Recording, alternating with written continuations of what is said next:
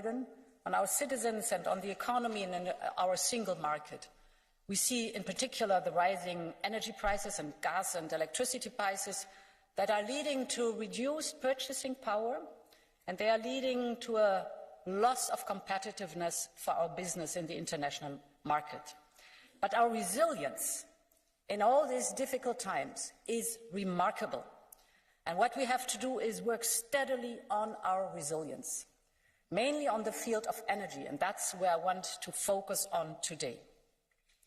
If you look at the course of this last 7 months, together with our member states, we have already taken important steps. We have diminished our gas consumption by around 10%. That's good. It's not enough. We have to do more, but it's a big step forward. I want to give you two figures what the Russian supplies of gas are concerned. At the beginning of the war, if you look at all the imports of gas, the Russian share was 41%. Within 7 months, we've gone down to 7.5%. That's good. And we have compensated this decrease in Russian supplies by a massive increase by our trusted suppliers, for example, the United States, for example, Norway. Let's look at gas storage. It is almost at 90% by now. This is 15% higher than on the same day last year. 3 weeks ago in this hemicycle, I announced that we will skim the exceptional profits that electricity-producing companies have these days to make them available for member states to support vulnerable citizens and businesses. Now, last week already, we have enshrined that in law, EU law. We achieved that in lightning speed, and I really want to thank the Czech presidency for this outstanding deliverable in really a very, very short time. And yesterday, the Council reached agreement on Repower EU. So, we will have key instruments in place to make it through the winter, that's storage and saving, to jointly purchase gas, this is our platform, to get rid of the grip the Russians have on us through their fossil fuels, these are our agreements with other friends, to redistribute the windfall profits, to support those in need, and to invest in the future of a sustainable energy supply, and that is Repower EU. The measures we have put in place provide us with a first buffer of protection, and thanks to these, we can and we will now step up to the next level. I will lay out a roadmap in a letter to leaders in view of our meeting in Prague in 2 days this week. And I want to discuss with you firsthand the key components of this letter. Of course, it's all about energy prices. So we will step up our negotiations with trusted partners, for example, with Norway, to dampen the price we pay for gas imports. The talks have already started. I think as a European Union we have a considerable market power, and many of our suppliers want to conclude deals with us which are beneficial for both sides. So I really think it is necessary that we come to an agreed corridor of prices to stop these crazy peaks we have partially in the import of gas prices. We will strengthen our energy platform. And let me be very clear, it is in our collective interest.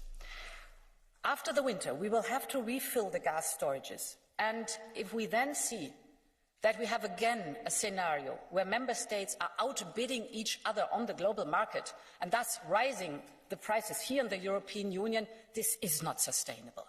So we have to have a joint procurement of all member states. This is much better than the way we have it. My next point is on gas prices.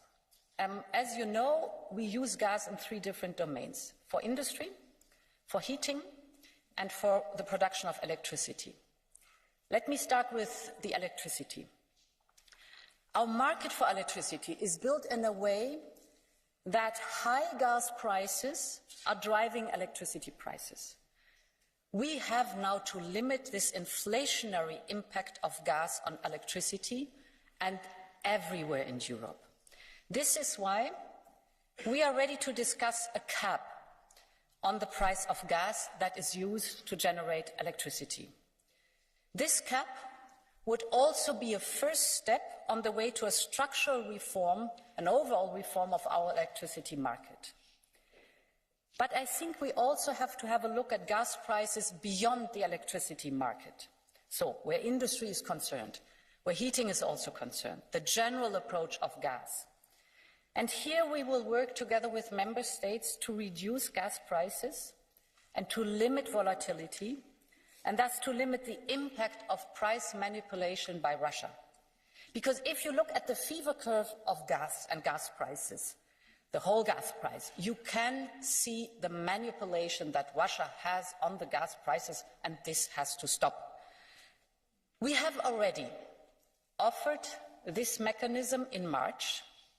At that time, we've said that it can give an important signal that the EU will not pay any price for gas anymore.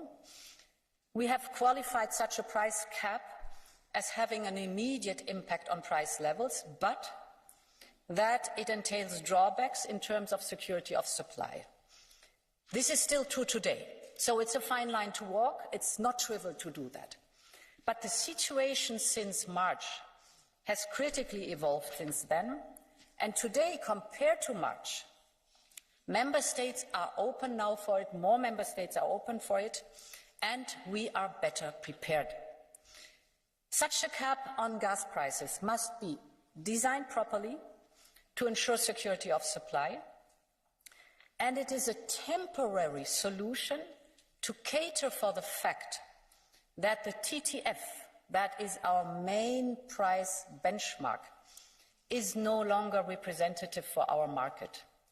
This TTF benchmark reflects or mirrors a lot pipeline gas. But in the last 7 months, we have, because we wanted to get rid of the dependency on Russian gas, we have increased a lot the LNG market. And this LNG market is not properly reflected in the TTF. So, introducing a cap on gas overall is a temporary solution until we will have a new EU price index developed that ensures a better functioning of the market. And the Commission has already started to work on this.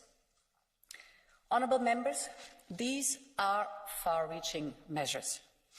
And I wholeheartedly agree with you when you say in the resolution you will vote on today that exceptional times require exceptional measures where the Union needs to act as jointly and as united as ever. In pursuing our action, two same things remain paramount. That is action in unity and action in solidarity. If I look at our single market, we really need to protect the fundamentals of our economy and in particular our single market. The single market is the strength of our European Union, and this is where the wealth of the European Union comes from. Without a common European solution, we risk fragmentation. If every member state goes on its own, we have fragmentation we don't want, and we have to do something against it. And therefore it is so paramount that we preserve a level playing field within the European Union and our single market. Every member state is benefiting from it. As I said, the wealth comes from our single market. Now, what does that mean? With Repower EU, we have developed a crucial instrument to accelerate the transition in the energy independence. That's what we're working on since 7 months. And Repower EU will allow, it's the governance structure, it will allow the investment in infrastructure, for example pipelines, for example interconnectors, for example renewables. But it also allows, and that's important, to support businesses or households to invest in energy efficiency, for example insulating houses or installing heat pumps or installing new technology for the companies, the businesses that have to do the transition. Now, here's my proposal. I think we should further boost Repower EU with additional funding. common European funding. This way, all European states can accelerate the necessary investment, all European member states. We modernize our infrastructure, the energy infrastructure. We preserve the level playing field, and we secure our European competitiveness on the global market. So we have to do this investment, we have to do this funding together as Europeans, jointly with a common solution.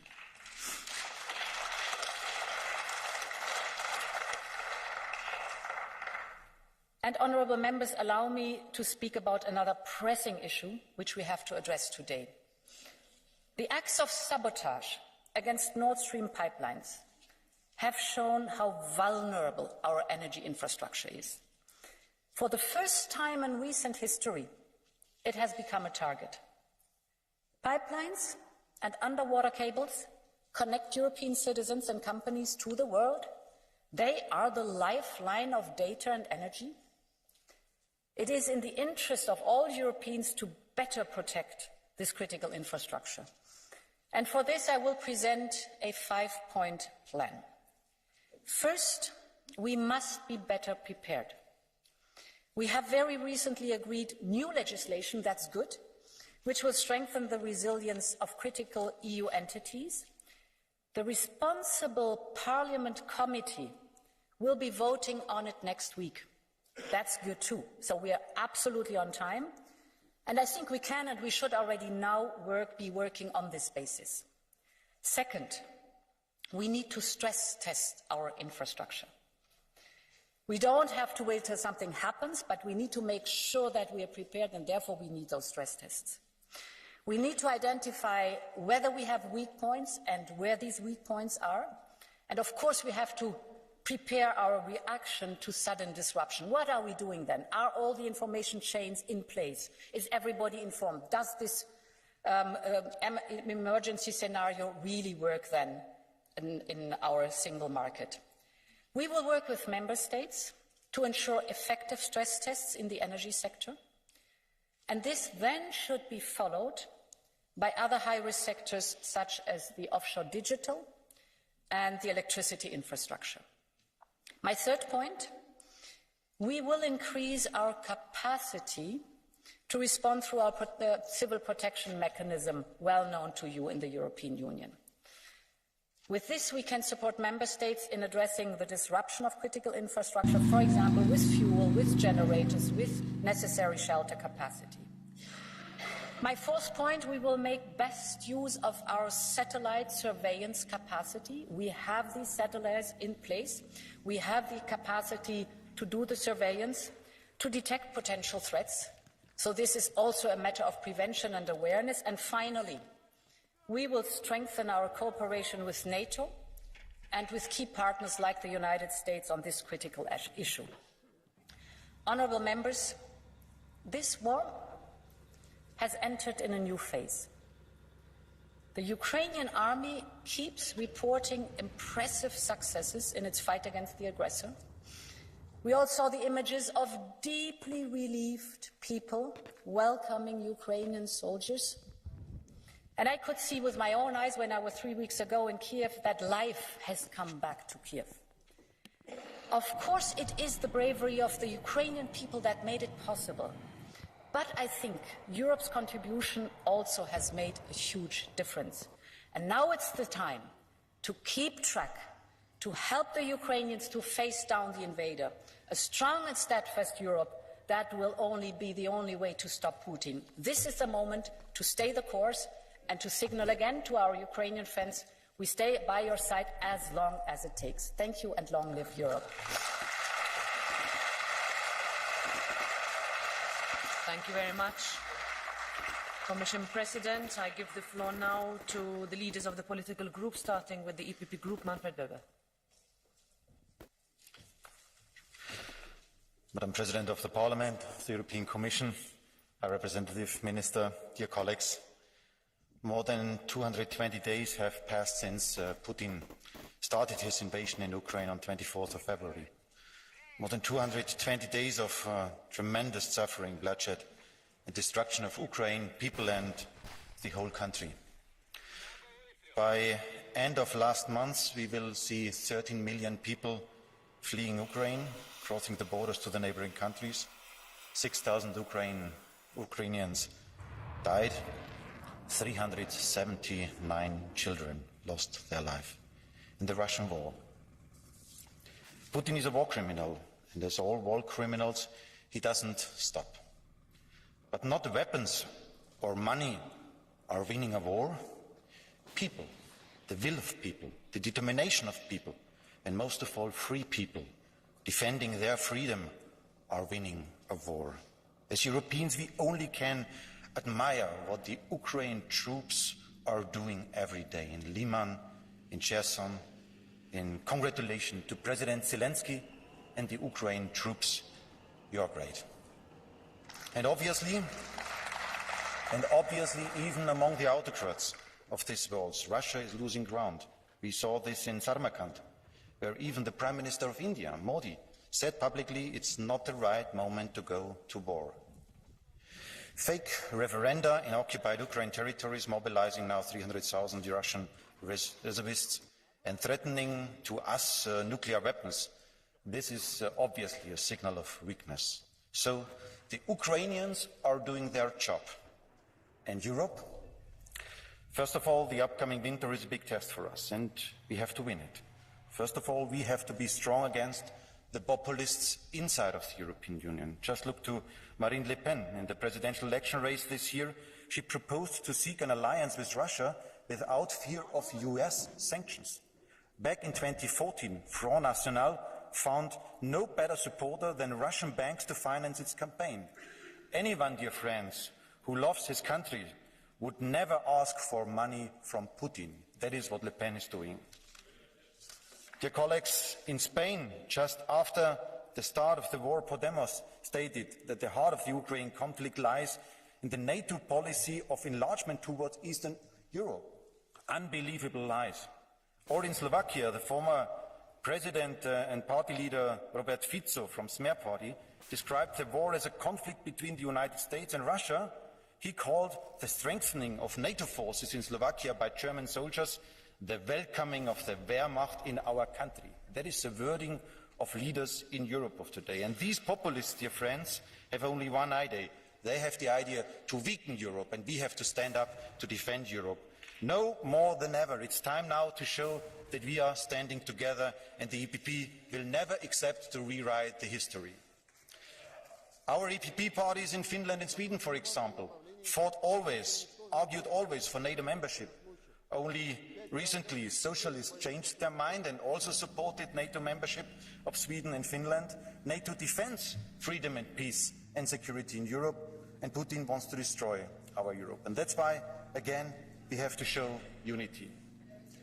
At the same time, Putin's threats must not determine now our actions. That's why we have to support our Ukrainian friends more than ever before. Now more than ever before, it's time for European leadership. Without weapons from the West, Putin would have won long ago already. Ukraine urgently needs more weapons, including tanks, and there I ask France and Germany to lead Europe and to present a proposal to deliver also tanks.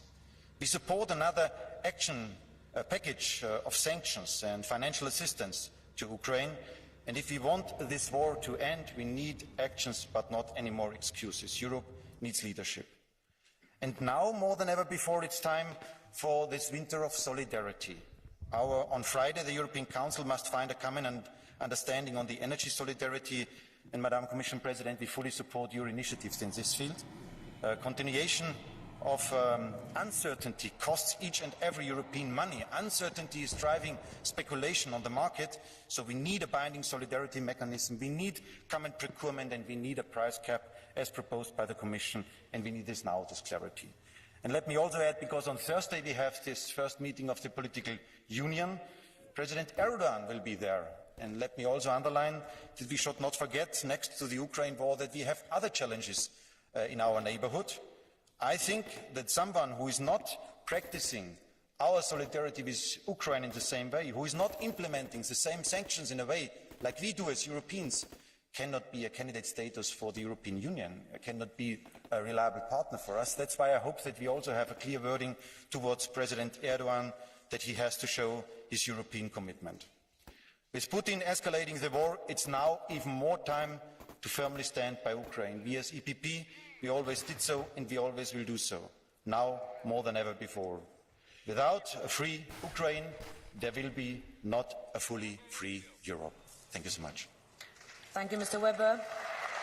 I now give the floor on behalf of the S&D Group to Irache Garcia Perez.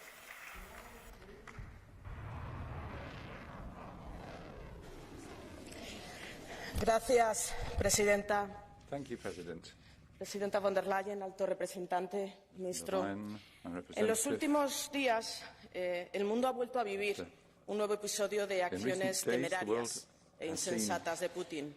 La movilización militar rusa, los falsos referendos de anexión y una peligrosa retórica sobre el uso de armas nucleares. Pero además, por primera vez, serios y preocupantes acontecimientos han ocurrido fuera de territorio ucraniano. Y sí, me refiero al sabotaje de infraestructuras de energía en el Báltico. Y es que el mundo está siguiendo con temor y con preocupación esta escalada.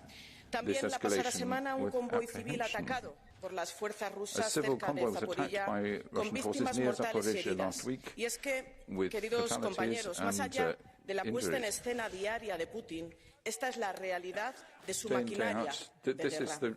Esta es una guerra ilegal y cruel contra la inocente población de Ucrania. Civiles que pierden sus vidas, civiles desplazados, civiles que han dejado sus casas huyendo de la atrocidad.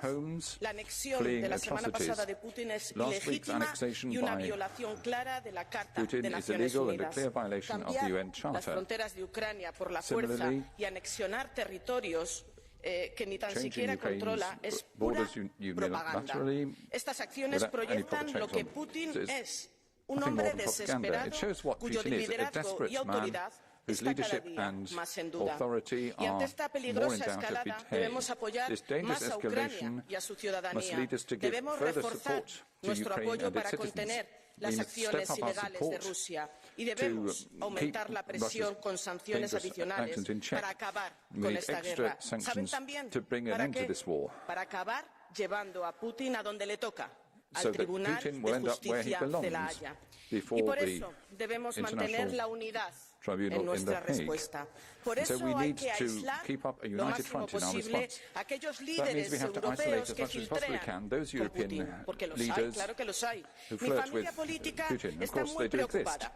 Sabemos de la posición aislada de Orbán sobre las sanciones hacia Rusia, pero intentar tejer alianzas con Meloni realmente es un problema que nos puede llevar a todos a una deriva preocupante. Conocemos el convenio de colaboración entre la Liga de Salvini y Putin, y nos preocupan las alarmantes declaraciones de Berlusconi cuando afirma que Putin intentó reemplazar a Zelensky por gente buena y decente. Eso ha dicho el señor Berlusconi. ¿Esto es lo que hay que esperar del nuevo gobierno italiano? ¿Qué van a hacer al respecto nuestros colegas del Partido Popular Europeo? Porque Putin va a continuar con sus intenciones de dividirnos. Y a más amenazas, necesitamos más unidad en nuestra acción política. Señor Weber, necesitamos responsabilidad política en estos momentos y entender que la verdadera alianza debe de ser con quienes defendemos los valores europeos. Yo entiendo que esté usted en estos momentos en esta situación en la que le cuesta entender la realidad, pero sinceramente, fuera de aquí hay muchísima gente preocupada. Muchísima gente preocupada por lo que está ocurriendo y por delante de las tácticas electorales de alguno, lo que debemos es estar en la senda de quienes defendemos el proyecto europeo. Hay quienes no nos hemos movido de allí desde el principio. Aquí seguimos defendiendo Europa, defendiendo los valores europeos, le tiendo la mano para que vuelva a ese camino. Muchas gracias.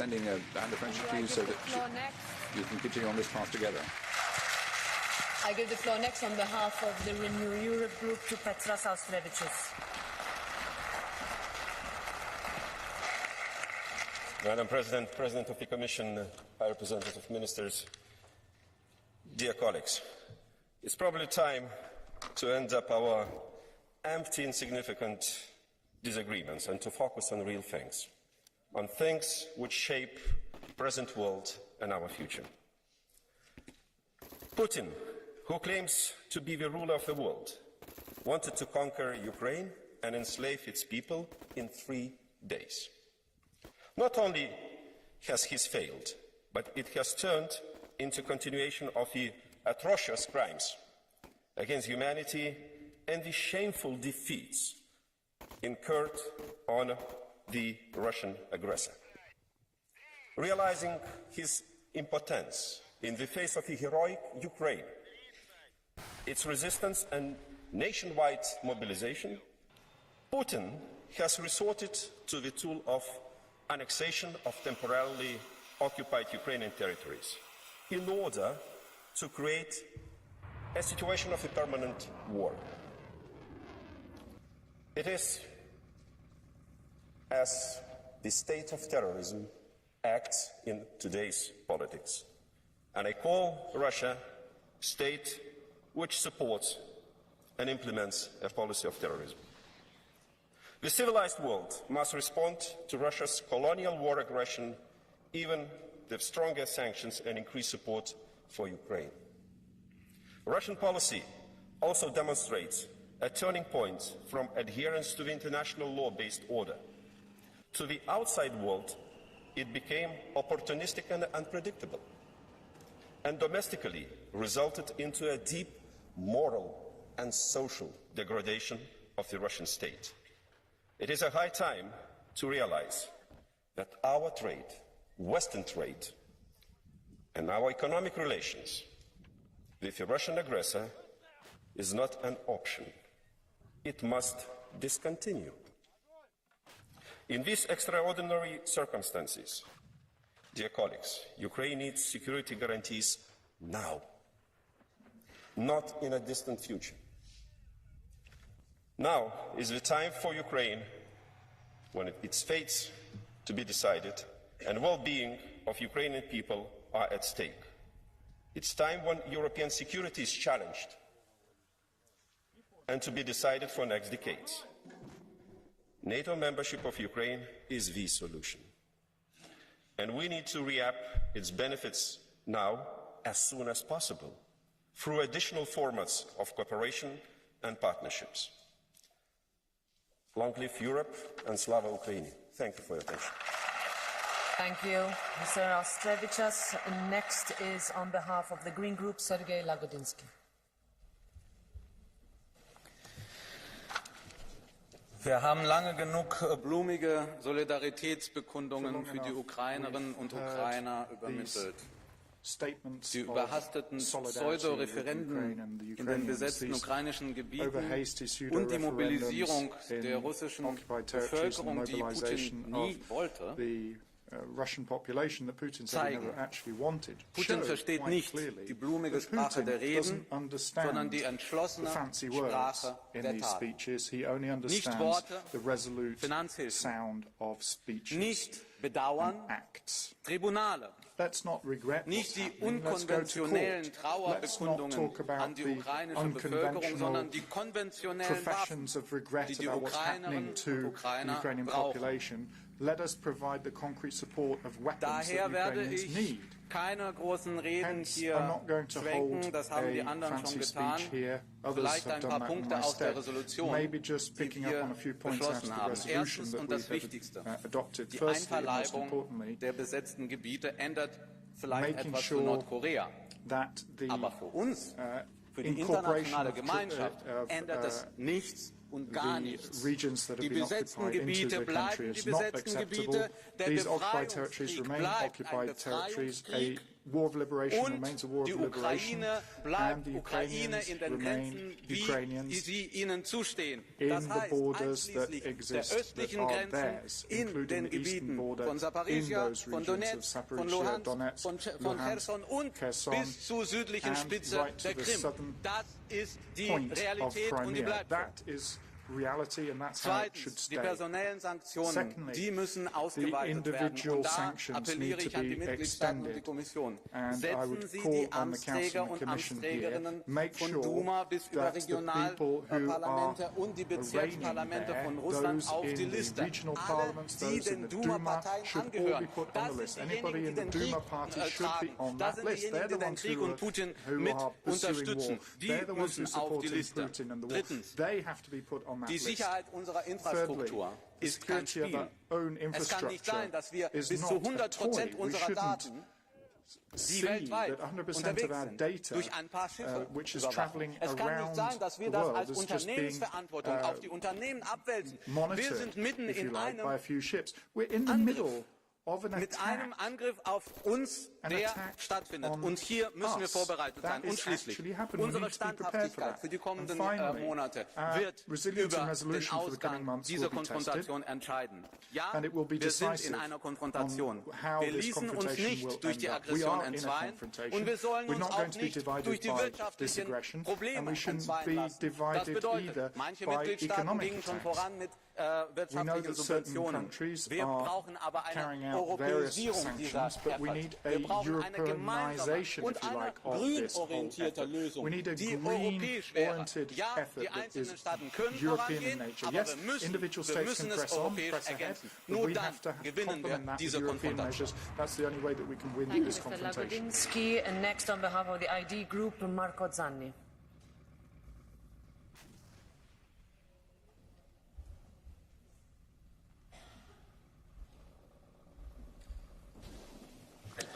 Grazie Presidente.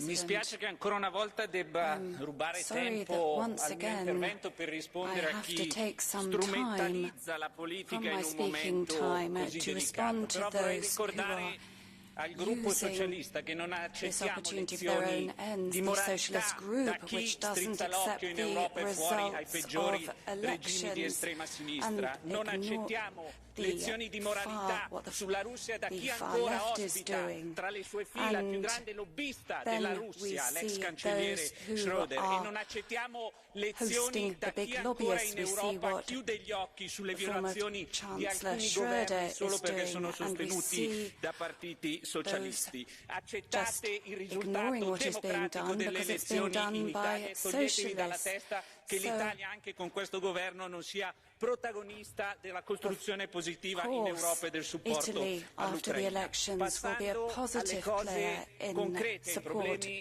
di oggi, io ho ascoltato con attenzione gli interventi della Presidente von der Leyen e dell'Alto rappresentante, ma siamo molto preoccupati.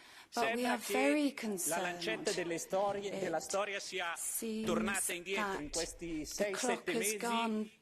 A febbraio purtroppo ci siamo trovati di nuovo di fronte a una guerra dentro l'Europa che ci ha riportato a quello che è accaduto 70 anni fa, più di 70 anni fa, un disastro della storia, e oggi di fronte all'escalation, alla minaccia nucleare, la minaccia di una guerra fredda tra potenze nucleari che speravamo di esserci lasciata alle spalle, torna con forza a presentarsi, e l'Europa deve anche in questo senso dimostrare unità, come ha fatto in questi mesi, per evitare che questa minaccia si concretizzi.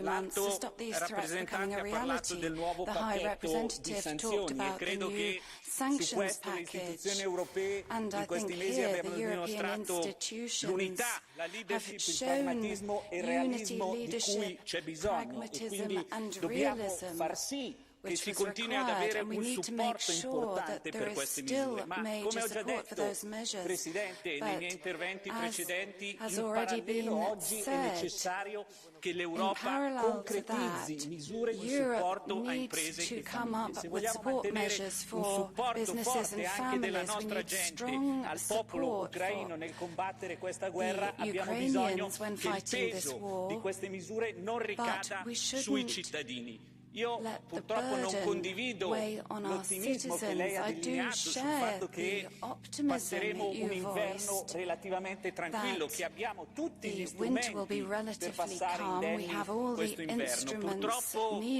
la realtà dei fatti ci appare diversa. Invitiamo davvero a concretizzare misure di sostegno. E faccio un appello, sono felice di sentire che sul price cap probabilmente si andrà avanti, sappiamo quanto è difficile trovare un accordo, sappiamo che non sarà facile imporre un price cap alle importazioni dalla Russia, ma in questi mesi i cittadini si fanno una domanda. Come alleati occidentali abbiamo dimostrato grande unità, abbiamo supportato la NATO, l'Unione Europea ha supportato la NATO nelle misure, ma non ci pare che gli alleati abbiano condiviso gli oneri di queste misure. Sappiamo che l'Europa sta soffrendo, sappiamo che gli alleati ci hanno supportato nell'aumentare le forniture di gas, le forniture di energia all'Unione Europea, però ci aspettiamo che da alleati con cui abbiamo condiviso un percorso forte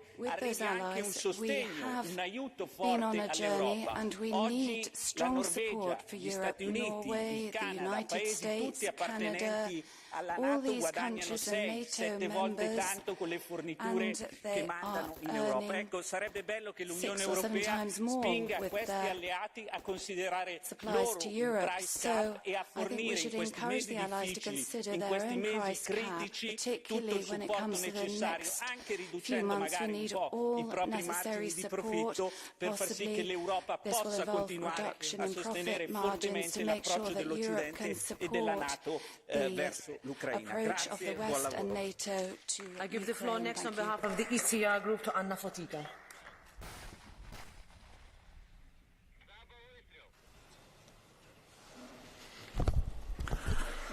President, High Rep Vice President, thanks to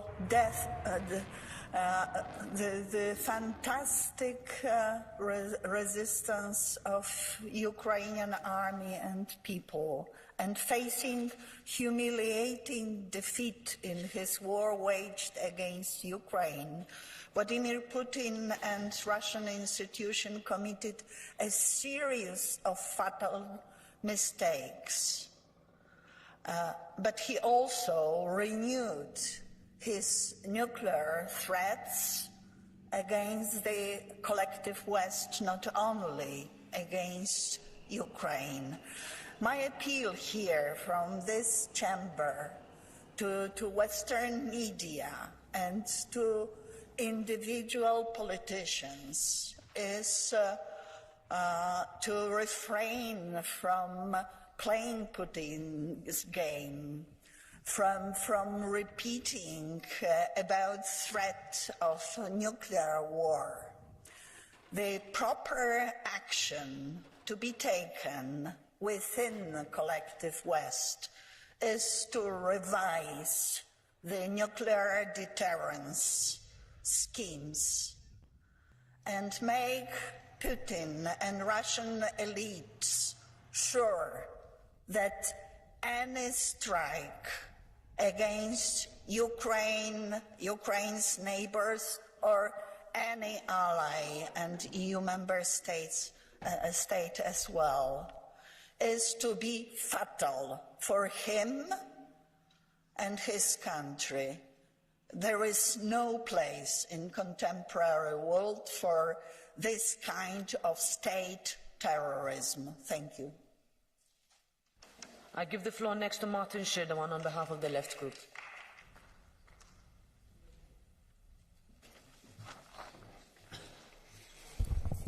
Vielen Dank, Frau Präsidentin. Dieser Krieg muss so schnell wie möglich beendet werden. Russlands illegale Annexion von Teilen der Ukraine, die Teilmobilmachung und die Drohung bezüglich des Einsatzes von Atomwaffen haben zu einer massiven Eskalation des Konfliktes beigetragen. Putin zündelt und spielt mit dem Feuer, in dem viele weitere unschuldige Menschen den Tod finden werden, wenn dieser verdammte Krieg nicht schnellstmöglich gestoppt wird. Deshalb fordern wir ein Ende des russischen Angriffskrieges und den Rückzug der russischen Truppen aus der Ukraine. Und ja, gezielte Sanktionen gegen den Macht- und Militärapparat sind richtig und zeigen Wirkung. Frau von der Leyen, ich war vor kurzem in Schwedt, dort Menschen getroffen, habe auf einer Kundgebung vor Hunderten von Leuten gesprochen. Und die Menschen in dieser Region haben Angst. Und die Menschen in dieser Region sind frustriert, weil hier auch in diesem Haus politische Entscheidungen und in Ihrem Haus politische Entscheidungen gefällt worden, die nicht die Zukunft der industriellen Standorte, die nicht die Zukunft der Menschen in der Region bedacht haben, sondern diese vor veränderte Tatsachen stellen und in existenzielle Nöte stürzen. Aber wer Zukunft will und wer Frieden will, der muss jetzt auch für Diplomatie das Wort sprechen. Wenn man so hört, was heute hier wieder in diesem Haus auch von der Kommission gekommen ist oder was Vertreter einzelner Regierungen, unter anderem aus Deutschland, so von sich geben, dann frage ich mich, ob hier irgendjemand ernsthaft an Diplomatie und an Verhandlungen, also an einer sofortigen Beendigung dieses Krieges überhaupt interessiert ist. Außer weitere Waffenlieferungen, außer weiteren Sanktionen fällt hier anscheinend niemand etwas ein. Auch der Papst hat vor wenigen Tagen die anderen Politikerinnen und Politiker aufgefordert, sich für Dialog zu engagieren, diesen Krieg zu beenden. Und auch europäische Politik steht in der Pflicht, nicht weiter an der Eskalationsspirale zu drehen, sondern endlich mit starken Friedensinitiativen dazu beizutragen, diesen elenden Krieg zu beenden. Und natürlich gilt unsere Solidarität der Ukraine und natürlich gilt unsere Solidarität der notleidenden Bevölkerung. Und so schwer dieser russische Angriff auf dem Land lastet, sollten doch trotzdem alle diplomatischen Kanäle offen gehalten werden. Ja, Putin ist ein fürchterlicher Kriegstreiber. Dafür kann jedoch nicht die russische Bevölkerung in Haft genommen werden. Unsere Solidarität muss auch denjenigen Russen gelten, die sich dem Krieg entgegenstellen. Die Teilmobilmachung hat zu einer Massenflucht junger Russen geführt, die jetzt teilweise vor verschlossenen EU-Grenzen stehen. Diese Menschen, die sich aktiv gegen den Krieg und für den Frieden einsetzen, darf die EU nicht in den Rücken fallen, macht die Grenzen für die Deserteure und Kriegsdienstverweigerer auf. Vielen Dank. Thank you. I give the floor now to Jérôme Rivière.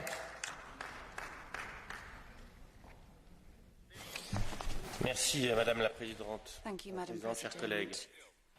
Il n'existe aucun doute sur l'origine de la guerre en Ukraine. Si on peut épiloguer sur les causes profondes du conflit, c'est bien la Russie, dirigée par Vladimir Poutine, qui a choisi d'envahir l'Ukraine, de déclencher en Europe un conflit militaire. Ce préalable important et nécessaire posé, il est indispensable pour ceux qui, dans cet hémicycle, souhaitent une résolution à cette guerre, de reconnaître la responsabilité des nations européennes, de la France et de l'Allemagne en particulier, dans leur incapacité à faire respecter les accords de Minsk, et celle de l'Union européenne dans son alignement sans discernement sur les positions excessives des États-Unis. Aujourd'hui, sur proposition de Mme von der Leyen, des pays membres de l'Union européenne adoptent des trains de sanctions dont l'efficacité contre la Russie n'est pas démontrée, mais qui servent à justifier des accords avec l'Azerbaïdjan, à la liberté morale inacceptable au regard des crimes odieux perpétrés contre l'Arménie. Assez de cette morale à double standard. Les citoyens en Europe souffrent. Notre objectif n'est pas de prendre parti dans ce conflit, mais d'amener Ukraine et Russie à un cessez-le-feu et à des négociations de paix. C'est le seul intérêt des citoyens en Europe, citoyens auxquels vous devrez, Madame, rendre des comptes de votre gestion calamiteuse de nos ressources énergétiques. I give the floor next to Michael Gahler for 2 minutes. Frau Präsidentin, liebe Kolleginnen und Kollegen! In diesem systemischen Konflikt zwischen unseren friedliebenden Demokratien und einer kriegslüsternden Diktatur haben wir in diesen letzten Wochen eine erneute Eskalation seitens des zutiefst faschistischen Aggressors erlebt. Mobilmachung insbesondere im Gebiet mit nationalen Minderheiten und eine Abstimmungsfarce, um den Eindruck zu erwecken, hier warte eine ukrainische Bevölkerung nur darauf, heimensreich geholt zu werden. Da stürzt die potemkinsche Fassade von Scheinlegitimität für alle sichtbar ein. Jetzt muss es darum gehen, die Ukraine winterfest zu machen, wirtschaftlich, humanitär, sozial und vor allem bei der Verstetigung von Waffenlieferungen. Ja, leider ist es erforderlich. Das amerikanische Land-Lease-Act würde ich mir in Europa wünschen, zumindest in einzelnen Mitgliedstaaten. Das würde Waffenlieferungen beschleunigen, weil es Einzelgenehmigungen überflüssig macht. Und ich wünsche mir, dass Deutschland und Frankreich endlich ihren Beitrag leisten, Europa über diese Frage zu einen, indem man endlich einen vergleichbaren Beitrag bei Waffenlieferungen leistet, wie ihn viele östliche Mitgliedstaaten auch bereits leisten. Keine Alleingänge, koordinierte Lieferungen von Schützenpanzern und Leopardpanzern als Beispiel, wie es unter anderem auch der Vorsitzende des Auswärtigen Ausschusses im Bundestag fordert. Herr Bundeskanzler Scholz, tun Sie jetzt das Richtige. Nehmen Sie sich als Hamburger ein Beispiel am Hamburger Helmut Schmidt. Der hat das Richtige getan und den NATO-Doppelbeschluss gegen seine eigene Partei durchgesetzt. Das war richtig, da hat er sich in der Geschichte auch verdient gemacht. Haben Sie keine Angst vor Ihrer Partei? Genehmigen Sie die Waffenlieferungen von Mardern und Leoparden. Die Geschichte wird Ihnen recht geben. Vielen Dank. Thank you, Mr. Gahler. Next is Pedro Marques for 2 minutes.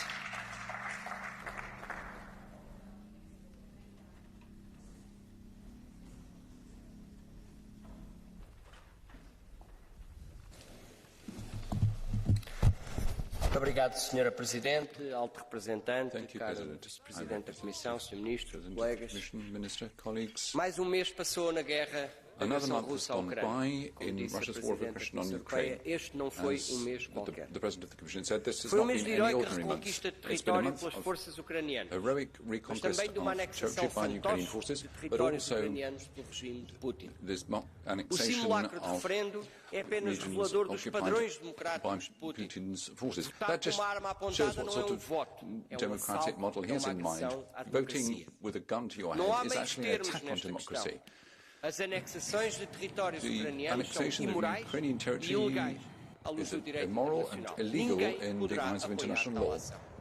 A Ucrânia tem o direito a defender-se e nós, europeus, temos a obrigação moral de a apoiar. A história julgará severamente quem se põe ao lado de Putin, com muita extrema-direita europeia procurando quebrar a unidade necessária para lhe fazer frente. Mas também julgará os que se aliam a essa extrema-direita por pura sede de poder. Temos de ser claros na condenação e decisivos na ação. E a ação faz, primeiro, com apoio aos ucranianos, apoio político, económico e militar. Mas faz também com mais sanções, que fragilizam a economia russa e a sua máquina de guerra, parando em definitivo a compra de energia, confiscando os bens dos oligarcas e colocando-os ao serviço da reconstrução da Ucrânia. E não esquecemos, faz também aqui na Europa, apoiando todos, mas mesmo todos os europeus que sofrem com as consequências desta guerra, reformando os mercados da eletricidade e do gás para combater a especulação e baixar as contas já, como este Parlamento votará, reclamando a ação imediata das instituições. E mantendo a coesão entre os europeus no apoio à Ucrânia. Numa resposta verdadeiramente europeia, unida, e não deixando sofrer os que menos podem. E, Presidente da Comissão, Comissário, não só no REPowerEU, mas também no apoio às famílias europeias, o que precisamos é mesmo de uma resposta solidária europeia. Para que todos juntos continuemos a apoiar os que travam esta guerra com liberdade. Esta guerra que não procuramos, mas ajudaremos a vencer. A war we didn't seek, but one that we have to win. Mr. Marques, Mrs. Nathalie Loiseau for 1.5 minutes.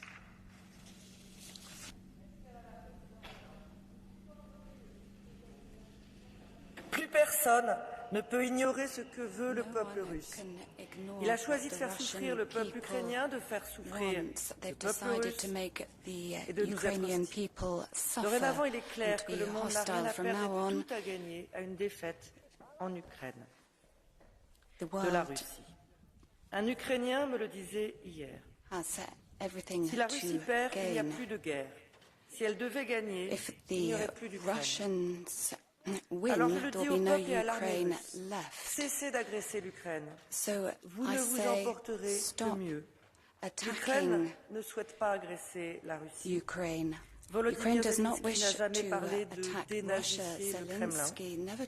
Vous n'avez rien à gagner et tout à perdre à cette guerre inutile et meurtrière. Aucune raison de mourir pour des simulacres de référendum. Et je le dis aux peuples européens, ce n'est pas le moment de flancher ni dans notre soutien à l'Ukraine, car il donne des résultats, ni dans nos sanctions vis-à-vis de la Russie, car Vladimir Poutine n'attend que cela. Les menaces nucléaires, les sabotages des gazoducs ne servent qu'à nous intimider. Nous devons livrer à l'Ukraine plus d'armement, plus vite, car c'est maintenant que cela se joue.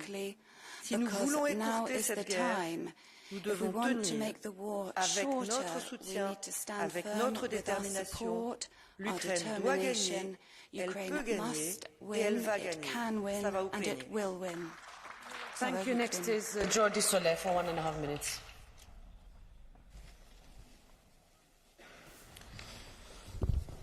Putin's regime has continually violated international law since the very beginning of Russia's latest aggression against Ukraine, but actually long before that, remember Crimea. The sham referendums that took place in 4 Ukrainian regions 2 weeks ago constitute yet further mockery of international law and democratic principles.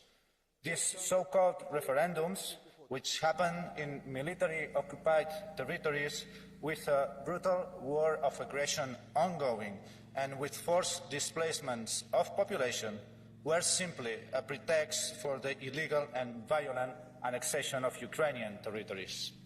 They were nothing but another of Putin's failed attempts to feign legitimacy for a criminal aggression. But make no mistake, this has got nothing to do with the democratic right to self-determination, which is a honorable right that has to be upheld. These fake referendums are not acts of self-determination. They are an act of external determination. The free will of the people cannot be expressed at gunpoint. Borders should never be changed by the use of force. We shall continue to stand firmly with the people of Ukraine, imposing more sanctions on those who fuel and sustain the aggression and blatantly disregard basic principles of democracy and international law. Thank you. Next is Nikolaus Fest for 1.5 minutes. Frau Präsidentin, vielen Dank. Wir sehen rechtswidrige Annexionen, wir sehen die Mobilmachung, wir hören die Drohung mit dem Einsatz von Atomwaffen.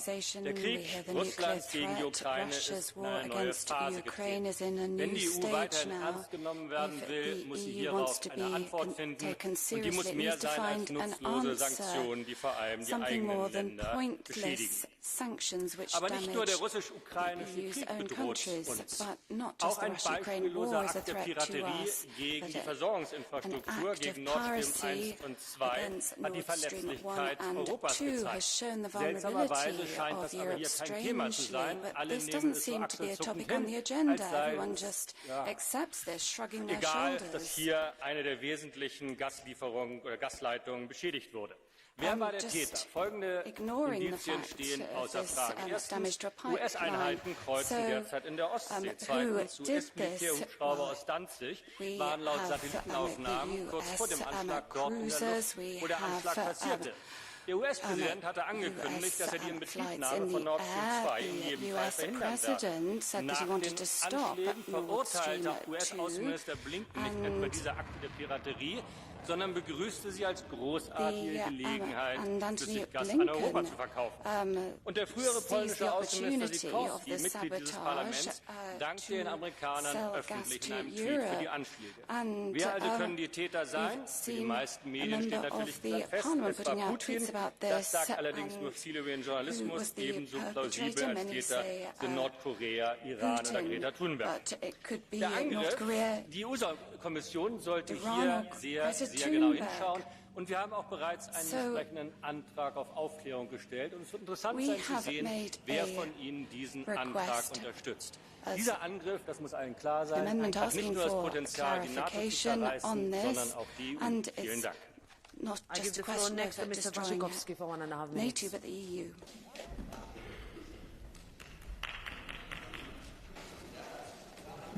Mr. Tchaikovsky speaking from seat 840. Yes, I thank you, Madam President, Commissioner. We should have listened to Poland, Ursula von der Leyen mentioned in the State of the Union address. Poland was warning you not only about the imperial aggressive plans of Russia, we were warning also that your instrument to challenge the threats are inaccurate.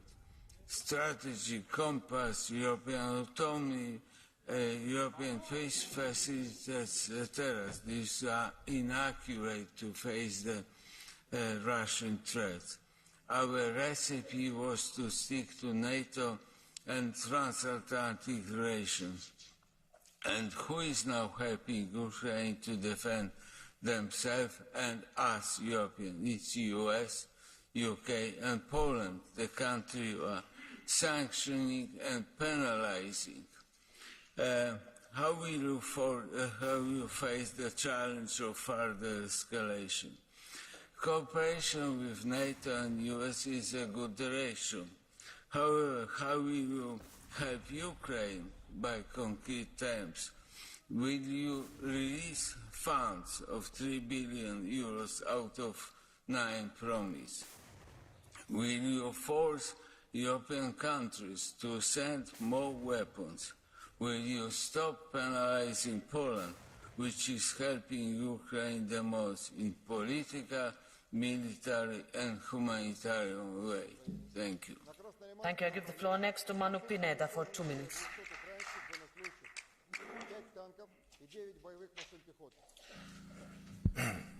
Gracias, Presidenta. Presidenta von der Leyen, Vicepresidente Borrell. La intervención del señor Weber me obliga a cambiar el inicio de mi intervención. Me parece que el padrino del acuerdo de su partido en Italia con el partido heredero de Mussolini, con el neofascismo italiano, habla aquí de autoritarismo.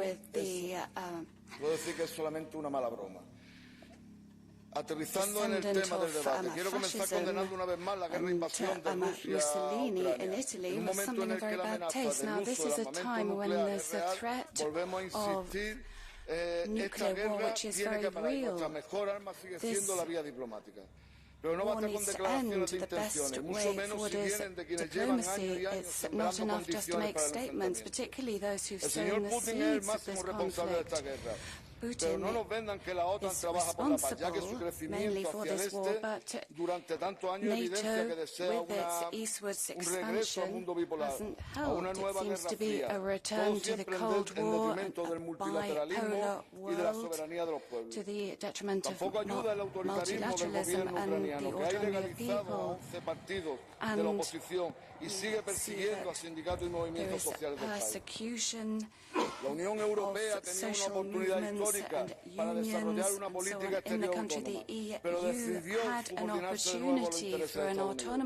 La ciudadanía europea se encuentra en una situación muy difícil. Son las clases populares que tienen que pagar las consecuencias de este crimen. Nosotros hablamos desde el férreo compromiso por la paz y por la defensa de los derechos de las clases populares. Pero la Unión Europea debería repensar lo que está haciendo, aunque sea solo para velar por su propio interés. Todavía estamos a tiempo. Por todo ello, instamos a la diplomacia europea de nuevo a reactivar el papel de la OSCE, hoy desaparecida de escena.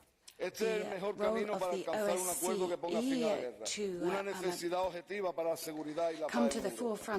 En vez de mandar armas y hacer llamamientos exaltados, estudiemos la propuesta que ha presentado México a la Asamblea General de Naciones Unidas. Por ejemplo, en la que proponen conversaciones de paz y mediación tripartita entre la ONU, la India y el Vaticano. Este es el camino adecuado para la desescalada. Más diplomacia, no más fuerza. More diplomacy, not more NATO. Radachowski for 1 minute.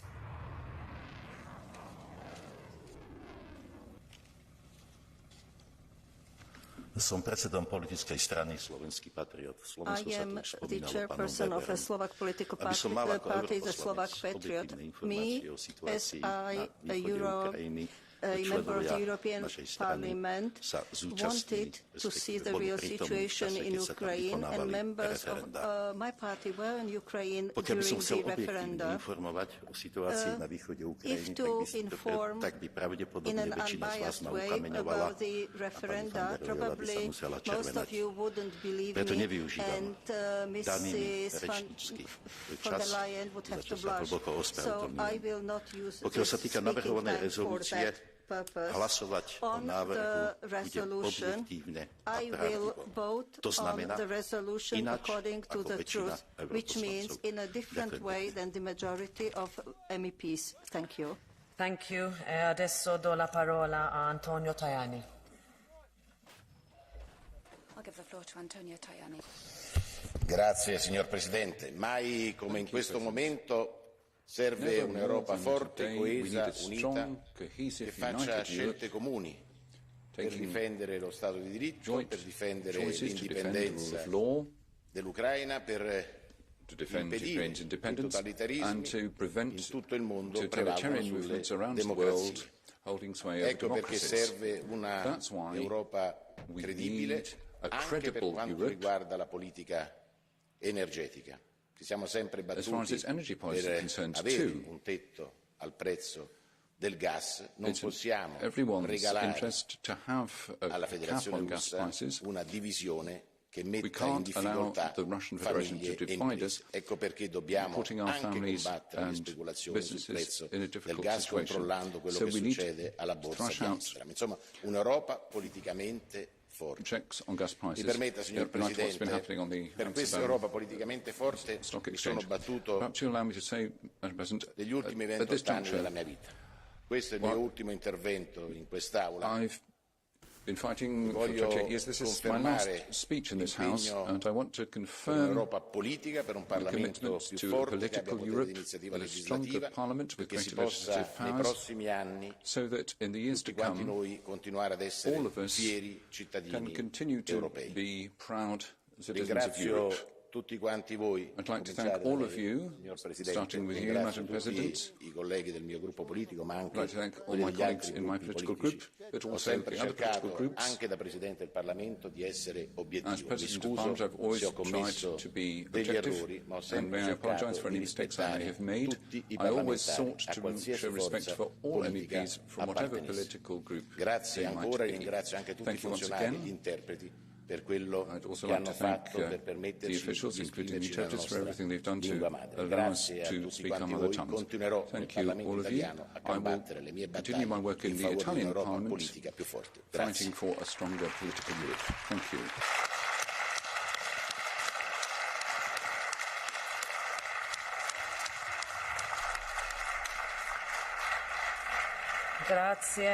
Grazie Presidente.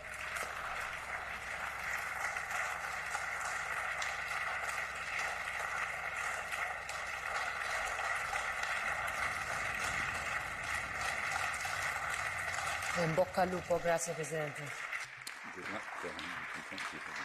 I give the floor now for 2 minutes to Marek Belka.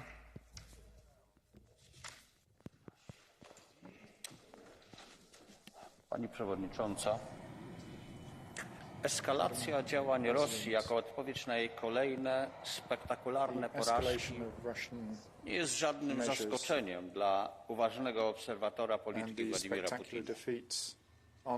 Poprzez sfingowane referenda, paniczną mobilizację czy straszenie Europy atakami atomowymi, Rosja ma nadzieję na zachowanie resztek specyficznie pojętej potęgi i choć części zagrabionych terytoriów suwerennej Ukrainy.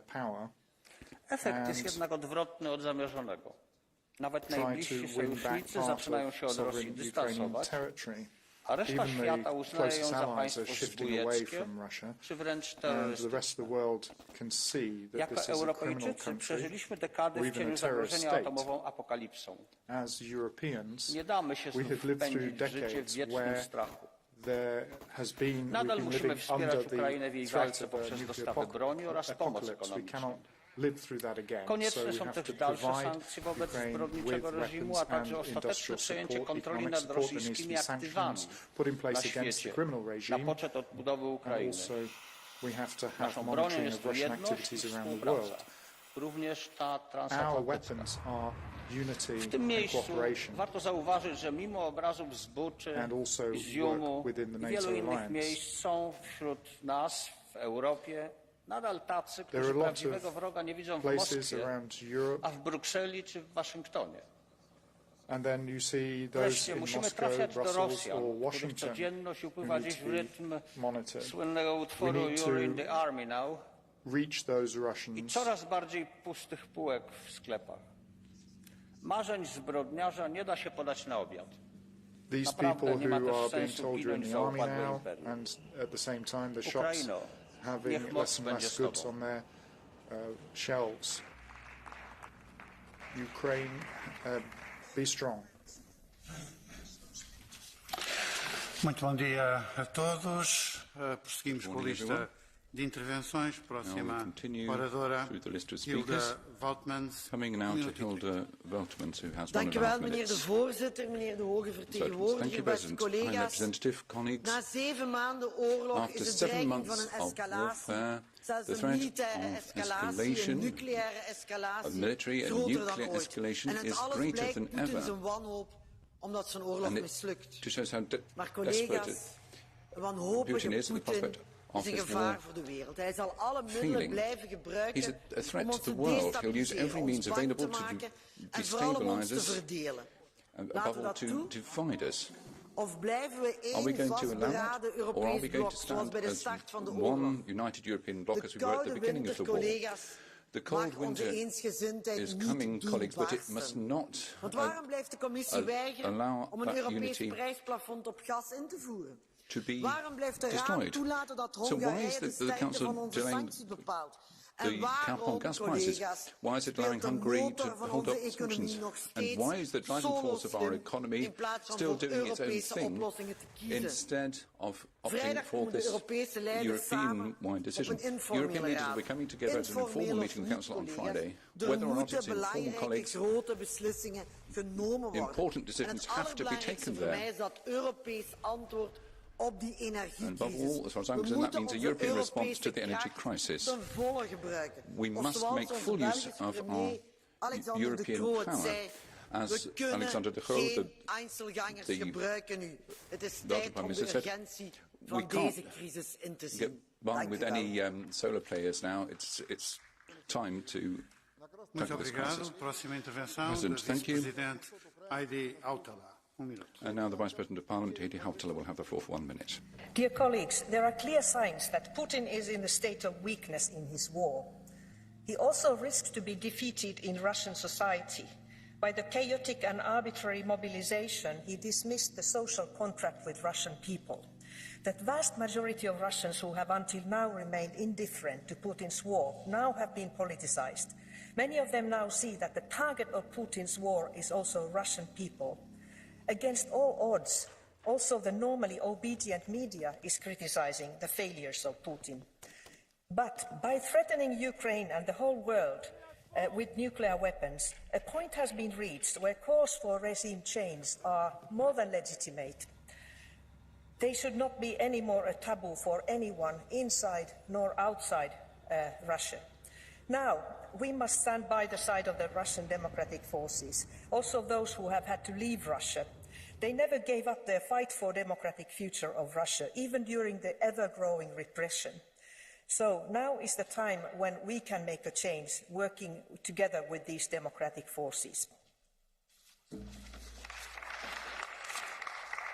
Muito obrigado. Próxima intervenção, Jack Madison. The next speaker is Jack Madison for 1.5 minutes. Thanks so much, Mr. President. Unfortunately, Ms. von der Leyen has left. At least we have a commissioner here.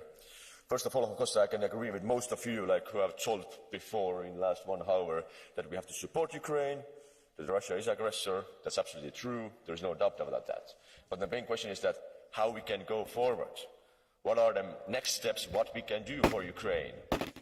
As much as you know, we still import oil from Russia. We still are paying millions of euros every day to Russia. We're still continuing this. We are still waiting with a bigger military help to Ukraine. I know exactly in the fact that there is a deal to give more military support to Ukraine, but there is just one signature missing by Mr. Scholz from Germany. Only his signature is missing to give more military support to Ukraine by the German companies. Now it's the question that, okay, we can blame Hungary. Yes, also they are pretty much wrong sometimes. We can blame some other countries. But in the meantime, we are just waiting for German Chancellor to give that one signature to give more military support to Ukraine. And about the blackmailing, what Russians are doing now. Of course, now they are losing territories every day in Ukraine, and that's amazing. We like this.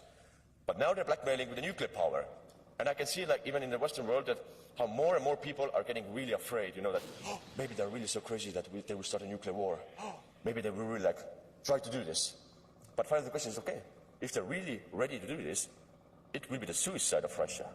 Because finally, in the end of the day, they will lose this war, even in the nuclear war.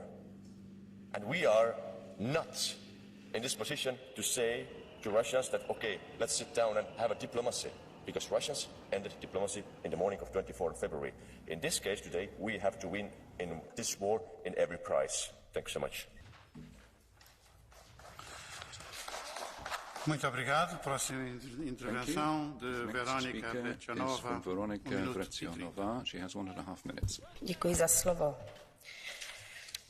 Musíme vytrvat v pomoci Ukrajině, samozřejmě kvůli Ukrajině, ale také kvůli míru a bezpečnosti v Evropě. Energetická krize dopadá na různé země různými způsoby, ale nesmíme se nechat Ruskem rozdělit, protože to je jeho cíl. Za žádnou cenu nesmíme podlehnout Putinovo jaderným výhruškám a ustoupit mu. Stojíme pevně za Ukrajinou, za její územní integritou a je naší povinností pomáhat boji proti ruskému agresorovi. Výhrušky ruského diktátora, vyhlášení falešných referend a nelegální pokusy začlenit ukrajinské území do Ruské federace jsou totiž jasným důkazem toho, že vojenská pomoc Ukrajině funguje. Když Putin viděl, že se Ukrajincům daří osvobozovat ukrajinská území, přitvrdil ve své rétorice a i v činech. Důkazem je mobilizace, kterou v Rusku provedl, či vojenské přesuny ruských jednotek směrem k místu válečného konfliktu. Putin nemůže válku vyhrát. A my mu můžeme pomoci k tomu, aby ji prohrál. Právě v tom, že v pomoci Ukrajině vytrváme, nenecháme se vydírat a ukážeme, že jsme silní a jednotní.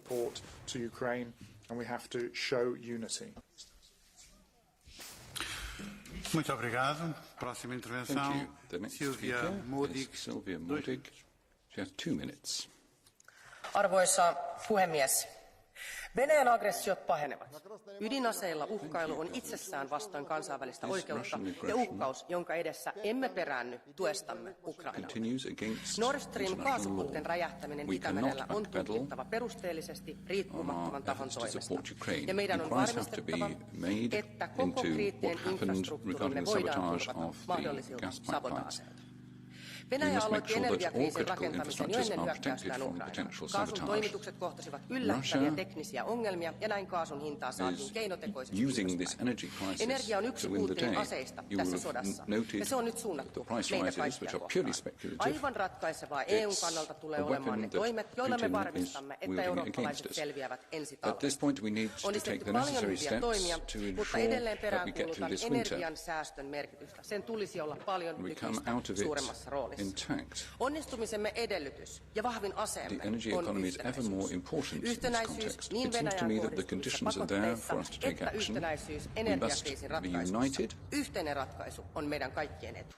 with our Venäjä ei sanctions on myöskään ole Russia, järjestänyt but mitään also kansanäänestyksiä, in vaan capping gas irvokkaan prices. näytelmän, jolla ei ole mitään tekemistä demokratian kanssa, vaan jossa There were these pelottelemalla ja sham uhkailemalla referendums haettiin carried out, sumuverhoa laittomille alueliitoksille. decided on by Nämä Russians, alueet but ovat edelleen osa just a itsenäistä smoke Ukrainaa, screen. emmekä tule koskaan When tunnustamaan all said tätä and laitonta done, those yritystä areas vallata suvereenin valtion are being alue. liberated by the EUn tulee Ukrainian jatkaa army Ukrainan tukemista, kuunnellen and will ukrainalaisten toiveita. return to Tuen pitää olla Ukrainian poliittista, rule. taloudellista, humanitaarista ja Continue our tukea support to the Ukrainan Ukrainians, as I mahdollisuuksia was saying. puolustaa We itseään must give them sotilaallisesti. fresh hope. Ja meidän on tarjottava pääsy ja That help turvaa needs to be financial EUn and alueelle military too. venäläisille toisinajattelijoille ja aseista kieltäytyjille. Ja on myös aika tunnustaa We se also tosiasia, että meidän on to globaalisti make sure that päästävä dissident eroon Russians ydinaseista. who want nothing to do Ilman with this war are ydinaseuhkaa able tämäkin tilanne näyttäisi to aivan enter toiselta. into Ydinaseuhka safely. ylläpitää ja mahdollistaa And konflikteja. also we have to Ja tackle EU this nuclear tuleekin threat. It's a threat to the rauhansynnyttäjä whole ottaa planet. johtajan rooli rakentaaksemme ydinaseeton It's tulevaisuuden. just making conflict even worse. So let's take the necessary steps to remove that threat. Muito obrigado. Próxima intervenção é de Martin The next speaker is Martin Diundjoshi. Has 1 minute. Thank you, Mr. President. Dear colleagues, the war in the Ukraine has triggered exemplary European unity, but it has also shown that Europe is powerless, which is quite remarkable if we consider the aggregate size of our national armies, the aggregate volume of our national defense budgets, and the abundance of weapon systems and capacities within the EU. But now it should be clear to all of us that sanctions are essential to limit Russian aggression, but they are certainly not sufficient to win a war. The past weeks have shown how dangerous external dependence on energy can become. It is high time to realize the risks inherent in the eternal dependence on the US to guarantee European security. With Trump's 4 years in office and the dreadful prospect of his return for a second term should be alarming for all of us. So my question to you, Mr. Šefčovič, as the last representative of the Commission in this room today, what are the Commission's plans and proposals for the protection of European citizens from an escalating conflict? Thank you very much. Muito obrigado. A próxima intervenção é de Radoslav The next Sikorski. speaker is Radoslav Sikorski. Mr. President, ladies and gentlemen, Mr. Putin, all you have achieved with your bogus annexations is that Ukraine will no longer negotiate with you. Your situation is very precarious. You can no longer win, but you still have some room for maneuver. A previous ruler of Russia, Nicholas II, also attacked what was perceived as a weaker adversary, Japan, in 1904, and also lost, both on land and at sea. He concluded a peace, instituted internal reforms, and gained himself 12 more years in power. Mr. Putin, you probably won't do it because you're more of an egomaniac than a patriot, and you'll probably end up in some bunker. Steiner will not come, and you will go down. The choice is yours. Thank you.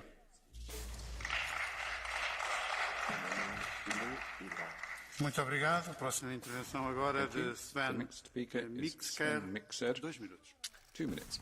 Mr. President, dear colleagues, Putin's escalation of his war of aggression reveals Russia's strategic failure.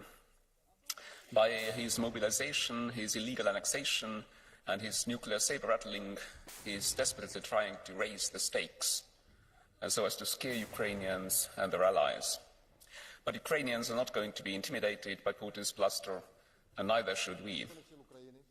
Ukrainians' courage and resolve in defending the homeland has been amazing throughout the conflict. But the recent success on the battlefield also owes to the support they have received and continue to receive from allies in Europe and elsewhere. In order to consolidate the recent gains, Ukraine needs much more of our support. Sure, we all want peace to come to Ukraine as quickly as possible, but to be durable and sustainable, it will have to be a just peace. And in case of this war, this means the full restoration of Ukraine's sovereignty and territorial integrity. After Putin's sham referenda, and declaration of annexation of Ukraine's sovereign territory, the restoration of Ukraine's territorial integrity effectively means driving the occupiers out by force. The faster this happens, the sooner a just and durable peace returns to Ukraine.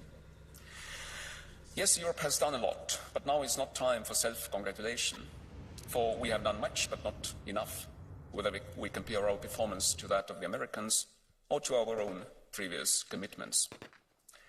We must not hesitate, and we must not be afraid to give Ukraine all the weapons, including tanks, that they need to successfully complete the liberation of the country.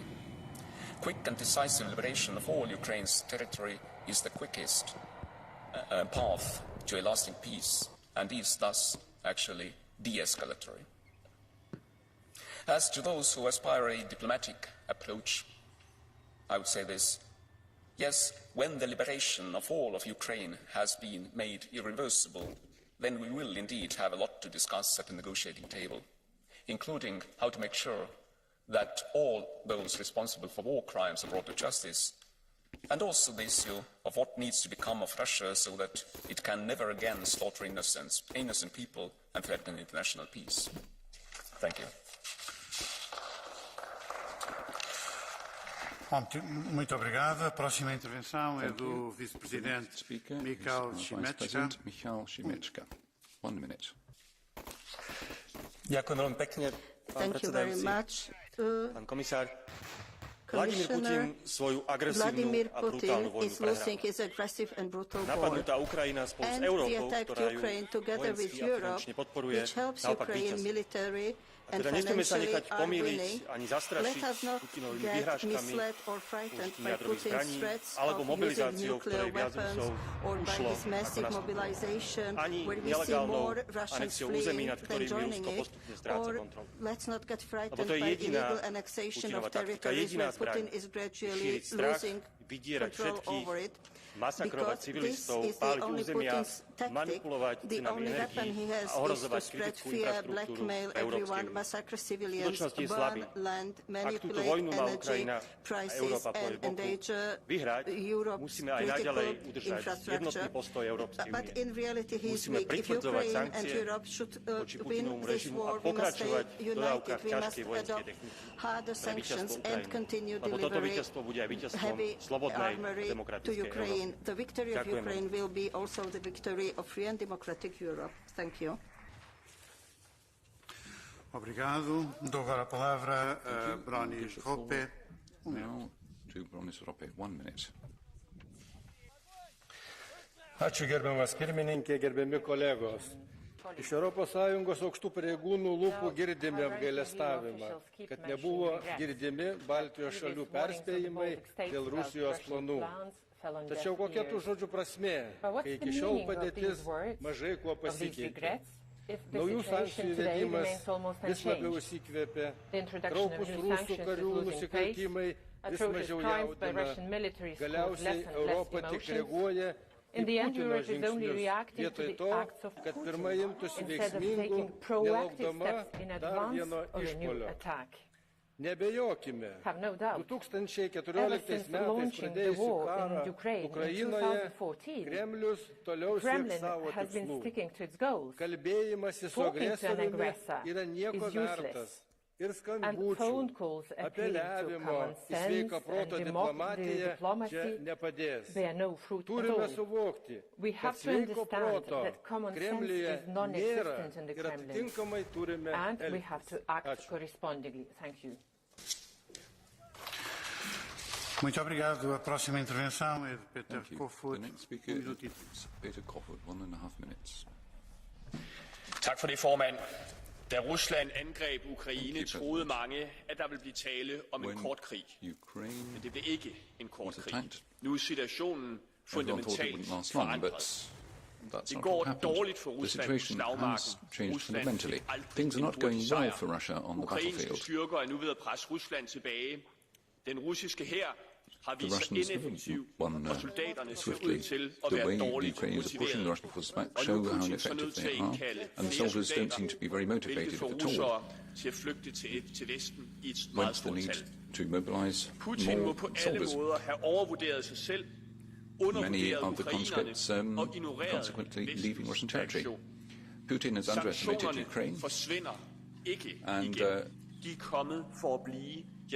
ignored the reaction from the West. Sanctions are not going to disappear, they will remain, and I support them, and I call for far more of them. Before the beginning of the war, many leaders weren't listening to the polls and people from the Baltic republics were warning of the threats of working with Putin. There are those who are still talking to Putin. Russia needs to learn it must be aware of the consequences of unmotivated attacks on a peaceful neighbour. Europe must reduce its dependency on Russia, and it must also provide some motivation for the Ukrainians, allowing them to push the Russians out of occupied territory. The West must not cede an inch to Putin now or ever in the future. Thank you. Muito obrigado. Próxima intervenção. Jacek Saryusz-Wolski. Thank you, Mr. Chairman. Russia's war against Ukraine has started in 2014, and some woke up to it only this year. While we in Central Eastern Europe were screaming about the growing danger of Russia's imperial appetite, others in the EU were supporting Russia with generous military and energy contracts. It was a fatal mistake with heavy repercussions and losses. Today, many recognize Poland, Baltics and other countries, frontline countries, were right but not listened to. Today, the same people continue not to listen and not to follow informed advice of Central East European countries. The frontline Central European countries were the only, besides US and UK, to give immediately a big part of their effort and budget to support Ukraine's fight and to receive, this time, true refugees. EU did not help adequately frontline member states. Many in the EU, even now, are opposing to send military equipment and disburse already promised money, not to mention increase. It is our urgent imperative and duty to give more heavy weapons and more finance and join the US initiative of monthly 1.5 billion transfers to Ukraine budget, to put to zero and sanction Russia, to enforce payment of reparations to Ukraine, and finally to accept Ukraine in NATO. Thank you.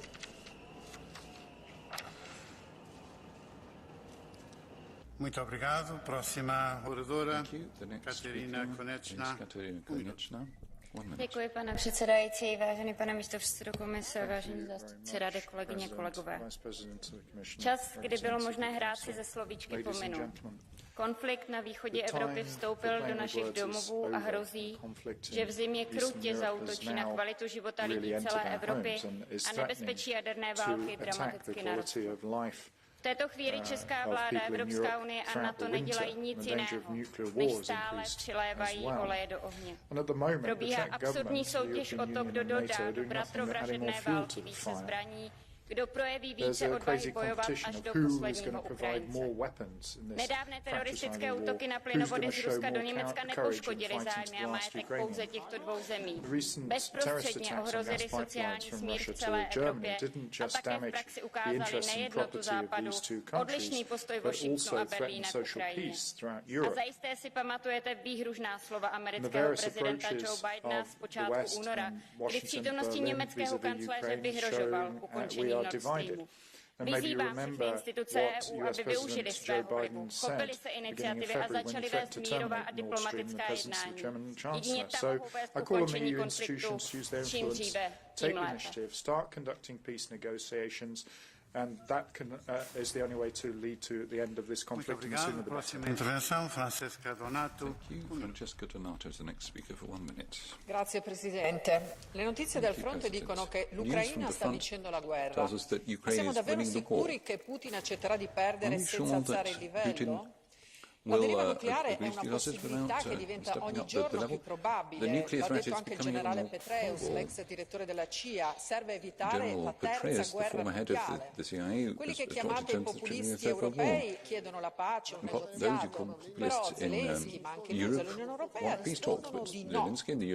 Allora, quello che io mi chiedo è: l'Unione Europea sopravviverà a questa guerra? Io credo proprio di no.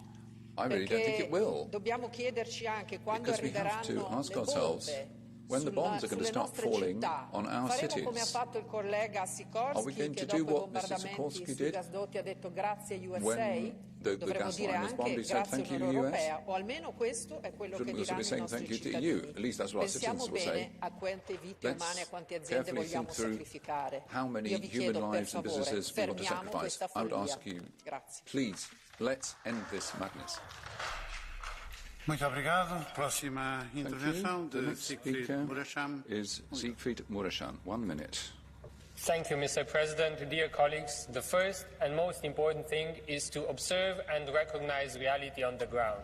And reality is that Ukraine is winning this war, Russia is losing this war, and Russia knows it.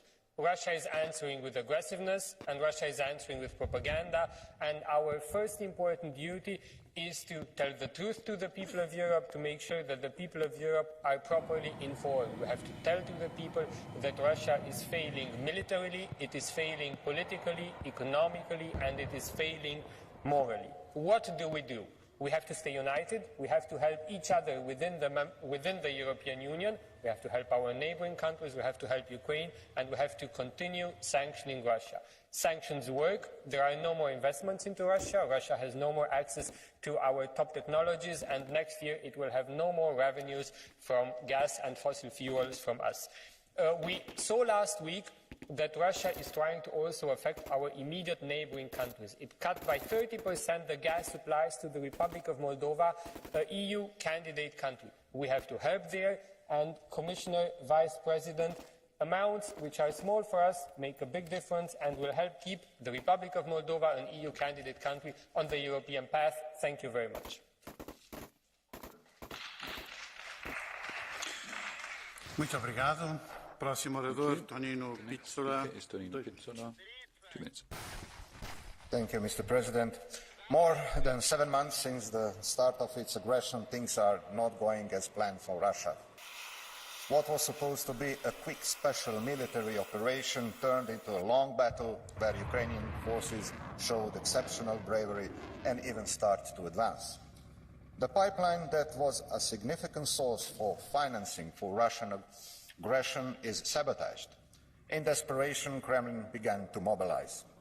I believe that once again this House will confirm a strong text resolution, and this lead the way for future actions. Our demands and suggestions are precise. We want and ask for another robust package of sanctions targeting anyone involved in this illegal referenda, as we will never recognize its so-called results. Coordinated actions on the visa and asylum applications of the Russian citizens, and concrete proposals for advanced military support. I would also like to reflect on the great sense of unity permanently shown by this House since the start of the Russian aggression on Ukraine. One of the most critical tasks is maintaining unity among our governments and citizens as well. We have to be clear and say, the origin of all problems that our citizens are dealing with, high energy prices, food supply problems and security threats, are caused by the actions of the Russian regime. The firmer we are with our sanctions, the sooner they will end. And the change in Russia should come from within. Therefore, we should increase our support to those in Russia who raise their voices against the Putin regime and can be the drivers of this change. This war will end Putin's regimes. Slava Ukraini!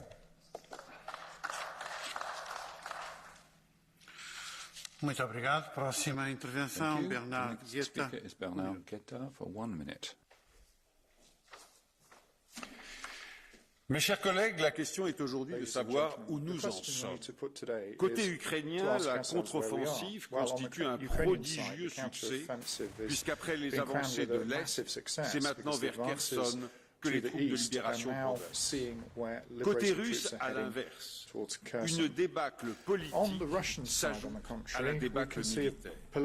De hauts responsables du régime en sont à s'accuser publiquement les uns les autres d'incurie. C'est du jamais vu dans la Russie poutinienne, et cela nous dit que la chaîne de commandement et le président lui-même ne sont plus intouchables.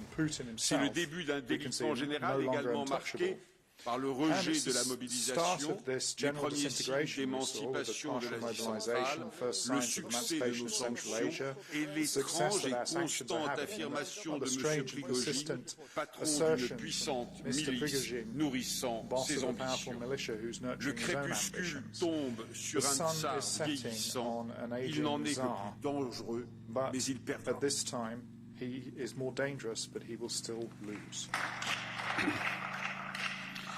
Muito obrigado. Próxima intervenção da nossa colega Viola von Kamen-Taubadel. 1 minute.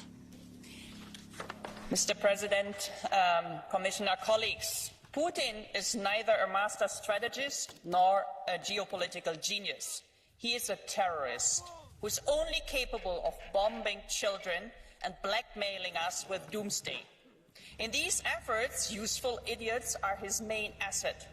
These useful idiots, and there are plenty, from politicians to tech entrepreneurs, should not be allowed to define the narrative.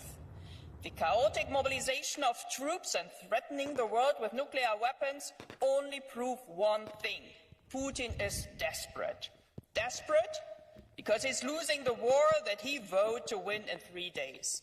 Desperate because his sanctions are biting and his propaganda cannot outweigh the empty Russian fridges for long. Desperate because he hears the voices of mutiny in the Kremlin corridors getting louder and louder. Putin is Russia's greatest enemy and his end is in sight. Until then, we will continue standing firmly with Ukraine, arm them with heavy weapons, support the EU initiative for tanks, so that its brave people finally win this war. Thank you. Muito obrigado. Segue-se agora Gilles Le Breton. Gilles Le Breton for 1.5 minutes. Chers collègues, face à une guerre, le droit international commande de dénoncer l'agresseur et de prendre la défense de l'agressé. Je condamne donc avec vigueur l'agression contre l'Ukraine, ainsi que les annexions décidées par la Russie de 4 régions ukrainiennes. Il s'agit d'une atteinte inadmissible à l'intégrité territoriale d'un État souverain. Le refus du règlement armé des conflits est une règle fondamentale du droit international. De Grotius à Aristide Briand, en passant par Victor Hugo, les défenseurs d'une société des nations pacifiques ont toujours rejeté l'emploi de la force armée.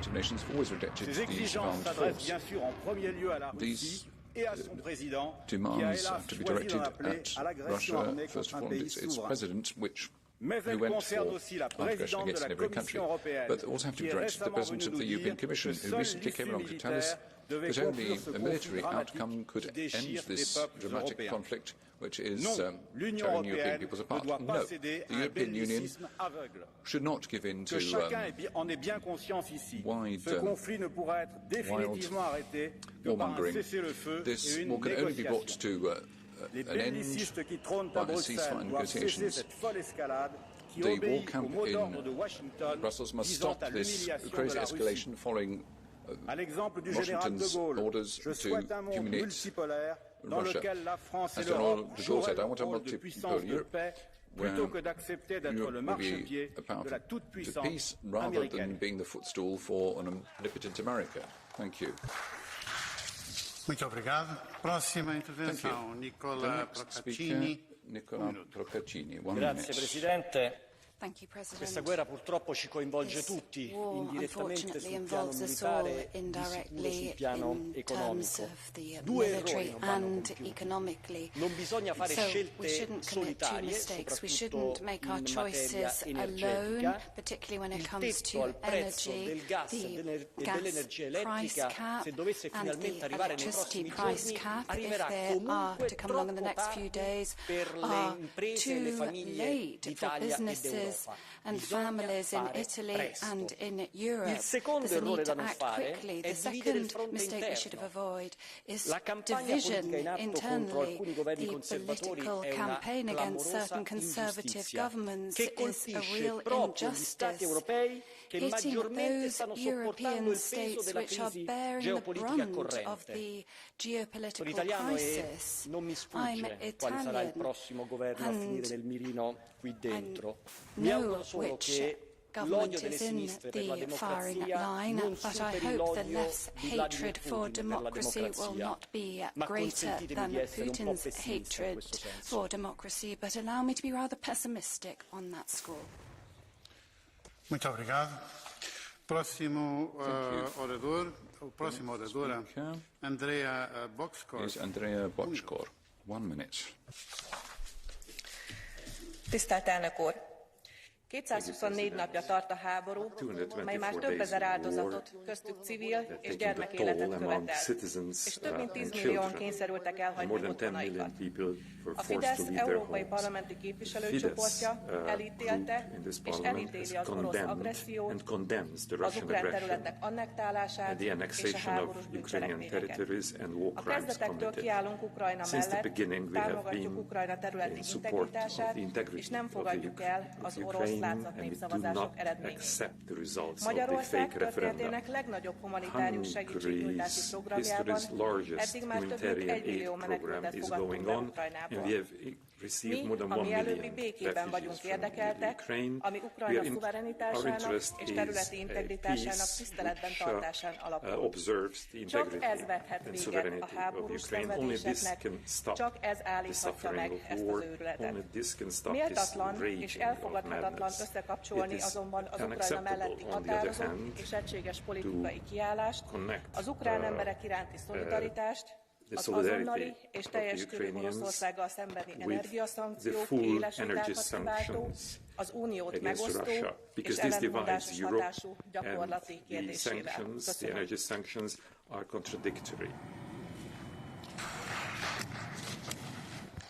Thank you very much. It's now my pleasure to give the floor to Vice President Othmar Karas. Sehr geehrter Herr Präsident, Herr Kommissar, meine sehr geehrten Damen und Herren! Entschlossenheit, Einigkeit, Solidarität, Sicherheit und Unterstützung sind von allen in diesen Minuten gefragt. Ich hatte die Möglichkeit, in der letzten Woche für unser Parlament in der ukrainischen Hauptstadt Kiew zu sein und viele Gespräche zu führen. Mein Arbeitsbesuch fiel genau auf jenen Tag, an dem Putin die Annexion weiterer ukrainischer Gebiete verkündete. Mit diesem unakzeptablen historischen Unrecht und seinen unverantwortlichen, beunruhigenden Entscheidungen, den illegalen Scheinreferenden, der Atomwaffendrohung und der Mobilmachung dreht Putin immer weiter an der Eskalationsschraube. Liebe Kolleginnen und Kollegen, mich hat der gemeinsame Wille, die Entschlossenheit und das Durchhaltevermögen der Ukrainerinnen und Ukrainer stark beeindruckt. Aus diesem Grunde unterstütze ich die Verschärfung der Sanktionen.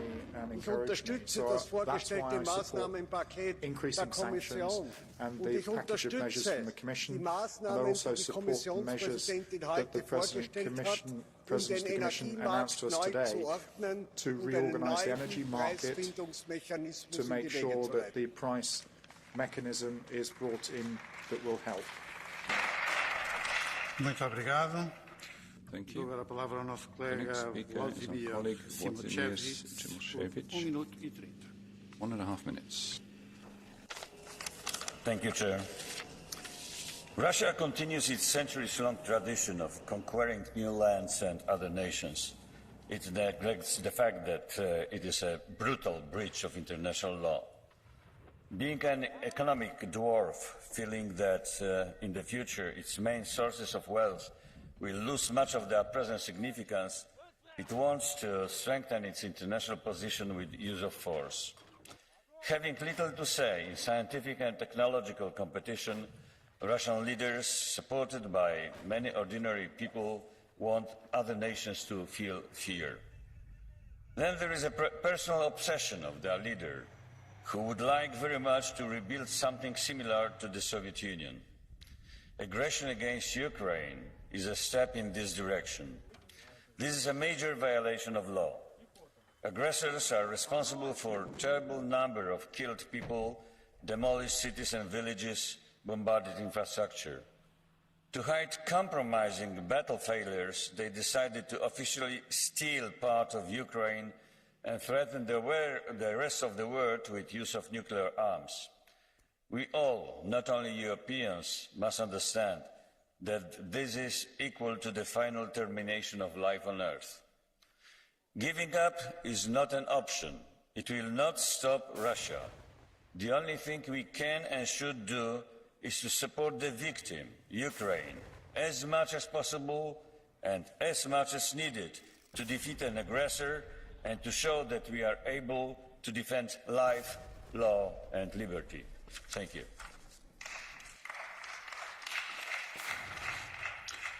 Muito obrigado. Próxima intervenção da Tian Cholos. Minuto. Cred că în ultimele luni, atât noi, cât și ca și reprezentanți ai cetățenilor, cât și cei care conduc instituțiile Uniunii Europene, am învățat un cuvânt important, curajul. Am fost alături de Ucraina în acest război criminal, nejustificat și neprovocat, pornit de Putin încă de la început. Am ajutat Ucraina să-și exporte cerealele, am primit refugiați din calea războiului, am trimis ajutor umanitar și militar, fără vreo frică de amenințările Rusiei. Curajul Uniunii este azi răsplătit prin prăbușirea frontului rușilor în mai multe regiuni. Curajul Uniunii, care s-a inspirat din cel al ucrainienilor, trebuie să facă din această Uniune un jucător geopolitic și economic major în lume. Sprijinul nostru pentru integritatea teritorială, suveranitatea și independența Ucrainei nu trebuie să ia pauză acum. Investiția aceasta în libertate și democrație este parte din valorile pe care s-a creat Uniunea Europeană. Și cât timp vom face asta, cât timp vom avea curaj, niciun dictator nu se va putea agăța de putere, nici măcar Putin. And as long as we have courage, no dictator will be able to cling to power, not even Putin. Muito obrigado. Segue-se agora a intervenção de Yannick Jadot.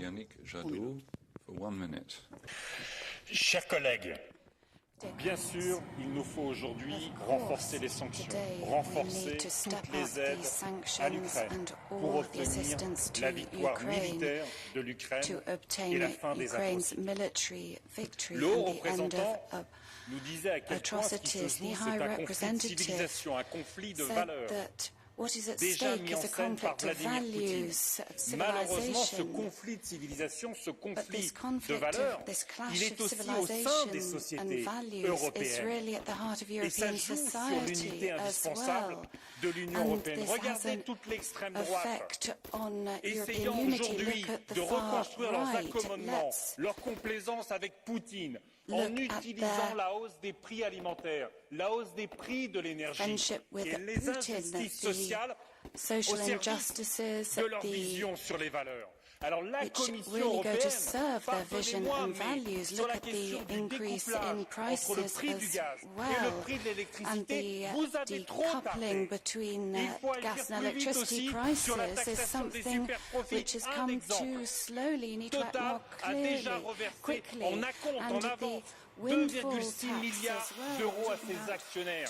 C'est plus que ce que met le budget de la France sur la rénovation thermique. Alors s'il n'y a pas de justice sociale dans la transition énergétique pour le climat, s'il n'y a pas de justice sociale dans la guerre, face à la guerre en Ukraine, à ce moment-là, nous perdrons l'unité européenne et le conflit de valeurs. J'ai peu de chance que nous le gagnions.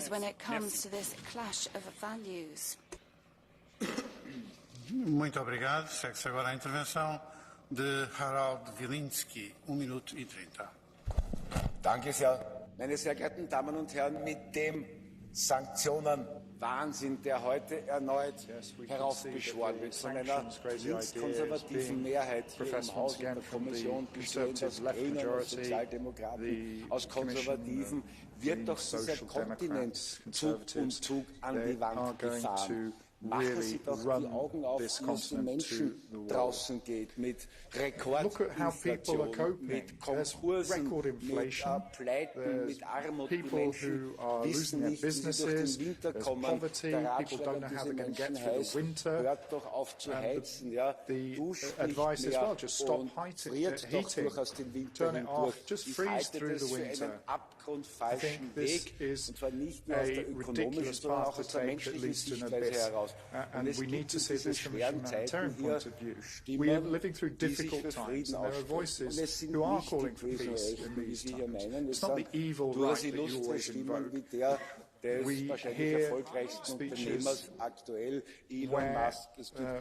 people who are, such as business people, one of the most successful businessmen in the world, Elon Musk, for example, and also the Pope, all asking us to sit down at the table and try and stop the killing, so that in Europe we can maintain prosperity, that we can make it through the winter with our heating, so that people don't need to freeze, people aren't scared of losing their jobs, and their prosperity running into the sand, and their savings to be lost to record inflation, and this continent to be dragged down into further, deeper problems. I can only once again appeal to you to speak with a strong European voice. I am concluding the warring factions need to be forced to the negotiating table and find a common solution that everybody can accept. Thank you.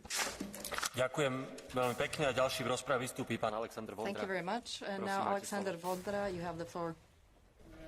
Ladies and gentlemen, today I will be positive because we have a quality resolution ahead of us which contains all important elements. Our reminder that Russia bears the full responsibility for the war, our reiteration of the full support for Ukraine, including our call to increase the massive military assistance, and also calling to explore the possibility for Lend-Lease military assistance, something what I have already proposed during the last plenary.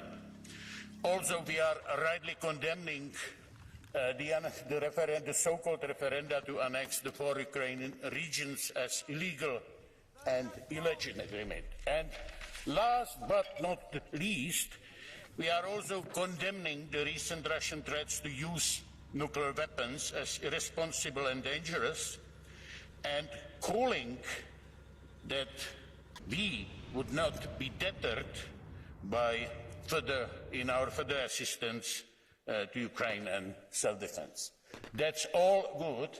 Maybe one thing is missing here, and that's to designate that threatening the use of force, the nuclear force, should be labeled or designed as a threat against peace and humanity. So let's work on that because it's unprecedented rhetoric by Putin. Ďakujem veľmi pekne. Ďalší v rozprave vystupí pán Lefteros Nikolaou Avavanos, you have the floor. Η προσάρτηση ουκρανικών εδαφών που ανακοίνωσε ο πρόεδρος Πούτιν ρίχνει κι άλλο λάδι στη φωτιά του υπεριαλιστικού πολέμου. Όπως και η αμερικανο-νατοϊκή στήριξη βέβαια στην αντιδραστική κυβέρνηση Ζελένσκι, με βαρύ οπλισμό και άλλα μέσα. Σηματοδοτείται νέα ένταση αντιπαράθεσης μεταξύ του ευρωατλαντισμού και του υποδιαμόρφωση ευρωασιατικού μπλοκ με επικεφαλή στην Κίνα και τη Ρωσία, αλλά και των ανταγωνισμών εντός της Ευρωζώνης μεταξύ Γερμανίας, Γαλλίας, Ιταλίας στο φόντο ενεργειακών οικονομικών προβλημάτων. Οι εκατέρωθεν απειλές για χρήση πυρηνικών όπλων, οι δολοφονίες σε αγωγούς, κρίσιμες υποδομές οδηγούν σε ανυπολόγιστες συνέπειες για τους λαούς της Ρωσίας και της Ουκρανίας, αλλά και όλου του κόσμου, που ήδη πληρώνουν το κόστος της ακρίβειας της ενεργειακής φτώχειας. Σε αυτές τις συνθήκες είναι άμεση ανάγκη η απεμπλοκή της Ελλάδας από τον πόλεμο, τους αμερικανονατοικούς σχεδιασμούς που πολλαπλασιάζουν τους κινδύνους για το λαό μας.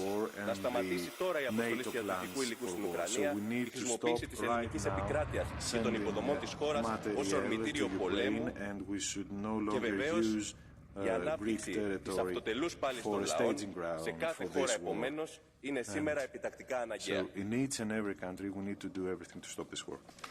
Ďakujem veľmi pekne. Ďalšia v rozprave Thank you vystúpi very pani much. And the next Montserrat. one Prosím, is máte slovo. Ms. Dolores Montserrat. You have the floor. Gracias, presidente. Putin continúa con su escalada bélica, la llamada a los reservistas, las amenazas nucleares, los referéndums ilegítimos. Europa debe responder firme con las sanciones a Rusia, sin ambajes, ante este criminal de guerra. Ante la tiranía no se retrocede ni un paso. Pero también nos enfrentamos a la batalla económica de la guerra, contra la inflación y los precios de la cesta de la compra y la energía. Hay que dar una respuesta urgente a las familias y las pymes. No llegan a fin de mes. En España la cesta de la compra ha pasado de ser de las más baratas de la Unión a una de las más caras. Y las empresas están triplicando sus costes por la subida de la energía. Los ciudadanos y las empresas ya ahorran energía. Y no porque se lo pidamos nosotros, es que no pueden pagarla. En España, mientras las familias se asfixian económicamente, el Estado recaudará 30.000 millones más por la inflación que el año anterior. Hay que devolver ese dinero a los bolsillos de los ciudadanos. Hay que bajar impuestos y no arruinar a millones de familias y empresas. Ďakujem veľmi pekne. Ďalšia v rozprave vystúpi pani Helen Fritzon. Thank you very much. And now Mrs. Helen Fritzon, you have the floor. Tack, herr talman, kommissionen, rådet. Ja, Rysslands hänsynslösa krig drabbar Ukrainas befolkning varje dag och det hotar Europas fred och säkerhet. När Ryssland nu trappar upp så anser vi socialdemokrater att kommissionens uppmaning om enighet och solidaritet är avgörande och att kommissionär Johanssons riktlinjer kring visum är rimliga. I detta säkerhetspolitiska läge är det kritiskt att de läckor som har uppdagats vid gasledningarna Nord Stream 1 och 2 i Östersjön nu utreds ordentligt. Detta troliga sabotage har skett i den svenska och danska ekonomiska zonen och är mycket allvarligt. Det är bara några sjömil från där jag bor. Putins kallblodiga agerande i Ukraina och de illegala annekteringarna måste få ett stopp. Och vi i EU måste fortsätta vårt starka samarbete. För en sak är säker, Putin ska inte gå segrande ur detta. Tack för ordet. Ďakujem veľmi pekne. Ďalší v rozprave vystúpi Thank you very much. The next one is Mr. Ilyan Kuchuk. You have the floor. Colleagues, ladies and gentlemen, Europe has done a tremendous job. Europe has done a lot of things, including military support, financial support, but it's not a time for a self-celebration. We must continue our support to brave Ukrainians who are fighting not only for their designation, for their identity and belonging, but they are fighting for us, for Europeans, for European values. And they deserve our admiration and great support under the leadership of President Zelensky and certainly the brave Ukrainians. Secondly, we have to resist. And every time Europe is tested by foreign actors, by big powers, by invaders, this time I think there is a greater test of our unity. We have to resist and put together the European Union, because only if we are able to come together we will be able to overcome the crisis. And indeed there are many, starting from energy and ending by social consequences of the crisis. But one thing is clear, unity is the key. Unity within the Council, but also unity within the European institutions. So let's unite Europe as never before. Ďakujem veľmi pekne. Thank you very much. And the next speaker is Mr. Jakob Dalunde. You have the floor. Tack så mycket, herr ordförande. Thank you very much, President. Putin påstår Putin maintains that the population in Donetsk, Luhansk, Kherson and Zaporizhia have freely chosen in the so-called referendums, but they are against international law. It is a lie, just as the annex of the Crimea back in 2014 started this war. Russia's annexing territories in Ukraine are a crime against international law. And the list of war crimes that Putin's been accused of is becoming longer and longer. The attacks on Ukrainian populations are hardly even mentioned on front pages of newspapers anymore. We cannot allow this war to disappear into the background. Energy crisis is something that will affect Europe this winter, but it's not the worst thing. War is the worst thing. Our brothers and sisters in Ukraine are paying the ultimate price every day, and every day Europe doesn't take those steps and stop buying fossil fuels from Russia. We have to stop. Ďakujem veľmi pekne. Ďalší v rozprave vystúpi pán Dominik Tarčínsky. Thank you very much. The next speaker is Mr. Dominik Tarčínsky. You have the floor. Thank you, Mr. President. We should have listened to Poland. Ursula von der Leyen said during her State of the Union speech. She says we should listen to Poland. We should have listened to Poland. But you didn't want to listen. You didn't want to listen about Nord Stream. You didn't want to listen about illegal migration. You didn't want to listen about Putin. And you didn't want to listen about sanctions. Sanctions. What about Russian diamonds? Why there is no embargo on Russian diamonds? Why? Because the capital of the diamonds industry, Antwerp in Belgium, would be unhappy, isn't it? Why there is no sanctions on the Russian diamonds? Nord Stream is destroyed, but the diamonds are making money for Russia. So stop lecturing Poland, stop pointing us with your finger, stop lecturing us about democracy, do not be a hypocrite, take actions, not a beautiful words. Be like Poland, be brave, believe in your own nations instead of being dependent on Russian rubles. Be brave, be like Poland. Thank you. Ďakujem veľmi pekne. Ďalší v rozprave vystúpi pán Mislav Kolakušič. Prosím, máte slovo. Kolakušič, you have the floor. Poštovane kolege, poštovani građani. Objektivnije sagledavanje političkih odnosa supersila Rusije i Sjedinjenih Američkih Država moglo je dovesti do sprečavanja rata. Zamislimo i zapitajmo se da je Meksiko odlučio pristupiti Ruskoj federaciji i postaviti nuklearne i druge projektile and place nuclear missiles on the border with the United States. What would be the reaction of the United States? Sanctions. We had 70 years of historical experience how sanctions influence the attempt to depose democratically elected leaders. 70 years after introducing the economic sanctions to Cuba and to the North Korea, so today, 7 decades later, the same dynasties are still in power. Did we not learn anything? We have to turn to diplomacy. War will only lead to nuclear war, and it will lead to the death of hundreds of millions of people. We have to use our historic experiences and turn to peace. Ďakujem veľmi pekne. Ďalší v rozprave vystúpi pán Andrej Kovačev. Благодаря, господин председател. Украина се сражава храбро срещу руската агресия от началото на войната през 2014 година. Украинските граждани, независимо от техния етнически произход, защитават самоотвержено своята страна. Всички очаквания на агресора в Кремъл, че това ще се случи бързо, тяхната победа, не се сбъдват. Офанзивата на Украина принуди Путин да прибегне до безумни стъпки потъпвайки елементарни международни и морални норми да анексира незаконно територии на съседна държава, суверенна и независима, призната от ООН в границите, в които съществува, призната и от самата Руска федерация с гаранциите, които тя дава с Будапештинския меморандум. Играта с атомната карта представлява поредна безотговорна ескалация на напрежение и шантаж. Европейския съюз и страните членки са длъжни да продължат с масова подкрепа, масивна подкрепа, военна, финансова, разузнавателна, икономическа, инфраструктурна, медицинска, хуманитарна за Украйна.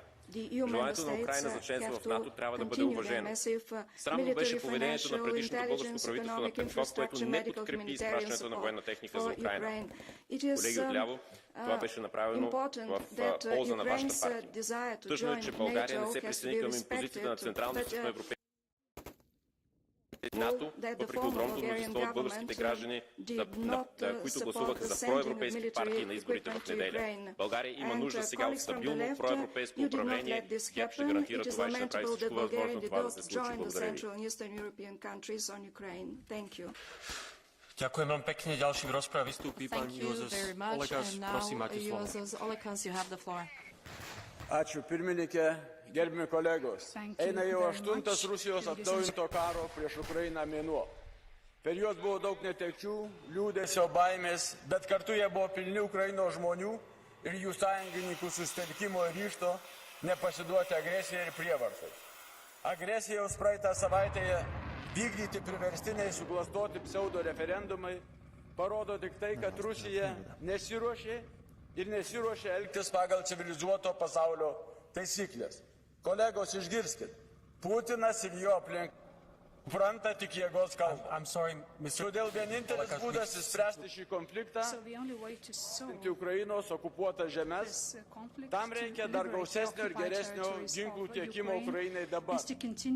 Paskutiniu metu Putinas kaip pasiutęs bulius net mojuoja branduolinio ginklo korta. Turime vien dviprasmiškai pabrėžti, kad tokiu atveju Rusija panaikintų visus tabu ir visi Rusijos kariniai objektai tiek okupuotoje Ukrainoje, tiek Rusijos teritorijoje, įskaitant požeminius Putino bunkerius, atsidurtų atsakomojo smūgio taikinyje. Derybos ir taika galima tik nugalėjus agresorių. Išlikime vieningi ir solidarūs. Slava Ukraini! I was told that the interpretation has not been working for parts of the time. Has it worked toward the end? No. We should probably check this. Ďalšia v rozprave vystúpi pani Roža Thun Hohenstein, and we're going to be sure to fix the interpretation. Prosím, máte slovo.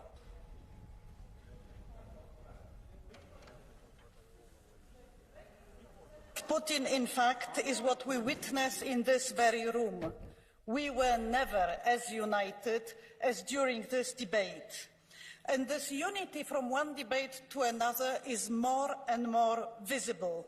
Even Alexander Vondra was positive this time.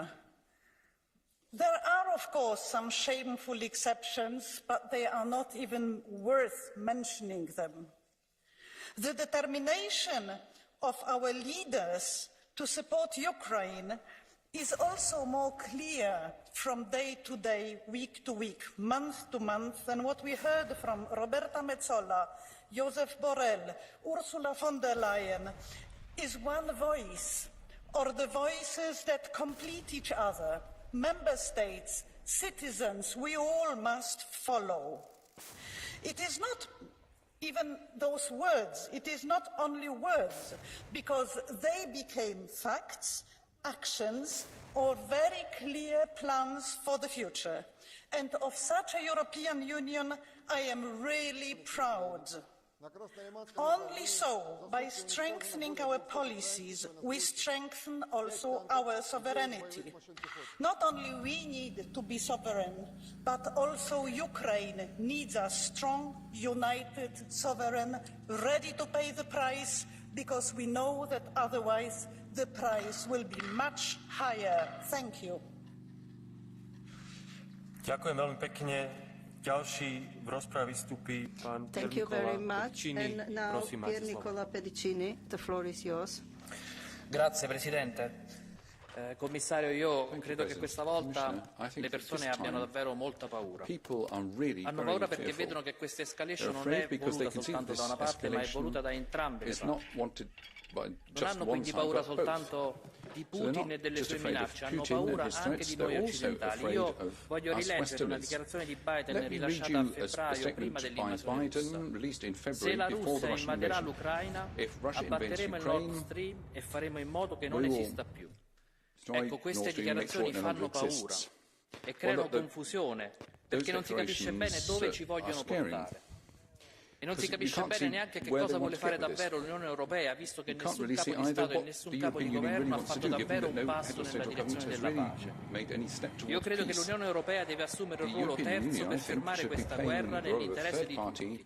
L'unico capo di Stato che ha avuto il coraggio di dire qualcosa in questa direzione è stato il Papa. Putin fermi la guerra e Zelensky sia aperto a serie proposte di pace. Perciò, colleghi, vi esorto, ascoltiamo almeno le parole del Papa. So I would urge you, let's at least listen to what the Pope has to say. Ďakujem veľmi pekne. Ďalšia v rozprave vystupí pani Asita Kanko. Prosím, máte slovo. The floor is yours. Dank u wel, voorzitter. Geachte collega's. De EU en de NAVO dreigen meegezogen te worden in een spiraal van escalatie door de houding van Rusland in Oekraïne. Illegale annexatie.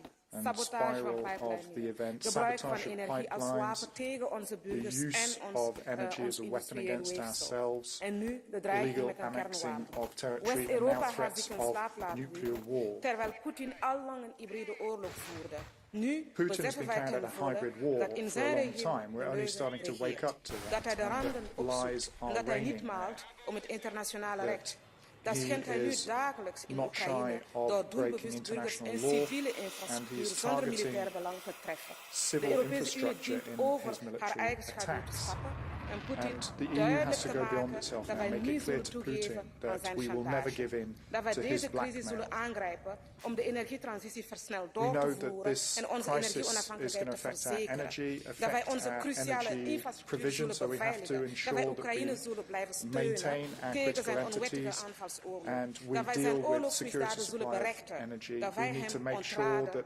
Niet over te gaan tot de inzet van een kernwapen, maar dat wij daar desgevallen gepast tegen zullen reageren. Dat wij niet tegen zijn volk, maar tegen zijn regime bekend zijn. Dat wij na deze oorlog één op regels gebaseerd Europees en internationaal orde zullen herstellen. Multilateral, rule-based order that is brought back in. Thank you. Ďakujem veľmi pekne. Ďalší v rozprave vystupí Thank you very pán much. Paolo The next speaker Rangel. is Mr. Paolo Rangel. The floor is yours.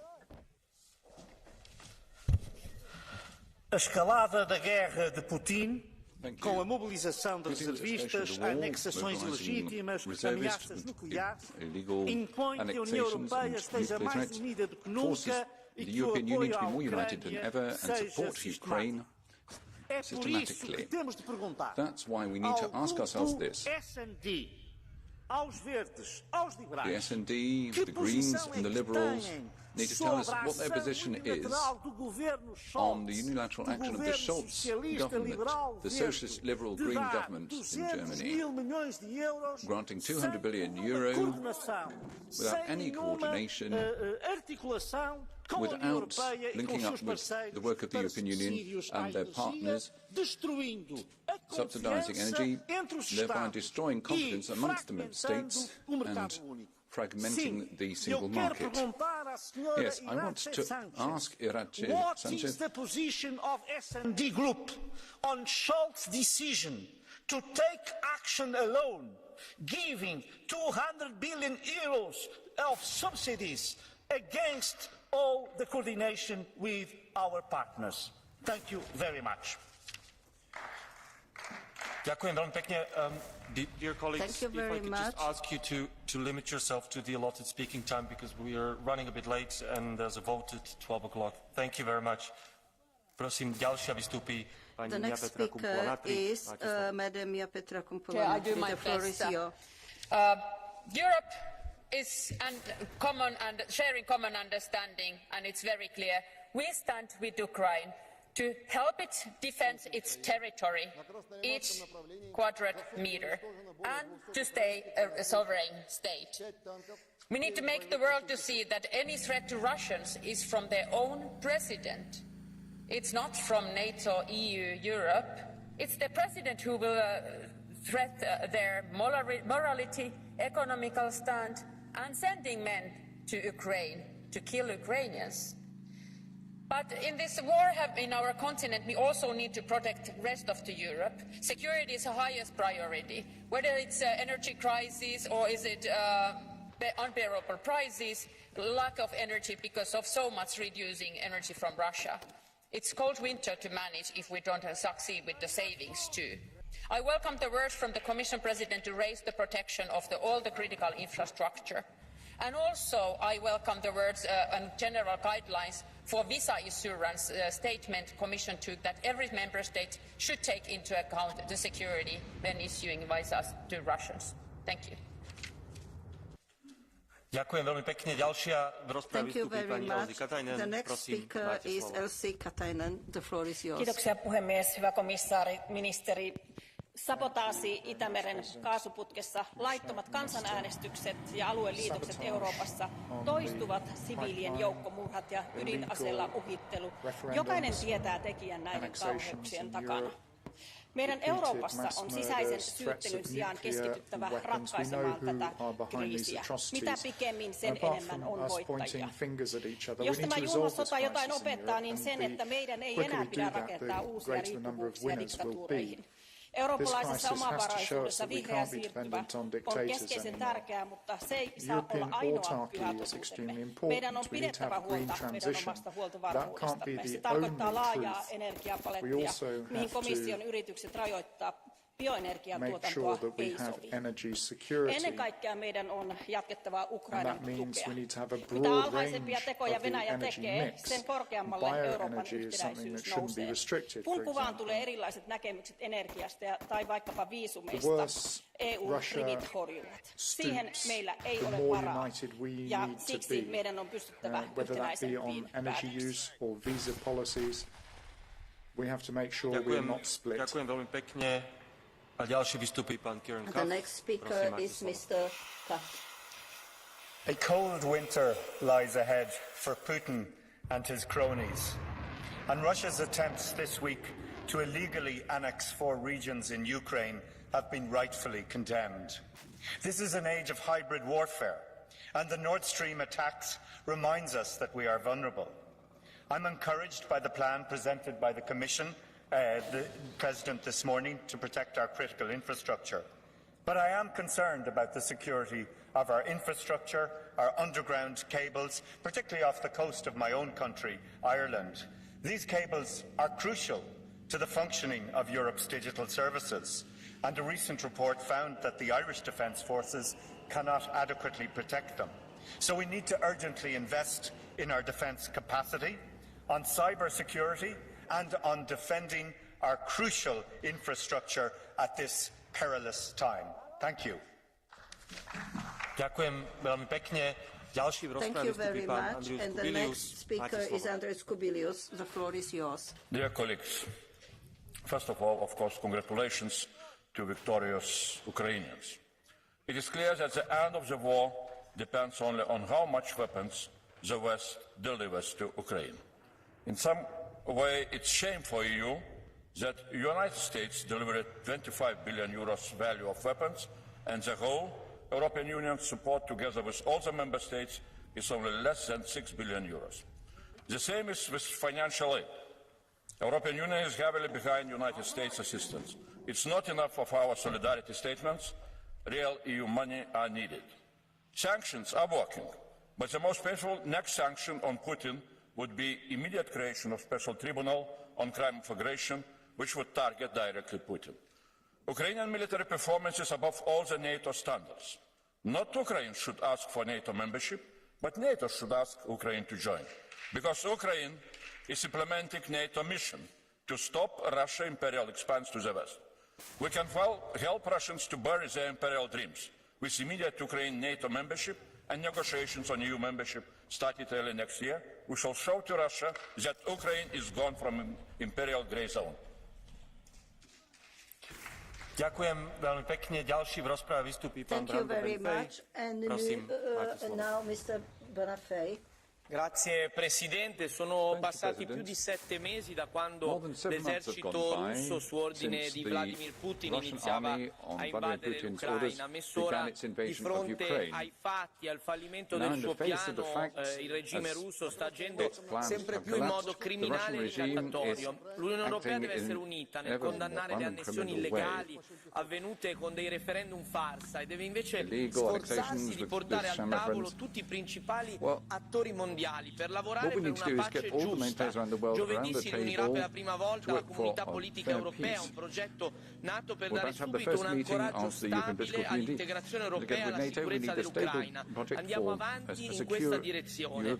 Il ruolo autonomo e una voce forte dell'Europa possono essere decisivi per evitare un'escalation che veda Russia e Stati Uniti impiantare un nuovo bipolarismo da guerra fredda. Non ne abbiamo bisogno, serve invece coraggio e ambizione. Il mondo è cambiato, cambi anche l'Unione Europea, superando le divisioni e lavorando per costruire una pace duratura. To work for a lasting peace. Thank you. Ďakujem veľmi pekne. Ďalší v rozprave vystúpi pán Christensen. Prosím. Mr. Christensen, please, the floor is yours. Tak for det, formand, kommissær. Jeg har en grundlæggende tro på, at nationalstaternes frihed til selv at bestemme og vælge, hvor man vil høre til. Derfor er det helt uacceptabelt, at den annektering, som Rusland har foretaget med starten den 24. februar. Og nu senest med det sabotage, vi har set tæt på Danmark og Sverige. We have now also witnessed sabotage close to Denmark and Sweden in the Baltic. During the war, we see war crimes which should not happen in 2022. The Russian aggression has also stopped the export of foodstuffs from Ukraine. And this has had big consequences for third countries. There's also, as a result of the war, an important energy crisis. Prices are rising. This is very costly for European households and companies. There's a long and cold winter ahead of us. We need to act now. When Putin forces us to turn down the heat, we need to improve our production of coal, gas and shale gas. This is how we protect Europe. Ďakujem veľmi pekne. Ďalšia Thank you very much. And the next one in... Next one is Madam Angelika Niebler. Vielen Dank, Herr Präsident, Herr Vizepräsident der Europäischen Kommission, Herr Ratsvertreter, liebe Kolleginnen, liebe Kollegen. Russische Teilmobilisierung, nukleares Säbelrasseln, unrechtmäßige Annexion der besetzten Gebiete. Putin führt einen immer aggressiveren Angriffskrieg. Die Ukraine verteidigt sich tapfer, kämpft für sich selbst, aber auch für unsere Interessen und braucht weiter unsere volle Unterstützung. Ich begrüße, dass an einem 8. Sanktionspaket jetzt gearbeitet wird. Der Krieg trifft aber auch uns in der Europäischen Union massiv. Wir müssen alles unternehmen, um die explodierenden Energiepreise in den Griff zu bekommen. Haushalte können ihre Rechnungen nicht mehr bezahlen. Die horrenden Strom- und Gaspreise treiben unsere Betriebe in die Insolvenz. Ich begrüße die beschlossenen Notmaßnahmen der Energieminister. Sie sind ein wichtiger erster Schritt, aber sie müssen jetzt auch schnell und unbürokratisch umgesetzt werden. Und es müssen noch weitere Maßnahmen folgen. Wir brauchen erstens eine Gaspreisbremse, ohne die Versorgungssicherheit zu gefährden. Die Gaspreisbremse löst nicht alle Probleme, aber sie schafft Luft, um das Angebot hier etwas hochzufahren. Wir brauchen einen gemeinsamen Einkauf von Gas und Flüssiggas und wir müssen unser Strompreisindexsystem überarbeiten, wie die aktuelle Situation gezeigt hat. Herzlichen Dank. As we see, all of this is needed given the current circumstances. Thank you. Ďakujem veľmi pekne. Ďalšia v rozprave vystupí pani Marina Kaljuda. The floor is yours. Thank you, President. Head kolleegid, viimased nädalad on olnud murrangulised ja võib tunduda, et sõda on jõudmas lõppstaadiumisse. Ukraina võit on vääramatu ja Putini häving on vaid aja küsimus. Kuid küsimus on, millal see juhtub ja kui palju halba jõuab Putini režiim veel teha. Selles olukorras on Ukraina igakülgne toetamine olulisem kui kunagi varem. Üheskoos, solidaarselt ja jõuliselt. Ka siis, kui see tähendab majandusraskusi meie inimestele. Need ei ole võrreldavad sõjapõrguga. Kõhklejatele on mul üks soovitus. Minge Ukrainasse, ja rääkige ukrainlastega. Me ei tohi väsida ja me ei tohi järgi anda neile, kes räägivad rahust iga hinnaga. Rahu saab tulla ainult Ukraina poolt määratud tingimustel ja need sõnastas president Zelenski väga selgelt oma kõnes ÜRO Peaassamblees. Ta nimetas 5 tingimust, alustades Ukraina territoriaalse terviklikkuse taastamisest ning lõpetades Kremli kurjategijate toomisega rahvusvahelise kohtu ette. Elagu Ukraina, slava Ukraini! Ďakujem veľmi pekne. Ďalší v rozprave vystúpi pán Nils Torvalds. Thank you very much. The next one is Mr. Nils Torvalds. The floor is yours. The President, Commissioner, Minister, we actually know how the Russian war against Ukraine will end. It will end in a total moral, societal, economical collapse of Russia, and we already see the first sign of it. But this road to collapse is long and it's lined with untold sufferings and human death. Along this Via Dolorosa marches the Ukrainian army and peoples of Ukraine. In comparison with them, we have a fairly easy walk, but we already complain, sometimes in an unduly manner. Now it's time for us to make some small sacrifices. But making these small sacrifices, we should also be able to open up a perspective for a Europe in the future. 47 years ago, the Conference of Security and Cooperation opened in Helsinki. The principles of the final act had then been torn into pieces by Vladimir Putin and Russia. We need a new conference. We need to get Europe on a new path away from the mortal path Russia under Putin has chosen. Thank you. Ďakujem veľmi pekne. Ďalšia v rozprave vystúpi pani Sandra Kalniete. Prosím, máte slovo. Mr. President, Commissioner, colleagues, Putin threatens the use of nuclear weapons. NATO warns Putin of severe consequences. Ukrainians prepare for nuclear attack. These headlines reflect the escalation caused by the Kremlin. Putin wants to intimidate anybody who stands with Ukraine in its just fight. This cannot happen. Europe cannot again succumb to the illusion that Putin can be engaged in talks, and then he perhaps might remove the gas supply and prevent the winter freeze. Just the other way around, the EU should increase weapon supply to Ukraine so that every next victory would trigger more and more domestic protests, because Russia does not love losers. We have to focus more economic pressure by defining the price ceiling for oil and gas and by blocking the export of nuclear fuel. Our inability to agree on sanctions is shameful and shows that Putin's escalation is working. Beyond comprehension is the fact that so far Ukraine has only received one of the promised 9 billion euros. Hopefully the 5 billion agreed on recently will reach Kyiv in record speed. Slava Ukraini! Ďakujem veľmi pekne. Ďalší v rozprave vystúpi pán Javier Moreno Sanchez. The floor is yours. Gracias, presidente. Thank you very much. Putin está perdiendo la guerra en términos morales y políticos. A su demencia guerrera, sus propios valientes jóvenes le dicen no y huyen del país. A su pantomima de referéndum, la comunidad internacional le dice no. Le queda la baza económica, con la energía como arma de guerra, y la amenaza nuclear como arma por Ante este chantaje, la Unión Europea debe seguir con la misma firmeza, unidad y solidaridad mostrada hasta ahora. Señorías, obviamente, esto conlleva un coste para los ciudadanos y las ciudadanas, que debemos proteger ante la crisis energética y la inseguridad alimentaria. Sigamos diversificando nuestras fuentes de suministros, las compras conjuntas de gas y las reservas estratégicas, y apostemos por la energía verde, y pongamos en práctica el acuerdo de seguridad alimentaria alcanzado en la OMC el pasado mes de junio. Y por alusiones le diría a la señora Montserrat And I would tell Mrs. Montserrat that taxes are good precisely in order to pay for the public services that your party would like to privatize. I may remind you that the forest fires this winter were not paid for by private... Next one is Mr. Bargrotius. The floor is yours. Thank you, dear President, dear Commissioner, dear Minister. Thank you, dear colleagues.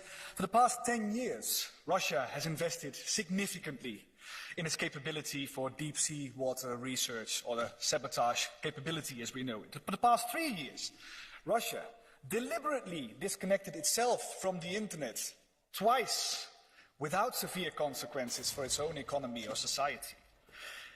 In the end of this year, internet cables were cut in Norway, Svalbard, where EU Galileo's ground stations are present. And all this time, this House asked for action, swift action. Last week, 2, not 3, 4 times, Nord Stream 1 and Nord Stream 2 were sabotaged. And this morning only, President von der Leyen announced a new plan to protect our critical infrastructure below sea.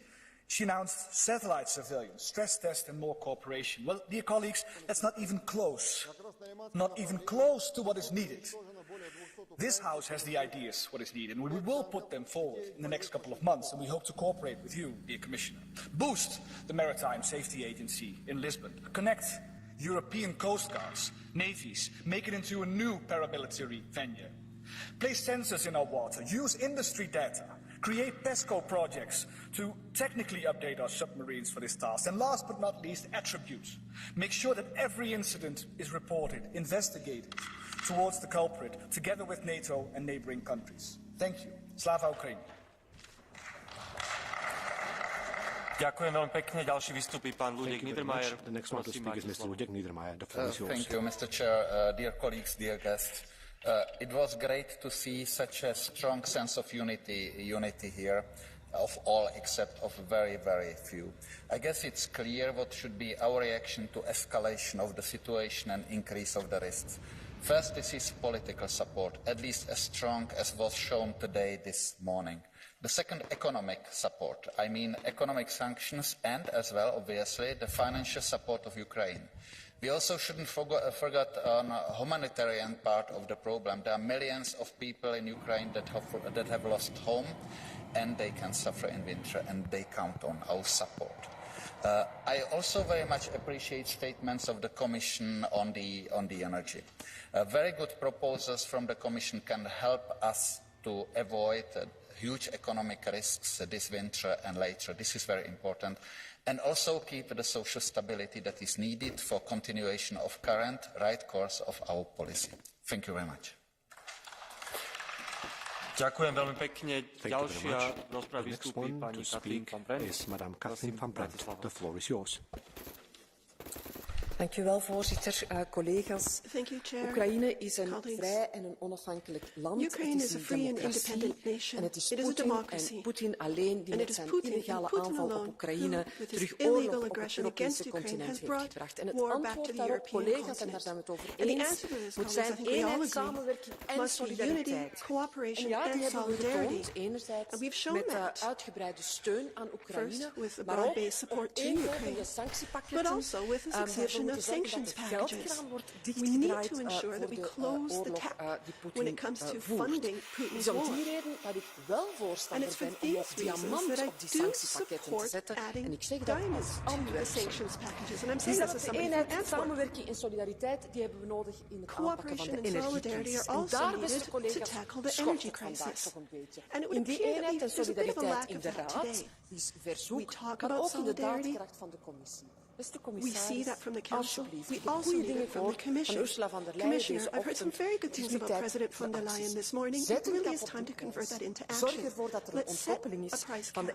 Let's uncouple this electricity from gas prices, and that will ensure that true support to European people, that the European people will continue to support Ukraine. Ďakujem veľmi pekne. Ďalšia v rozprave vystúpi pani Marie-Pierre Vedren. The floor is yours. Merci, Monsieur le Président, Monsieur le Commissaire, Monsieur le Ministre. Au Parlement européen, cœur de la démocratie européenne, nous affirmons une nouvelle fois notre soutien sans faille aux Ukrainiens. Nous condamnons fermement l'escalade. Comme nous avons condamné toutes les actions de Vladimir Poutine, celle de faire revenir la guerre en Europe, celle d'organiser des élections fantoches, celle d'oppresser des millions d'Ukrainiens qui ne se battent pas seulement pour leur liberté, mais qui se battent bien aussi pour la démocratie européenne. Après tous ces mois, l'Ukraine reste forte et déterminée. Aujourd'hui, nous devons de continuer d'être à la hauteur du courage du peuple ukrainien. Ne cédons pas aux sirènes des populistes qui diffusent la propagande du Kremlin. Le 8e paquet de sanctions est une nécessité, un levier fondamental pour asphyxier l'économie. Le courage des Ukrainiens, leur soif de liberté, rappelle la mesure des défis qui nous attendent. Il est nécessaire de continuer, avec les autres démocraties, de travailler pour consolider notre autonomie stratégique, consolider nos approvisionnements. Et pour cela, nous devons être unis et forts. United and strong. Thank you very much. The next one to speak is Mr. Carlo Resner. The floor is yours. Poštovani potpredsjedniče, uz brutalno kršenje međunarodnog poretka, otvorene prijetnje nuklearnim napadom, ruski režim počeo je i energetiku koristiti kao instrument rata protiv Europe, kao sredstvo političke i gospodarske ucjene. Suprotno onome što smo mogli čuti od zastupnika Kolakušića, povijest nam pokazuje da popuštanje ili razjedinjenost pred tiranijom ili pred imperijalizmom ne može pomoći. Upravo suprotno. Povijest nam također pokazuje da ne doprinosi niti relativiziranje agresije, a posebno je neshvatljivo kada to dolazi iz usta kolege koji također dolazi iz države koja je prije samo 30 godina bila žrtva slične agresije. Kolegice i kolege, ishod rata u Ukrajini oblikovat će budućnost cijele Europe. Zato je ovo civilizacijski test za Europu, zato je nužno zajedništvo i jedinstvo u podršci ukrajinskom narodu, zato je nužan povratak temeljnim europskim politikama zdravog razuma, osobito u području obrane, sigurnosti i energetike. Zato je to u konačnici i pitanje opstanka u novoj nemilosrdnoj eri globalne neizvjesnosti. Hvala. Thank you very much. The next one to speak is Mr. Dietmar Köster. The floor is yours. Go ahead. Dieser völkerrechtswidrige Krieg Russlands gegen die Ukraine muss so schnell wie möglich beendet werden. Die neuesten Maßnahmen des russischen Regimes, wie die illegalen Referenden, die erneute Annexion und die Drohung, Atomwaffen einzusetzen, sind strikt zurückzuweisen. Ein Atomkrieg wird zur vollkommenen Vernichtung aller Seiten führen. Er muss auf jeden Fall mit allen Anstrengungen verhindert werden. Und daher muss jetzt endlich die Diplomatie zu ihrem Recht kommen, was übrigens die Auffassung von 77% der Deutschen ist. Es muss auf allen politischen Ebenen Verhandlungsangebote gemacht werden, um einen Waffenstillstand zu erreichen. Leider ist in dieser Hinsicht die Kommission vollkommen untätig. Der einseitige Ansatz, Bellizistinnen und Bellizisten zuvörderst auf Waffen zu setzen und die Entscheidung auf dem Schlachtfeld zu suchen, ist ein sehr gefährlicher und riskanter Weg. Wir brauchen eine duale Strategie. Ja, wir müssen die Ukraine ökonomisch, politisch und auch militärisch unterstützen, aber wir brauchen zugleich auch diplomatische Anstrengungen und hier passiert einfach zu wenig. Zudem sollten wir den Widerstand der Russen gegen den Krieg unterstützen. Kriegsdienstverweigerer und Deserteure widersetzen sich dem völkerrechtswidrigen Krieg Russlands und wir sollten in Europa hier viel mehr tun, um denen die Möglichkeit zu geben, in die Europäische Union zu kommen. Dankeschön. Ďakujem veľmi pekne. Ďalšia rozprava vystúpi pani Fitzgerald. 1 minute. The floor is yours. Colleagues, the war has entered a critical new stage with new victories from our brave and fighting Ukrainians every day. Ukrainian forces are advancing and regaining strategically important cities. Yet, as Ukraine advances, Putin ups his brinkmanship. The annexation by Russia of 4 Ukrainian regions last week further signified a deepening of his war efforts. His ruthlessness is exemplified by harrowing images of Ukrainians forced to vote at gunpoint, and of course the shocking images of recently released prisoners of war. So too the explosion within the Nord Stream 2 pipeline and the threat of the use of nuclear weapons. We too in Ireland must defend our crucial infrastructure off the coast. The threat draws closer. Democracy can prevail in Ukraine, but only with united support. And I mean united, right across Europe on all fronts. Absolute support on sanctions. Ukrainians are fighting for our values, our democracies. They fight for us.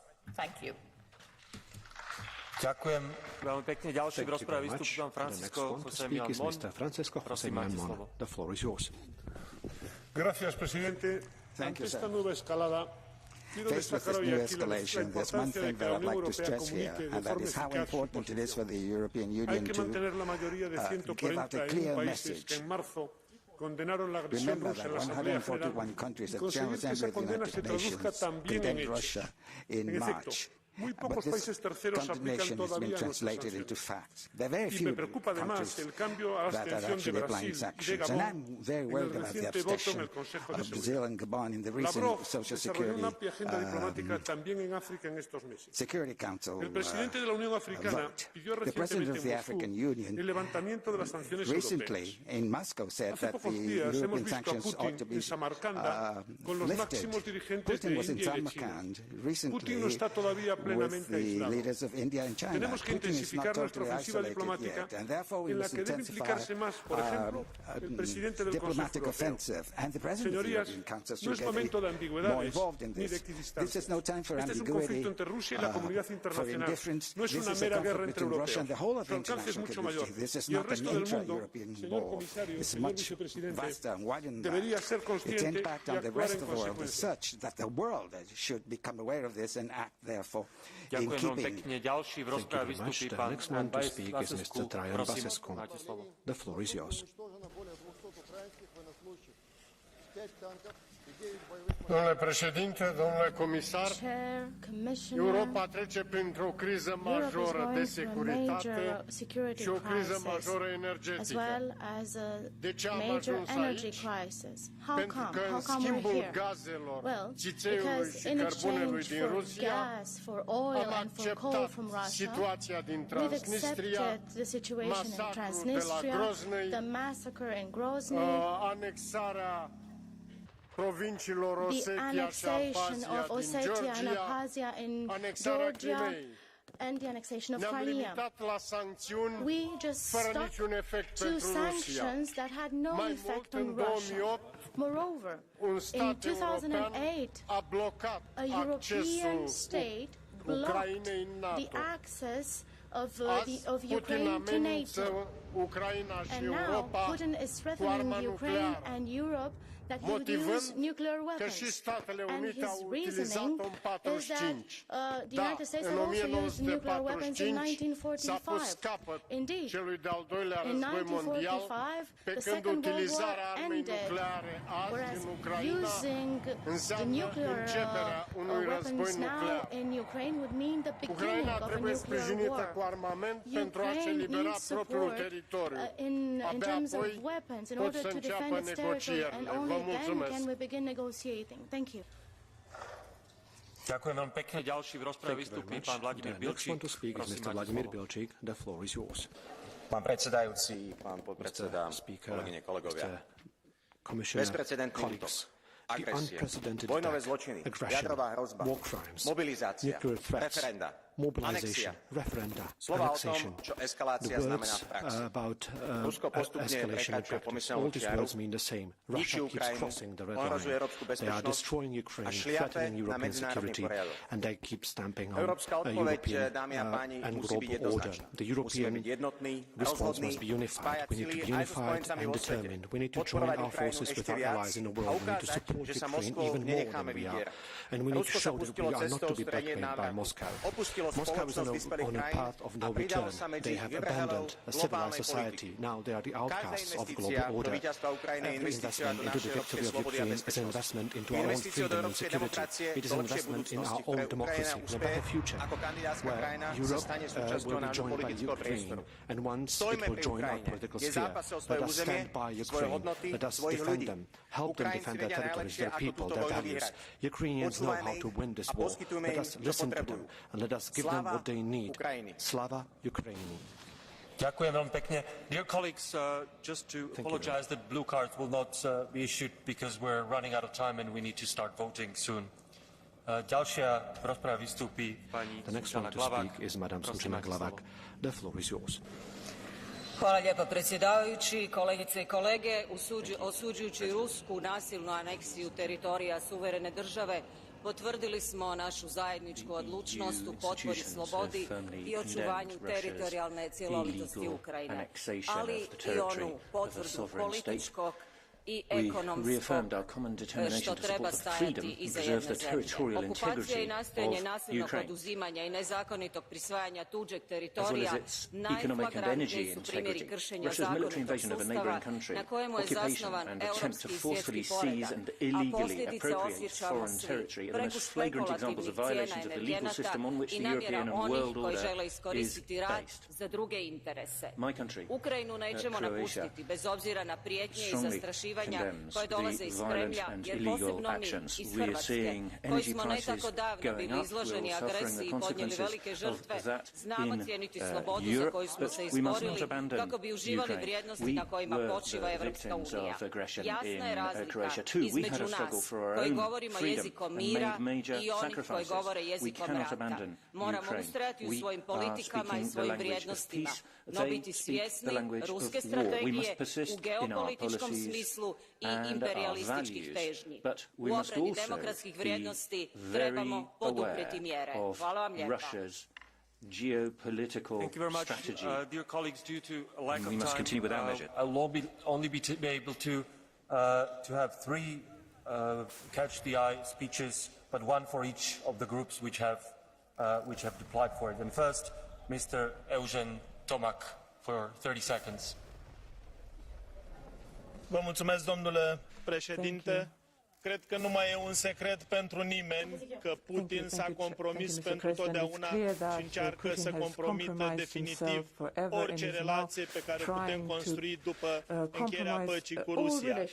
Cred că a sosit momentul să rămânem mult mai uniți, mult mai fermi în orice direcție ce ține de Ucraina, pentru că Putin n-a reușit să-și atingă obiectivul de a anexa Ucraina doar în câteva săptămâni, pentru că am fost uniți.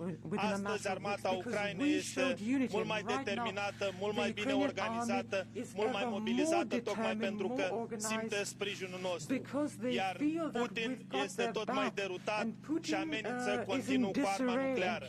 Cred că sosește timpul în care acest tiran va înțelege că nu mai poate continua cu această politică a terorii și a șantajului. Este momentul să rămânem și mai uniți, și mai solidari, și mai determinați în a-l înfrunta pe acest tiran. Vă mulțumesc! Ďakujem veľmi pekne. Ďalšia vystúpi pani Maria Grapini. Prosím, máte slovo. Mulțumesc, domnule președinte, domnule comisar. Vreau să vă adresez o întrebare legată de ce a declarat doamna președintă a Comisiei Europene. Sigur, criza energetică, conflictul din Ucraina accentuează criza energetică. A afirmat aici doamna președintă că e nevoie de plafonarea prețurilor la gaze și cred că toată lumea este de acord. Dar vreau să vă întreb ce a înțeles doamna președintă prin un nivel omogen în piața Uniunii Europene. Ce înseamnă un nivel omogen? Sunt țări în care consumul pe cap de locuitor este de 4 ori mai mic decât media din Uniunea Europeană, așa cum este consumul din țara mea. Cel care consumă cel mai puțin mai poate să suporte o reducere? Eu cred că aici trebuie să fim atenți și Comisia trebuie să propună un mecanism care să nu dezavantajeze pe cetățenii europeni care au în acest moment consumul cel mai mic și acești cetățeni sunt cei din țara mea. Vă mulțumesc! Ďakujem vám pekne a teraz vystúpi pán Georgios Kyrtsos. Prosím, máte slovo. The floor is yours. Ευχαριστώ, Πρόεδρε. Ο πόλεμος που διεξάγει η Ρωσία στην Ουκρανία έχει μπει σε νέα φάση και αυτό μας επιβάλλει νέες υποχρεώσεις. Η Ουκρανία αποδεικνύεται γενναία και αποτελεσματική και πρέπει να αυξήσουμε την ευρωπαϊκή στρατιωτική βοήθεια. Εξαρτώνται υπερβολικά από την αμερικανική στρατιωτική βοήθεια και αυτό μπορεί να επηρεάσει τις επιλογές τους στο μέλλον. Κερδίζουμε τη μάχη των ιδεών και της πληροφόρησης έναντι του Πούτιν, ο οποίος για πρώτη φορά έχει εσωτερικά προβλήματα. Πρέπει όμως να κλιμακώσουμε την προσπάθεια και να μην επιτρέψουμε σε διάφορα είδη λαϊκιστών να περιορίσουν την αποτελεσματικότητά της. Τέλος, εξακολουθούν δυστυχώς να υπάρχουν ευρωπαϊκά μεγάλα συμφέροντα που βγάζουν πολλά λεφτά χρηματοδοτώντας τον επιθετικό πόλεμο του Πούτιν. Πρέπει να επιβάλλουμε περιορισμούς πρόσθετους, δεν επιτρέπεται οι θυσίες των πολλών να συνδυάζονται με την κερδοσκοπία των λίγων. Ευχαριστώ.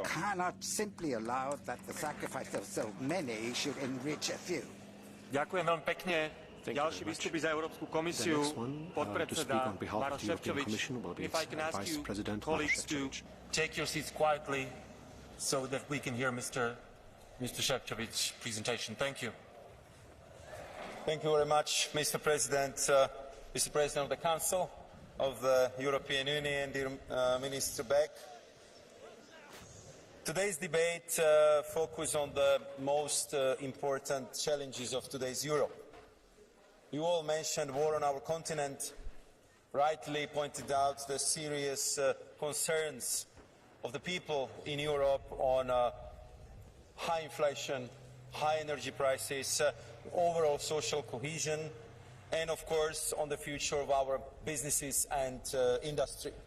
And I really would like to thank all honourable members for what I felt was truly overwhelming support and solidarity with Ukrainian people. And I think that we can also state that every day we see that our support is crucial, that it works and it brings tangible results. And no sham referenda are going to change that. And I agree with Mr.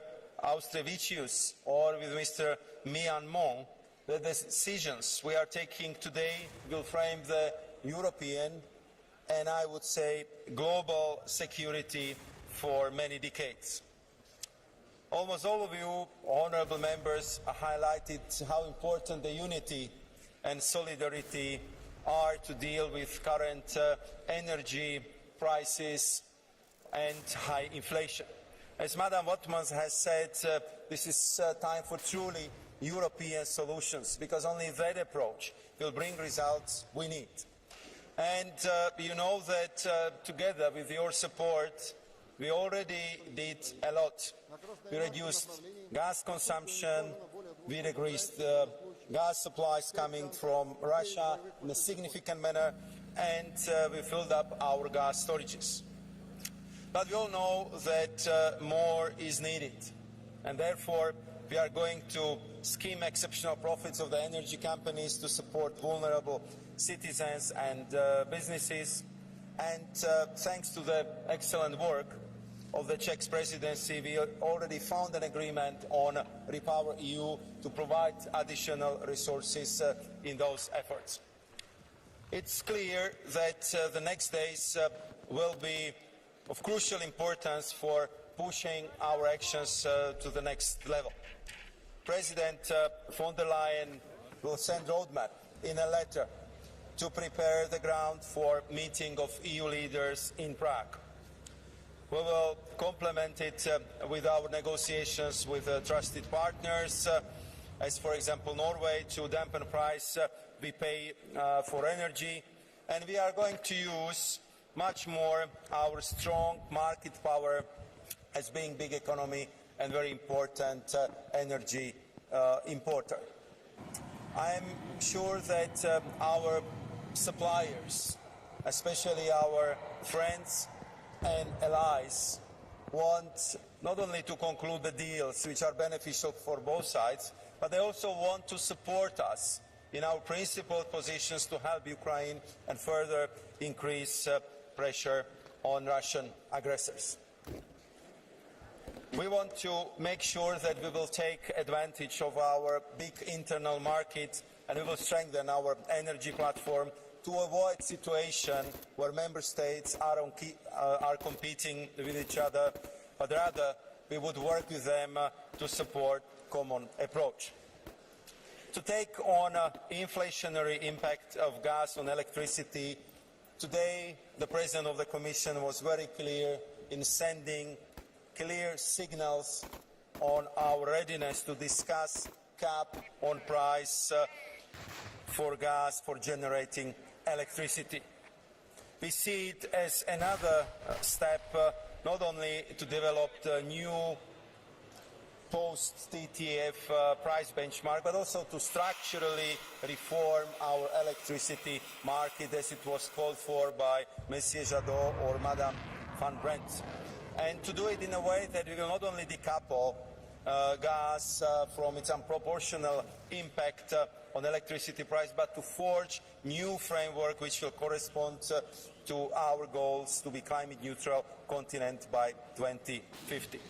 On top of it, as you know, we are working on adaptation of temporary state aid framework to current energy situation, and I want to reassure you that we hear very loud and clear your calls to look for additional ways how to tackle high inflation, reduce energy prices and preserve our competitiveness, and most importantly for our citizens to uphold social standards in Europe.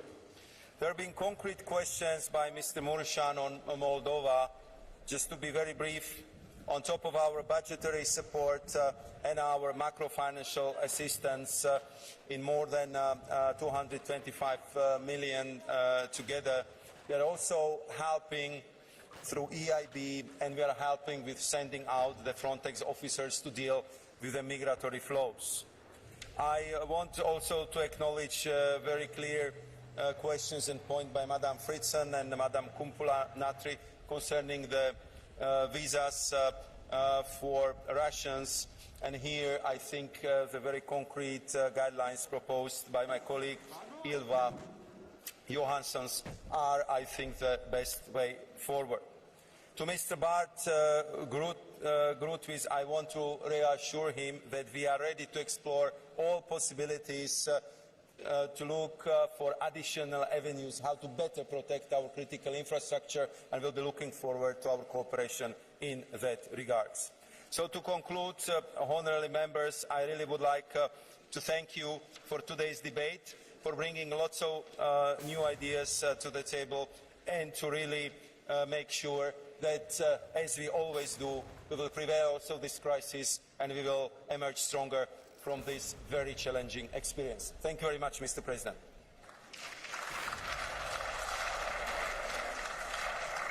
Ďakujem veľmi pekne a za radu teraz vystúpi český minister pre európske záležitosti pán Mikuláš Bek. Prosím, máte slovo. Mr. Mikuláš Bek, the floor is yours.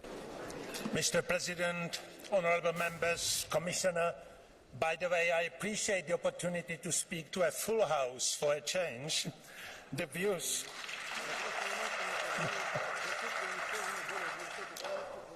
expressed here today bear witness to this Parliament's overwhelming and continued support for the EU's course of action towards Russia's war of aggression against Ukraine. Listening to you, I reiterate the words expressed by the High Representative. Our efforts must continue. Our strategy to counter Russia's offensive has worked until now and must be sustained. Support Ukraine in all terms, pressure Russia, and engage with the rest of the world. We will continue to provide military assistance to the Ukrainian government to ensure that recent military gains are sustainable in the long run. We also need to continue supporting Ukraine financially in a predictable way. In working with our international partners, we will make sure that Russia is held accountable for the crimes it has committed, and we will develop stronger tools to counter Russia's parallel war of disinformation. High Representative Borrell spoke at the beginning about the 8th sanctions package, and here I am pleased to inform you that EU ambassadors Coreper confirmed agreement on this package a couple of minutes ago.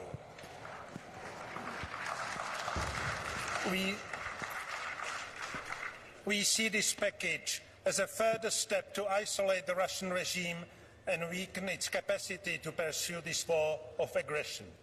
The new sanctions package also represents a strong condemnation of the recent Schengen referenda and of Russia's illegal annexation of Ukrainian territories. President, Vice President of the Commission, honourable members, as you know, the motto of our presidency is Europe as a task, inspired by an essay by Czech President Václav Havel. It is symbolically today, the day of Václav Havel's birthday, that we are discussing one of the most important tasks that lie ahead of us. Many thanks for your attention.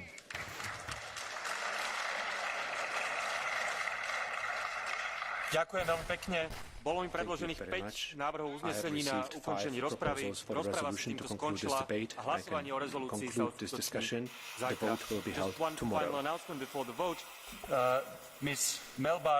Tatjana Melbart has left the non-attached members and joins the EPP group as from 5th of October this year. Now we'll continue with the vote.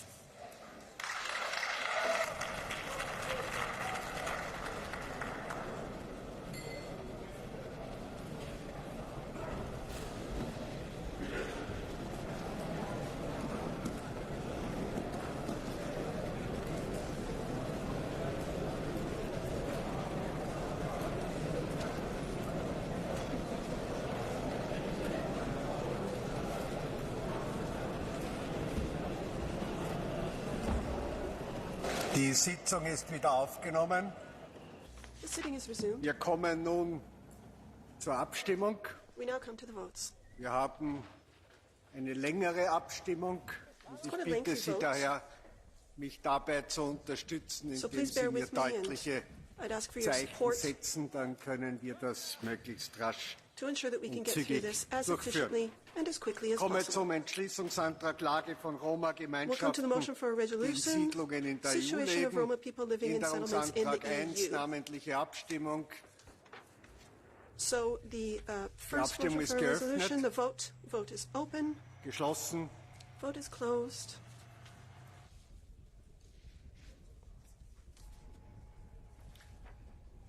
Abgelehnt.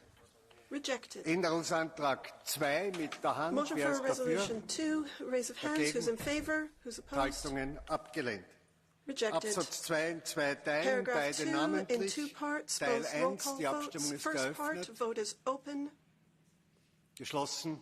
Vote is closed. Adopted. Teil 2, Adopted. die Abstimmung ist Part geöffnet. 2, vote is open. Geschlossen. Closed.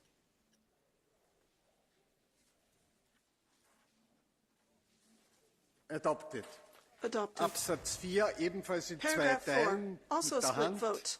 Show of Erster hands. Teil, wer ist dafür? First part, vote is open. Who's in Dagegen. favor? Who's Enthaltungen opposed? angenommen. Zweiter Abstentions? Teil dafür. Adopted. Second part in favor? Dagegen. Opposed? Enthaltungen angenommen. Abstentions? Adopted. Absatz 6 in 2 Teilen. Paragraph Erster Teil, 6, wer ist split dafür? vote. First part, who's in favor? Dagegen. Opposed? Enthaltungen And abstentions? angenommen. Zweiter Teil dafür. Adopted. Second part in favor? Dagegen. Opposed? Enthaltungen Abstentions? angenommen. Absatz 8 Adopted. in 2 Teilen. Paragraph 8, Erster split Teil vote. dafür. First part in favor? Dagegen. Opposed? Enthaltungen angenommen. Abstentions? Zweiter Teil Adopted. dafür. Second part in favor? Dagegen. Opposed? Enthaltungen Abstentions? angenommen. Adopted. Absatz 11 ursprünglicher Paragraph Text. 11, Wer ist original dafür? text. Who's in favor? Dagegen. Opposed? Enthaltungen Abstentions? angenommen.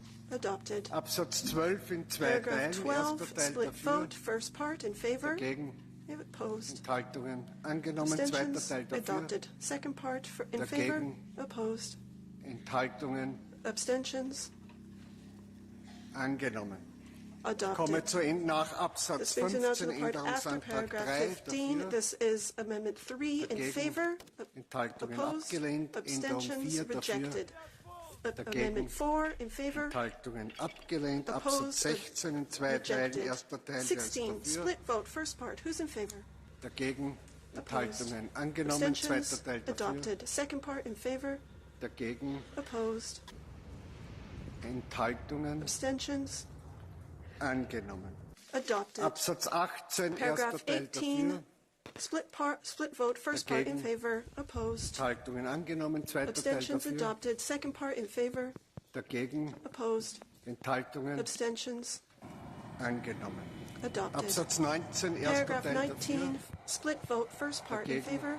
Opposed. Enthaltungen angenommen. Abstentions Zweiter Teil adopted. dafür. Second part in favor. Dagegen. Opposed. Enthaltungen Abstentions angenommen. Absatz adopted. Paragraph 22 in zwei 22, Teilen. Erster Teil split dafür. vote, first part in favor. Dagegen. Opposed. Enthaltungen Abstentions angenommen. Zweiter Teil adopted. Second dafür. part in favor. Dagegen. Opposed. Enthaltungen Abstentions angenommen. adopted.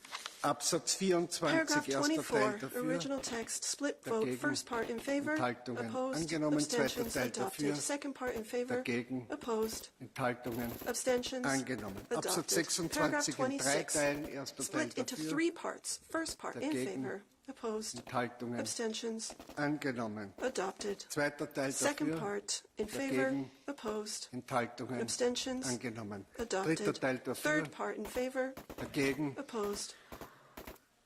Enthaltungen Abstentions angenommen. adopted. Absatz 29 Paragraph in zwei Teilen. 29, Erster split Teil vote, 2 dafür. parts. First part in favor. Dagegen. Opposed. Enthaltungen angenommen.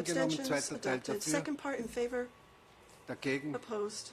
Enthaltungen Abstentions angenommen. adopted. Absatz 30 Paragraph ursprünglicher 30, Text original dafür. text, separate vote in favor.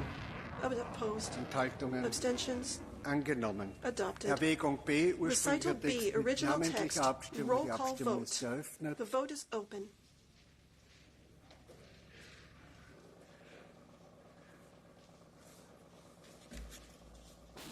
Geschlossen. Vote is closed. Adopted. Adopted. Abstimmung der Entschließung als The vote Ganzes for the resolution namentlich. as Die a Abstimmung whole, ist this is a roll eröffnet. call vote. Vote is open. Sie ist geschlossen. Closed.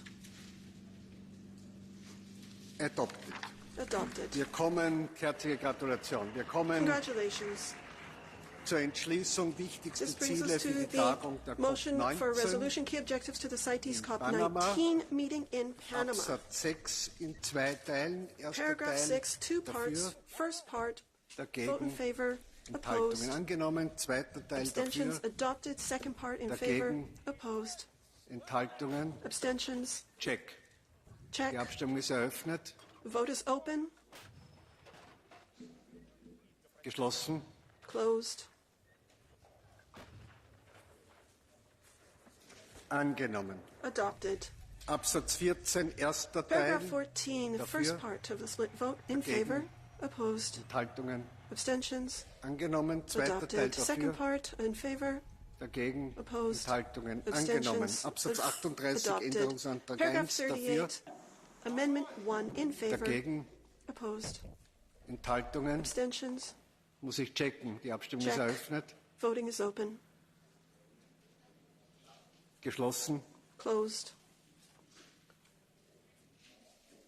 Abgelehnt. Rejected. Absatz 39, Paragraph namentliche Abstimmung 39, eröffnet. original text, roll call vote. Voting is open. Geschlossen. Closed. Adopted.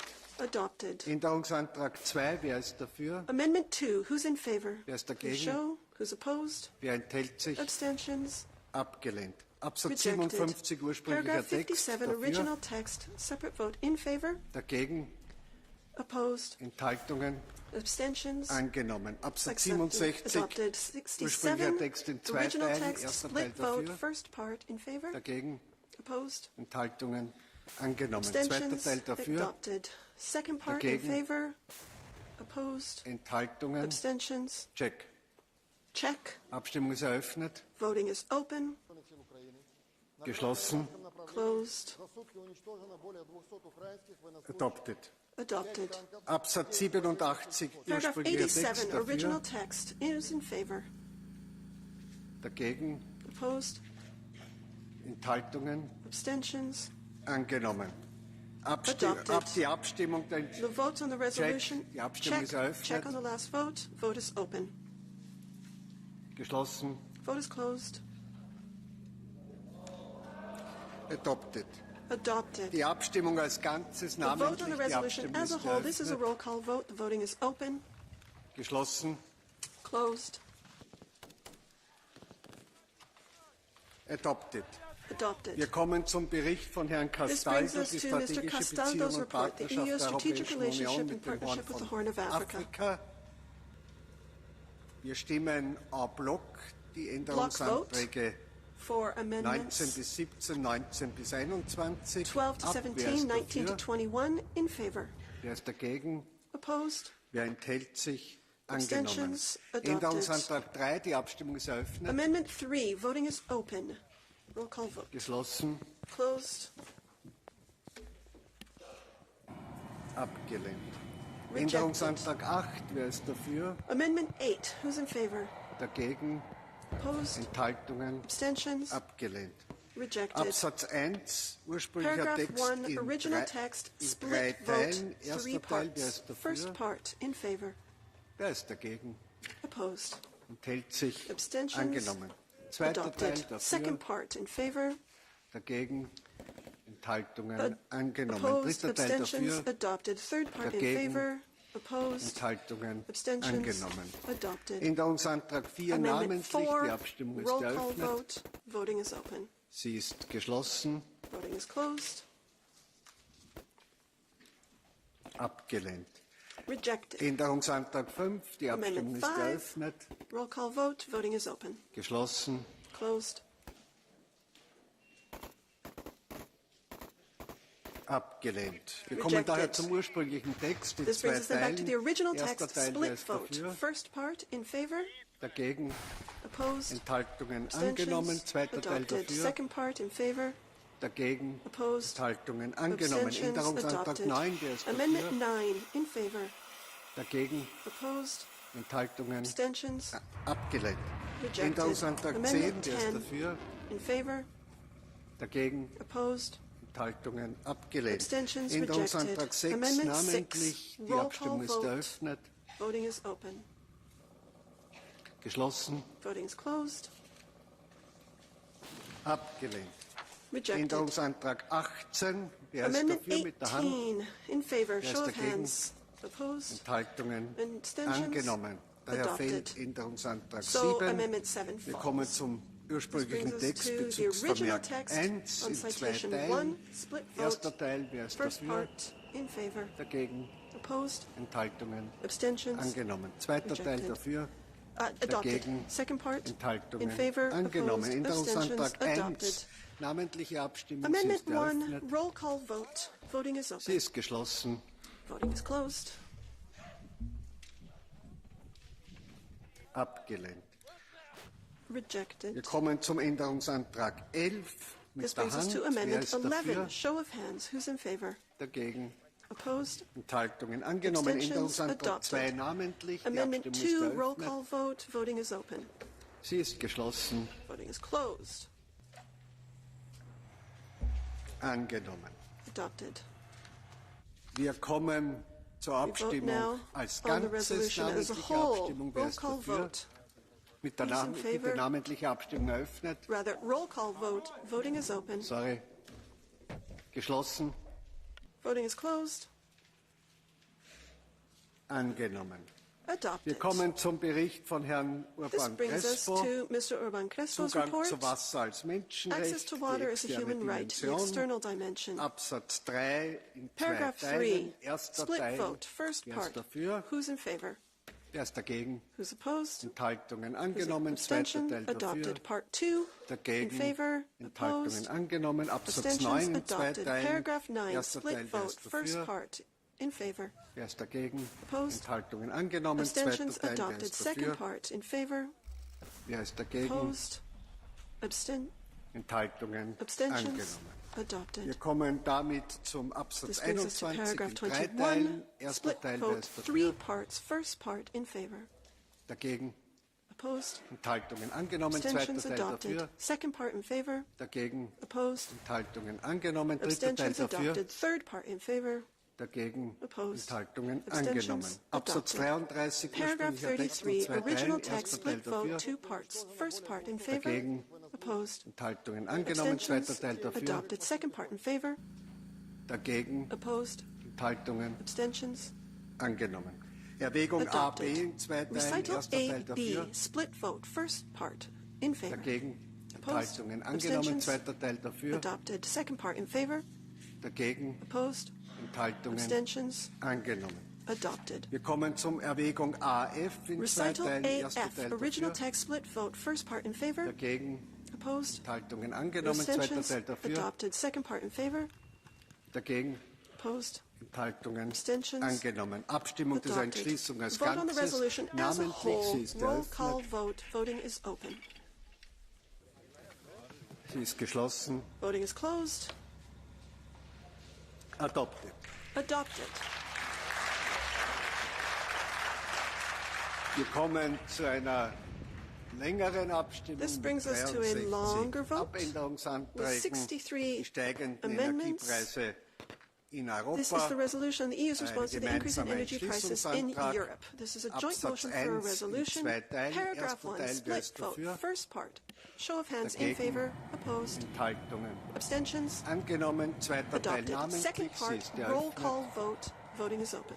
Sie ist geschlossen. Voting is closed. Angenommen. Adopted. Absatz 3 Paragraph in 3. 4 Teilen. Split vote. Erster 4 Teil, wer parts. ist dafür? First part in favor. Dagegen. Enthaltungen Opposed. angenommen. Zweiter Abstentions Teil adopted. dafür. Second part in favor. Dagegen. Opposed. Enthaltungen angenommen. Abstentions adopted. Dritter Teil Third namentlich. part. Sie Roll ist call eröffnet. vote. Voting's open. Geschlossen. Closed. Adopted. Vierter Adopted. Teil. Wer Fourth ist part. dafür? Ein Zeichen In mit der Hand. favor. Show of hands. Dagegen. Opposed. Enthaltungen angenommen. Abstentions adopted. Änderungsantrag 8 namentlich. Amendment Sie ist 8. Roll eröffnet. call vote. Vote is open. Geschlossen. Closed. Abgelehnt. Rejected. Änderungsantrag 9 namentlich. Amendment Sie ist 9. Roll eröffnet. call vote. Vote is open. Geschlossen. Vote is closed. Abgelehnt. Rejected. Änderung 17, ein Zeichen mit der Hand. Wer Amendment ist dafür? 17. This is a show of hands. In favor. Dagegen. Opposed. Enthaltungen Abstentions. abgelehnt. Rejected. Änderung 18 namentlich. Sie 18. ist Roll call eröffnet. vote. Vote is open. Geschlossen. Closed. Abgelehnt. Rejected. Änderungsantrag 28. Amendment Die 28. Abstimmung ist eröffnet. Voting is open. Geschlossen. Closed. Abgelehnt. Rejected. Änderungsantrag 29 namentlich. Sie 29. ist Roll eröffnet. call vote. Vote is open. Geschlossen. Closed. Abgelehnt. Rejected. Änderungsantrag 30 Amendment namentlich. Sie 30. ist Roll call eröffnet. vote. Vote is open. Geschlossen. Closed. Abgelehnt. Änderungsantrag 31 mit der 31. Hand. Wer ist Show of dafür? hands. Who's in favor? Dagegen. Who's opposed? Enthaltungen. Abstentions? Check. Check.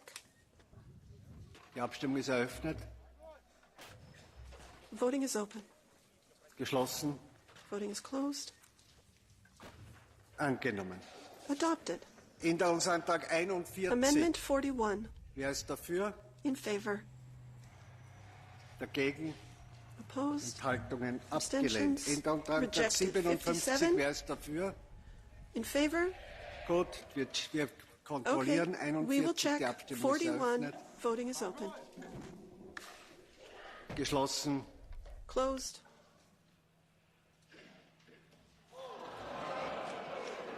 Ja, das hat man nicht gesehen. Well, we didn't see that.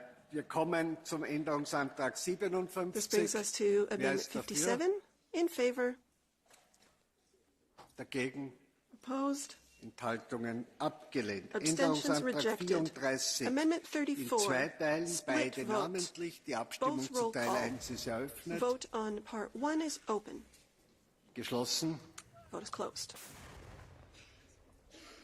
Angenommen. Teil 2 Adopted. Part 2. eröffnet. Vote is open. Geschlossen. Vote is closed. Abgelehnt. Rejected. Änderungsantrag Amendment 35 35. namentlich Roll eröffnet. call vote. Vote is open. Geschlossen. Closed. Angenommen. Adopted. Erinnerung 58. Amendment Wer ist 58. dafür? Show of hands. Who's in favor? Wer ist dagegen? Who's opposed? Enthaltungen abgelehnt. Abstentions rejected. Absatz 5, ursprünglicher Text Paragraph 5, namentlich. Die original Abstimmung text. ist Roll call eröffnet. vote. Vote is open. Geschlossen. Closed. Angenommen. Adopted. Änderungsantrag Amendment 32 namentlich. 32. Sie ist Roll call eröffnet. vote. Vote is open. Geschlossen. Closed. Abgelehnt. Rejected. Absatz 6 in zwei Teilen. Erster Paragraph Teil, 6, wer split ist vote. dafür? First part. Who's in favor? Show of Dagegen. hands. Opposed. Enthaltungen angenommen. Abstentions Zweiter Teil adopted. namentlich. Die Abstimmung Roll ist call vote for the eröffnet. second part. Voting open. Geschlossen. Voting closed. Angenommen. Adopted. Änderung 19. Amendment Wer ist dafür? 19. In favor. Dagegen. Opposed. Enthaltungen angenommen. Abstentions adopted. Änderungsantrag Amendment 46 46. namentlich. Roll Die call Abstimmung ist vote. eröffnet. Vote is open. Geschlossen. Closed. Abgelehnt. Wir Rejected. kommen zu Absatz 8 Paragraph 8. in zwei Teilen. Split Erster vote. Teil, Two wer ist parts. dafür? First part. Who's in favor? Dagegen. Opposed. Enthaltungen angenommen. Abstentions Zweiter Teil adopted. Second namentlich. Sie part. ist Roll call eröffnet. vote. Voting is open. Sie ist geschlossen. Closed. Angenommen. Adopted. Änderungsantrag 38 namentlich. Amendment Abstimmung 38. Roll eröffnet. call vote. Vote is open. Geschlossen. Closed. Abgelehnt. Wir Rejected. kommen zum ursprünglichen Text in To the zwei original Teilen. text Erster then, Teil, split wer vote, ist two dafür? parts. First part, who's in favor? Dagegen. Opposed? Enthaltungen angenommen. Abstentions? Zweiter Teil Adopted. dafür. Second part, in favor? Dagegen. Opposed? Enthaltungen angenommen. Abstentions? Änderungsantrag Adopted. 40 Amendment namentlich. Sie ist 40, roll eröffnet. call vote. Voting is open. Geschlossen. Closed. Abgelehnt. Rejected. Ursprünglicher Text. Wer ist dafür? Original Ein Zeichen text. mit der Who's in Hand, favor? bitte. Show of hands, please. Dagegen. Opposed? Enthaltungen Abstentions? angenommen. Adopted. Änderungsantrag 6. Wer ist Amendment dafür? 6. Who's in favor? Wer ist dagegen? Opposed? Enthaltungen Abstentions? abgelehnt. Rejected. Änderungsantrag 20. Namentliche Amendment 20. Abstimmung Roll call eröffnet. vote. Voting is open. Geschlossen. Closed. Abgelehnt. Rejected. Wir kommen zum ursprünglichen Text. Original text Namentliche then. Abstimmung Roll call eröffnet. vote. Voting is open. Geschlossen. Voting is closed. Angenommen. Adopted. Änderungsantrag Amendment 21. Wer ist 21. dafür? Who's in favor? Wer ist dagegen? Opposed? Enthaltungen Abstentions? abgelehnt. Änderungsantrag Rejected. Amendment 39. Wer ist 39. dafür? In favor? Dagegen? Opposed? Enthaltungen Abstentions? abgelehnt. Rejected. Wir kommen zu Absatz 13, Paragraph Änderungsantrag 13, 7 in zwei Amendment Teilen. 7, Erster Teil, split wer ist vote. dafür? First part, who's in favor? Dagegen? Is opposed? Enthaltungen? Abstentions? Check. Check. Abstimmung ist eröffnet. Vote is open. Geschlossen. Vote is closed. Abgelehnt. Rejected. Zweiter Teil. Second Wer ist part. dafür? Who's in favor? Dagegen? Opposed?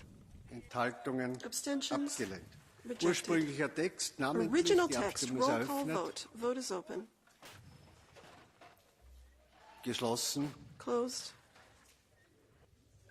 Angenommen. Wir Adopted. kommen zu Absatz 14 Paragraph 14. in zwei Teilen. Split Beide vote. Two namentlich. parts. Erster Teil, Both die roll call Abstimmung ist votes. First eröffnet. part. Vote is open.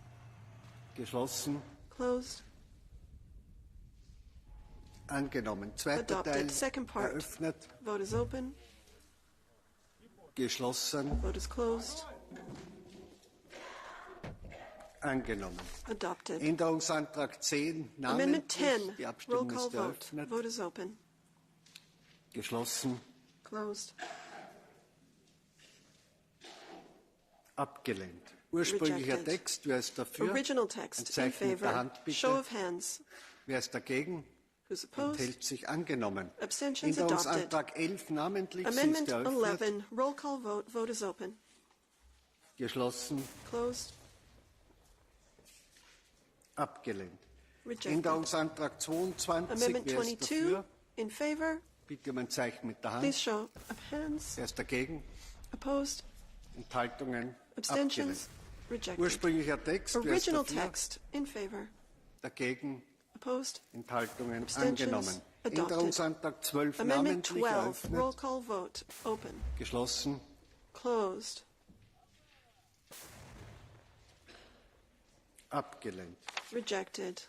Absatz 17 in 3 Paragraph Teilen. Erster 17. Teil, wer Split ist vote. dafür? 3 parts. First part. Who's in favor? Dagegen Enthaltungen angenommen. Opposed. Zweiter Teil Abstentions. dafür. Adopted. Second part in favor. Dagegen Opposed. Enthaltungen angenommen. Abstentions. Dritter Teil Adopted. Third part. namentlich Roll call eröffnet. vote. Open. Geschlossen. Closed.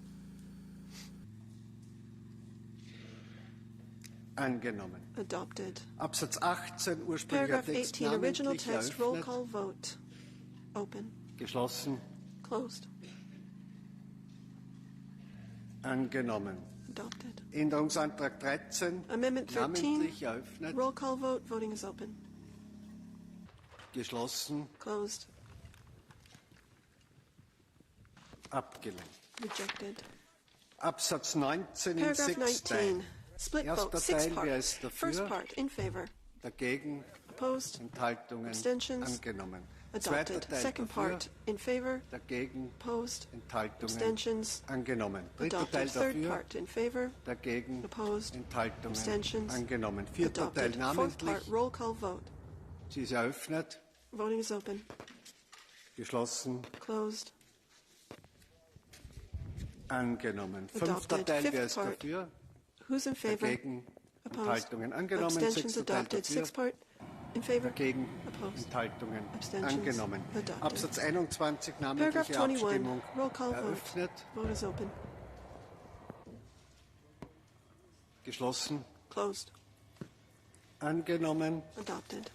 Absatz 23 Änderung Paragraph 37 23. namentlich Amendment eröffnet. 37. Roll call vote. Vote is open. Geschlossen. Closed. Abgelehnt. Rejected. Ursprünglicher Text in Original 5 Teilen. text. Erster Split Teil, wer vote. ist 5 dafür? parts. First part. Who's in favor? Dagegen Opposed. Enthaltungen angenommen. Abstentions Zweiter Teil adopted. Second namentlich. part. Sie Roll ist call vote. eröffnet. Vote is open. Sie ist geschlossen. Closed. Angenommen. Dritter Teil, Adopted. ein Third Zeichen part. mit Show der of Hand. Wer ist hands. dafür? In favor. Dagegen Opposed. Enthaltungen Abstentions angenommen. adopted. Vierter Teil, wer ist Fourth dafür? part. In favor. Wer ist dagegen? Opposed. Enthält sich Abstentions angenommen. Fünfter Teil adopted. Fifth namentlich. part. Sie ist Roll call eröffnet. vote. Vote is open. Geschlossen. Closed. Angenommen. Adopted. Absatz 24 in 2 Paragraph Teilen. 24. Split Erster vote. Teil, 2 wer ist parts. dafür? First part. In favor. Dagegen Opposed. Enthaltungen angenommen. Abstentions Zweiter Teil adopted. Second dafür. part. In favor. Dagegen Opposed. Enthaltungen angenommen. Abstentions adopted. Änderungsantrag Amendment 23 23. namentlich Roll call eröffnet. vote. Open. Geschlossen. Closed. Angenommen. Adopted. 24 eröffnet. Amendment 24. Vote is open. Geschlossen. Closed. Angenommen. Adopted. Änderungsantrag 54. Amendment 54. namentlich Roll call eröffnet. vote. Vote is open. Geschlossen. Closed. Angenommen. Adopted. Damit fällt der ursprüngliche So the original Text. Wir text kommen zu then falls. This Änderungsantrag brings us to 14. Amendment namentlich 14. eröffnet. This is a roll call vote. Vote is open. Geschlossen. Closed. Abgelehnt. Rejected. Änderung 25. Amendment Die Abstimmung 25. ist eröffnet. Roll call vote. Vote is open. Geschlossen. Closed. Abgelehnt. Rejected. Änderung 52. Amendment 52. Roll call vote. Vote is open. Geschlossen. Closed. Abgelehnt. Wir kommen damit zum ursprünglichen Text in This drei brings us to the Teilen. original Erster text, Teil, split wer into ist 3 dafür? parts. First Bitte mit part, Zeichen mit der show Hand. of hands, who's in favor? Dagegen. Opposed? Enthaltungen. Abstentions? Angenommen. Zweiter Teil, wer Adopted. ist Second dafür? part, in favor? Wer ist dagegen? Opposed? Wer enthält sich? Abstentions? Angenommen. Dritter Teil, Adopted. Third namentlich. part, Sie roll ist call vote. eröffnet. Voting is open. Geschlossen. Closed. Angenommen. Adopted. Änderungsantrag 53, Amendment namentlich 53, roll eröffnet. call vote. Voting is open. Geschlossen. Closed. Abgelehnt. Rejected. Änderung 2, namentlich eröffnet. Amendment 2, roll call vote. Vote is open. Geschlossen. Closed. Abgelehnt. Rejected. Änderung 47, Amendment namentlich 47, roll eröffnet. call vote. Vote is open. Geschlossen. Closed. Abgelehnt. Rejected. 48, die Abstimmung ist Amendment eröffnet. 48, roll call vote. Vote is open. Geschlossen. Closed. Abgelehnt. Rejected. 49, die Amendment Abstimmung ist 49, eröffnet. voting is open. Geschlossen. Closed. Abgelehnt.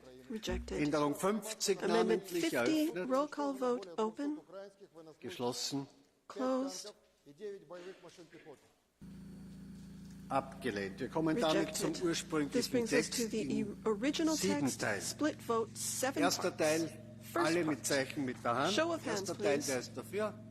All are with a Dagegen. show of hands. In favor for the first Enthaltungen. part, opposed, Angenommen. Zweiter abstentions, Teil, adopted. Second dafür. part, in favor, Dagegen. opposed, Enthaltungen. abstentions, Angenommen. adopted. Dritter Teil, Third dafür. part, in favor, Dagegen. opposed, Enthaltungen. abstentions, Angenommen. adopted. Vierter Teil, Fourth dafür. part, in favor, Dagegen. opposed, Enthaltungen. abstentions, Angenommen. adopted. Fünfter Fifth Teil, part, dafür. in favor, Dagegen. opposed, Enthaltungen. abstentions, Angenommen. Sechster adopted. Teil, Sixth dafür. part, in favor, Dagegen. opposed, Enthaltungen. abstentions, Angenommen. Siebter adopted. Teil, Seventh dafür. part, in favor, Dagegen. opposed, Enthaltungen. abstentions, Angenommen. Wir adopted. kommen zu Änderungsantrag Amendment 33, 33, namentliche Abstimmung roll call eröffnet. vote.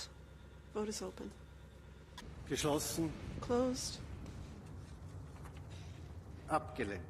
Rejected. Änderungsantrag 42 in Amendment zwei Teilen, 42, beide split vote, 2 namentlich. Der parts. erste Teil Both ist roll call eröffnet. votes. First part, voting is open. Geschlossen. Closed.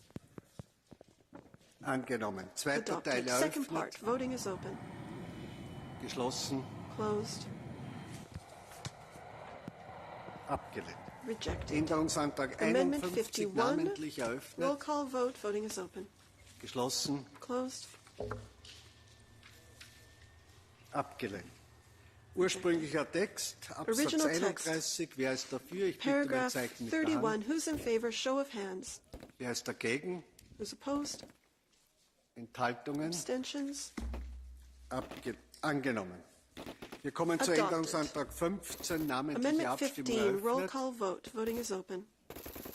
Geschlossen. Closed. Abgelehnt. Änderung Rejected. 26. Wer ist dafür? Amendment 26, in favor. Wer ist dagegen? Opposed? Enthaltungen? Abgelehnt. Abstentions? Rejected. Änderung 4. Wer ist Amendment dafür? 4, in favor. Wer ist dagegen? Opposed? Wer enthält sich? Abstentions? Abgelehnt. Änderung Rejected. Antrag 43, namentlich 43, roll eröffnet. call vote, vote is open. Geschlossen. Closed. Abgelehnt. Rejected. Änderungsantrag 59. Wer ist dafür? Amendment 59, who's in favor? Dagegen? Against? Enthaltungen? Abstentions? Abgelehnt. Wir Rejected. kommen zum ursprünglichen Text in zwei Brings us to the Teilen. original text, Erster split Teil, wer vote, ist 2 dafür? parts. First part, who's in favor? Dagegen? Opposed? Enthaltungen angenommen. Zweiter Teil Abstentions? dafür? Adopted, in favor? Dagegen? Enthaltungen angenommen. Abstentions? Änderungsantrag Adopted. 36. Amendment Wer ist dafür? 36, in favor? Dagegen? Opposed? Enthaltungen Abstentions? abgelehnt. Wir Rejected. kommen zum Änderungsantrag Amendment 27 27, namentlich. roll call vote. Die Abstimmung ist eröffnet. Vote is open. Geschlossen. Closed. Abgelehnt. Rejected. Änderungsantrag 44. Wer ist Amendment dafür? 44, in favor? Dagegen? Opposed? Enthaltungen Abstentions? abgelehnt. Wir Rejected. kommen zum ursprünglichen This brings us Text. to the original text. Sie wollen Split vote. checken, gut, You want to check that last one? 44. Good. Amendment Es wurde um 44. eine Überprüfung There's been a gebeten. request for Die a check. Abstimmung ist eröffnet. Zu Voting is open on 44. Amendment 44. Geschlossen. Closed. Angenommen. And Danke that's für den adopted. Hinweis. Thank you for pointing that Damit out. fällt der ursprüngliche So the original Text text in falls, 6 Teilen. which had Und wir kommen zu was split into 6 Änderungsantrag parts. 3. This brings us to the vote on Namentliche Amendment Abstimmung 3. That's a eröffnet. roll call vote. Vote is open. Geschlossen. Closed. Abgelehnt. Rejected. Änderung 62. Die Abstimmung 62. ist eröffnet. Roll call vote. Vote is open. Geschlossen. Closed. Abgelehnt. Änderung Rejected. 63. Amendment Die Abstimmung ist 63. eröffnet. Voting is open. Geschlossen. Closed. Abgelehnt. Rejected. Änderung 16. Die Abstimmung Amendment ist eröffnet. 16. Voting is open. Geschlossen. Closed. Abgelehnt. Rejected. Änderungsantrag 60. Amendment 60. Zeichen mit der Hand. Wer ist dafür? Show of hands. Who's in favor? Dagegen. Opposed? Enthaltung. Abstentions? Abgelehnt. Rejected. Änderungsantrag Amendment 61. Wer ist 61. dafür? In favor? Dagegen. Opposed? Enthaltungen. Abstentions? Abgelehnt. Rejected. Absatz 41 in 2 Teilen. Paragraph Erster 41, Teil. Wer split ist vote, 2 dafür? parts. First part, who's in favor? Dagegen. Opposed? Enthaltungen angenommen. Zweiter Abstentions? Teil Adopted. dafür. Second part in favor? Dagegen. Opposed? Enthaltungen Abstentions? angenommen. Adopted. Änderungsantrag 5. Wer ist dafür? Amendment 5 in favor? Dagegen. Opposed? Enthaltungen. Abstentions? Ich glaube, es ist angenommen. Wir I think checken. it's adopted, but we'll check. Eröffnet. Voting is open on Amendment 5. Geschlossen. Closed? Abgelehnt. Rejected. Änderungsantrag 1. Amendment 1. Namentlich. Roll call vote. Eröffnet. Open. Geschlossen. Closed. Abgelehnt. Rejected. Änderung 55. Amendment Wer ist 55. dafür? Who's in favor? Dagegen. Opposed? Enthaltungen Abstentions? abgelehnt. Änderung Rejected. Amendment 45 namentlich 45. eröffnet. Roll call vote. Vote is open. Geschlossen. Closed. Abgelehnt. Rejected. Änderung 56. Wer ist dafür? Amendment 56. Who's in favor? Dagegen. Opposed? Enthaltungen abgelehnt. Abstentions? Rejected. Änderungserwägung. Recital Ursprünglicher O. Text Now, in 2 original Teilen. text, split vote. Erster Teil. Wer ist First dafür? part. In favor? Dagegen. Opposed? Enthaltungen angenommen. Abstentions? Zweiter Teil Adopted. Second dafür. part in favor? Dagegen. Opposed? Enthaltungen Abstentions? angenommen. Die Adopted. Abstimmung als Now I'd like Ganzes. to vote on the Wer ist resolution as a dafür? whole. In favor? Wer ist dagegen? Opposed? Enthaltungen Abstentions? angenommen. Herzliche Adopted. Gratulation. Congratulations. Damit ist die Abstimmung This brings us to the end of the abgeschlossen. voting.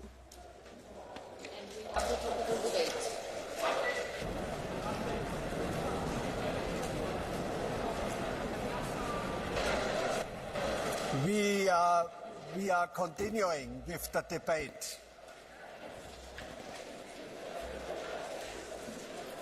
So please leave very quickly because I have to continue with the debate.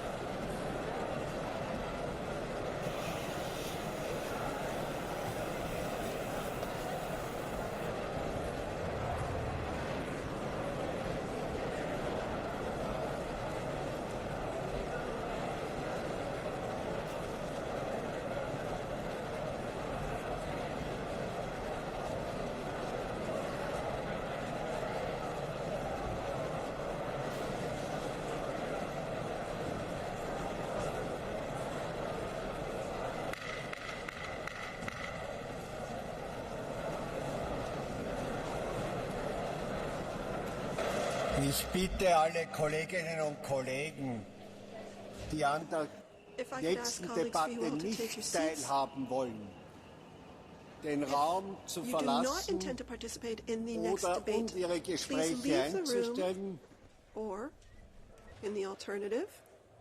Ich setze fort das Protokoll der gestrigen Sitzung und die angenommenen Texte sind verfügbar. Gibt es zu diesem vorliegenden Protokoll Einwände? Das ist nicht der Fall. Daher ist das Protokoll damit genehmigt. Wir kommen nun zu den Aussprachen. We will now move to the debates. Und der Topical Debate. The topical debate is the next item on the agenda. Wir kommen nun zu den Aussprachen. Der nächste Punkt der Tagesordnung folgt the next item on the agenda zum Thema die Bekämpfung der von Putins europäischen Freunden lancierten anti-europäischen und anti-ukrainischen Propaganda. Ich möchte alle Mitglieder darauf hinweisen, dass es bei dieser Aussprache keinen spontanen Wortmeldungen gibt, dass keine blauen Karten akzeptiert werden und ich darf mit dem Verfasser der Stellungnahme beginnen, Herrn Stefan Séjourné. Monsieur, the floor is yours.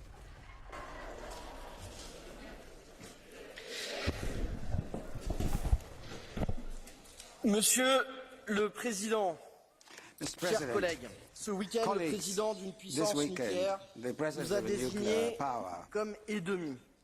Le président du parti de Poutine, Russie unie, a menacé directement d'utiliser des armes contre les villes européennes. Les députés de ce même parti, membres du Parlement russe, ont appelé à des génocides, à des viols, à des enlèvements d'enfants ukrainiens.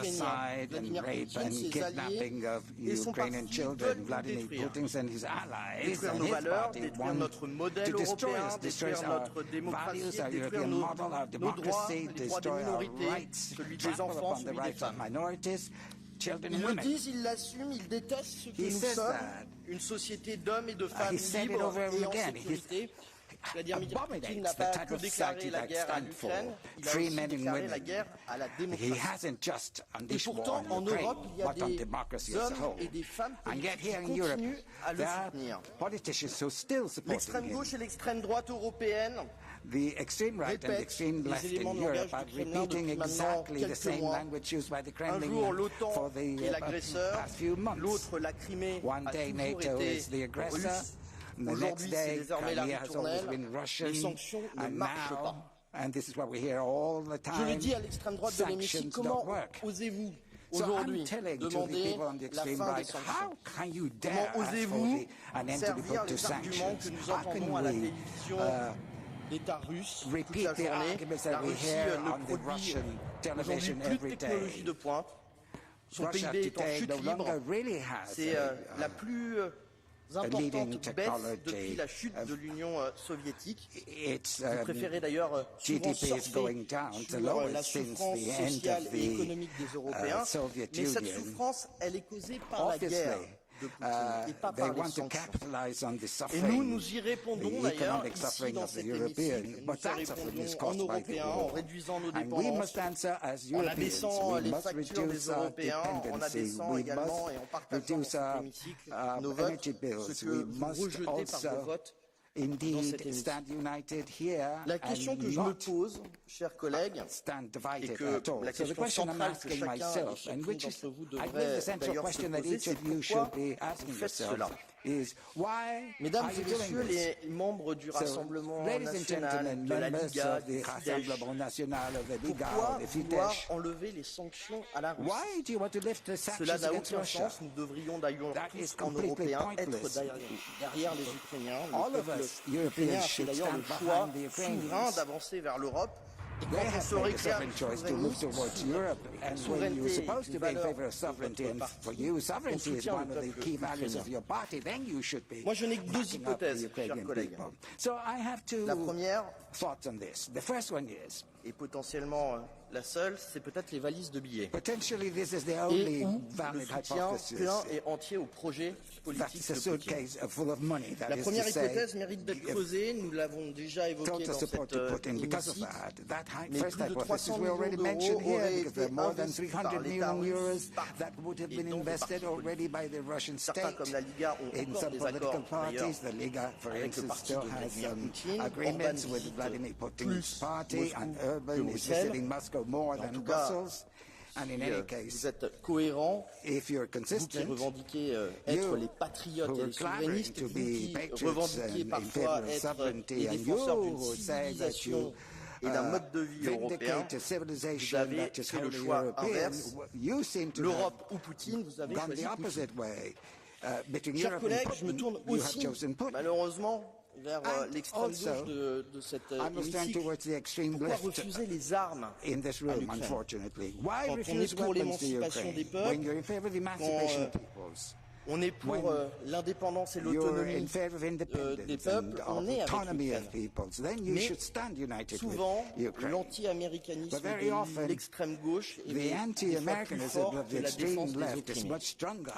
Et puis même, je veux dire, au centre de cette let me say that in the very center of this dans notre propre camp des pro-européens, pourquoi Silvio Berlusconi est encore membre du PPE après sa déclaration hallucinante sur l'Ukraine? Pourquoi tant de dirigeants bulgares et slovaques aux propositions pro-russes se disent encore socialistes? Et pourquoi nos institutions, Monsieur le Commissaire, pourquoi nos institutions continuent-elles de donner de l'argent à la Serbie de Vučić, lui aussi membre du PPE? Alors, chers collègues, je n'irai pas plus loin. Il faudra une enquête internationale sur les 300 millions d'euros. Je conclue, Monsieur le Président. Nous, citoyens, nous devons savoir et mettre une barrière entre les liens qu'il y a entre ces partis politiques. C'est pour ça que mon groupe politique a voulu ce débat pour clarifier la position et les propositions des uns et des autres dans cet hémicycle. Merci, Monsieur le Président.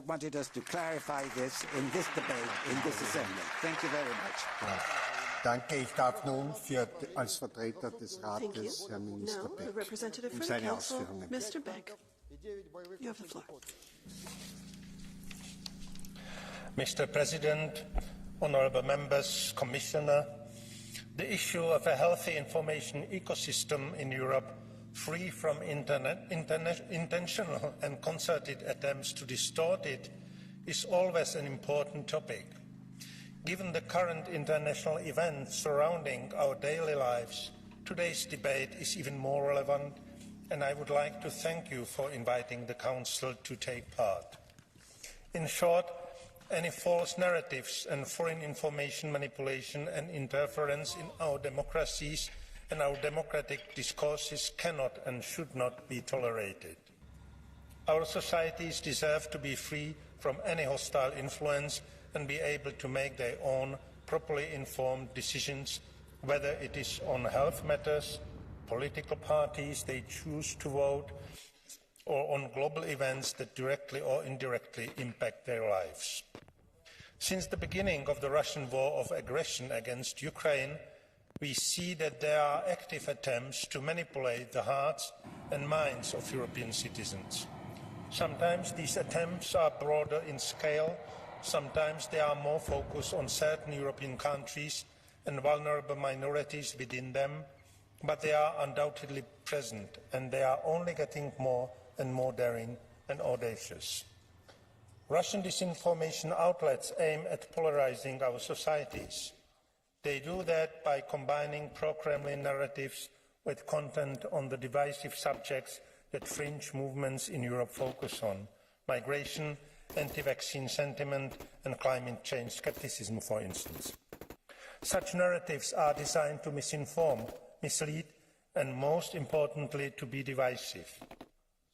This is why the Council has clearly stated from the outset of the war that such hostile, opportunistic and dangerous activities will not be tolerated as our people must be protected from attempts to distort reality. As a result, we introduced restrictive measures against Russia-associated outlets conducting disinformation and information manipulation actions. And yet, despite our early actions, we must prepare for the long and difficult road ahead of us. There is no silver bullet from complex attempts to interfere in our democracies, and we must work on multiple fronts to continue to defend our values and principles.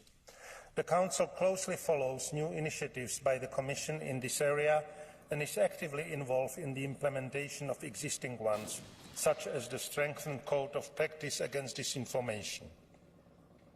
We look forward to even more ambitious actions based on the whole of society approach, as we have to be all together in this fight against propaganda and information manipulation.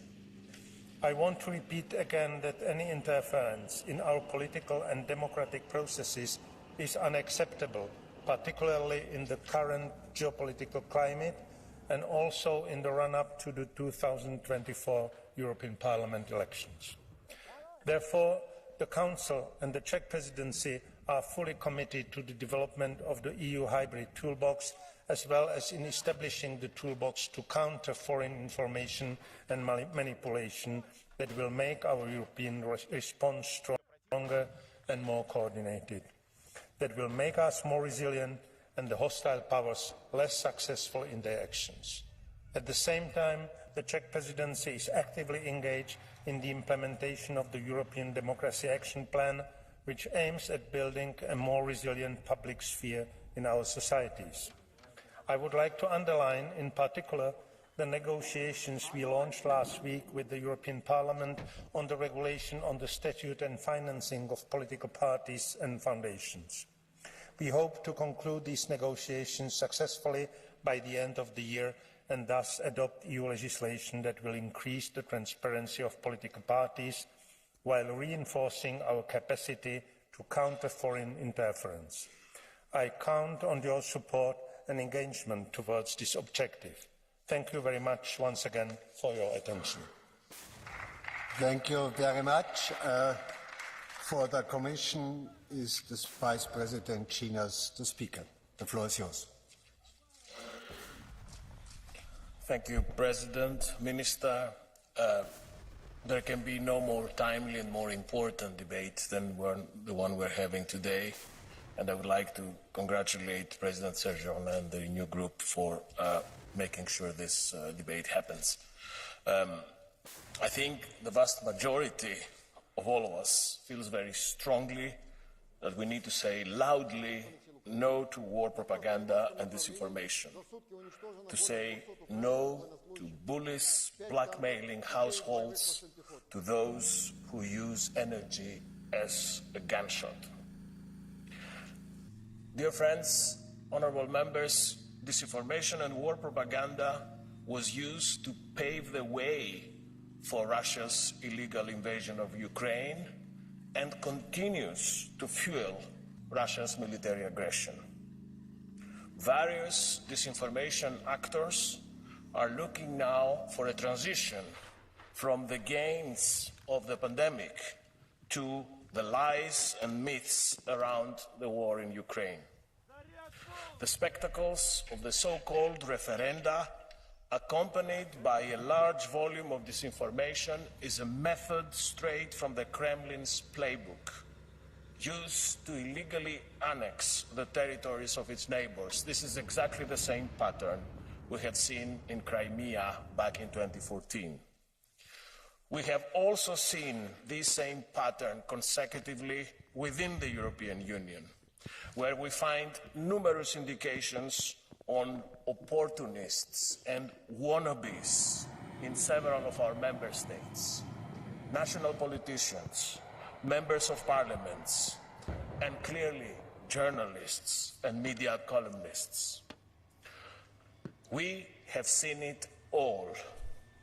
Russian diplomats expelled from Athens some years ago and Sofia a few months ago, media tycoons clearly trying to impose gonzo networks and Muppet journalism in our capitals, We read reports about Kiev allegedly falling in the first 3 days of the war.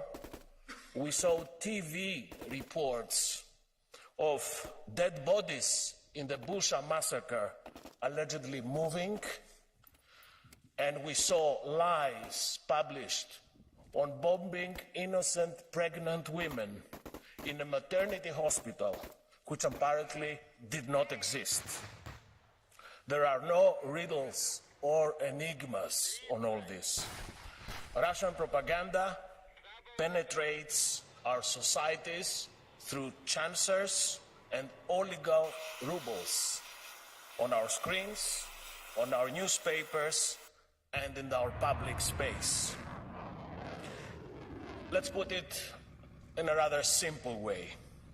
Russian disinformation and propaganda is targeting both European and international audiences in order to undermine the democratic West's support to Ukraine and vilify our Ukrainian partners. And this is crucial within our union and our closest friends and allies, as for instance in the Western Balkans, where I'm visiting these days. This is our moment now, as Europeans, to refute this propaganda, to defend and stand for the truth, and strike back. As seen by our recent reports on Disinfo Lab and from Facebook, by impersonating European media outlets, using proxies online and using other manipulative behavior, Russia is targeting now Europeans directly with apocalyptic messages about impeding winter without heating and accusing EU sanctions of growing inflation and energy bills. Fighting online disinformation and foreign information manipulation and interference is now a key priority, not only for the Commission, but I think for our institutions as a whole. We now have the Code of Practice of Disinformation, which we strengthened this year, and this is the centerpiece of our efforts. Since the beginning of the war, the Commission has been monitoring through regular meetings the platform's actions to address directly Russian propaganda. The tech companies, signatories of the Code of Practice, are implementing our sanctions and are taking important steps together with us to curb the spread of propaganda and harmful disinformation, including the closing of many accounts, demotion of disinformation, or stepping up cooperation with fact-checkers. The European Digital Media Observatory and its national hubs have also been instrumental in this fight. By focusing our activities on Ukraine over the last few months, the collaboration of EU fact-checkers and academic researchers has decreased the capacity of our attackers and has increased our ability of detecting, analyzing, and exposing disinformation and war-related campaigns. The Observatory's specific task force on the war has identified more than 1,600 disinformation instances related to the war through fact checks and issued reports and investigations on both emerging and trending narratives. We will continue to build on this valuable expertise, expanding the coverage of the Observatory activities to 100% of the EU population, as well as in the context of the Code's monitoring and exchange with technology platforms. Honourable members, we have imposed as a union the biggest and deepest sanctions packages in our history, including against notorious figures directly involved in disinformation. We have even sanctioned, for the first time ever, the broadcasting of Russian media such as Russia Today and Sputnik, as they were clearly propaganda machines. We have curbed the activity of the Kremlin's weapon of mass deception, not only in full respect with fundamental rights and freedoms, but in order precisely to protect these fundamental rights and freedoms. We are also very actively raising awareness about pro-Kremlin disinformation via our EU versus Disinfo website and with the help of our delegations around the world. We cooperate closely with the Stratcom Center and the Ministry of Foreign Affairs of Ukraine, supporting civil society and media in this country. And when the war is over, believe me, there will be many pilgrimages in Kiev to see precisely how successful this cooperation has been. And building on the action plan against disinformation and the European Democracy Action Plan, as confirmed lately by the Strategic Compass, we have put in place very tangible, specific measures to address foreign information and manipulation.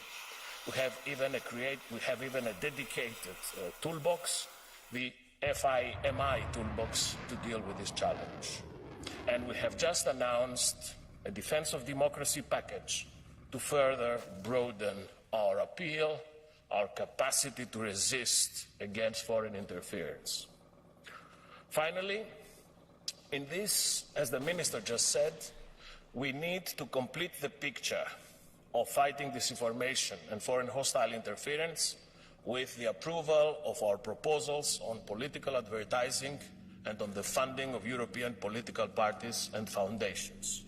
We need to work in earnest and swiftly to have agreements on this emblematic and meaningful piece of legislation.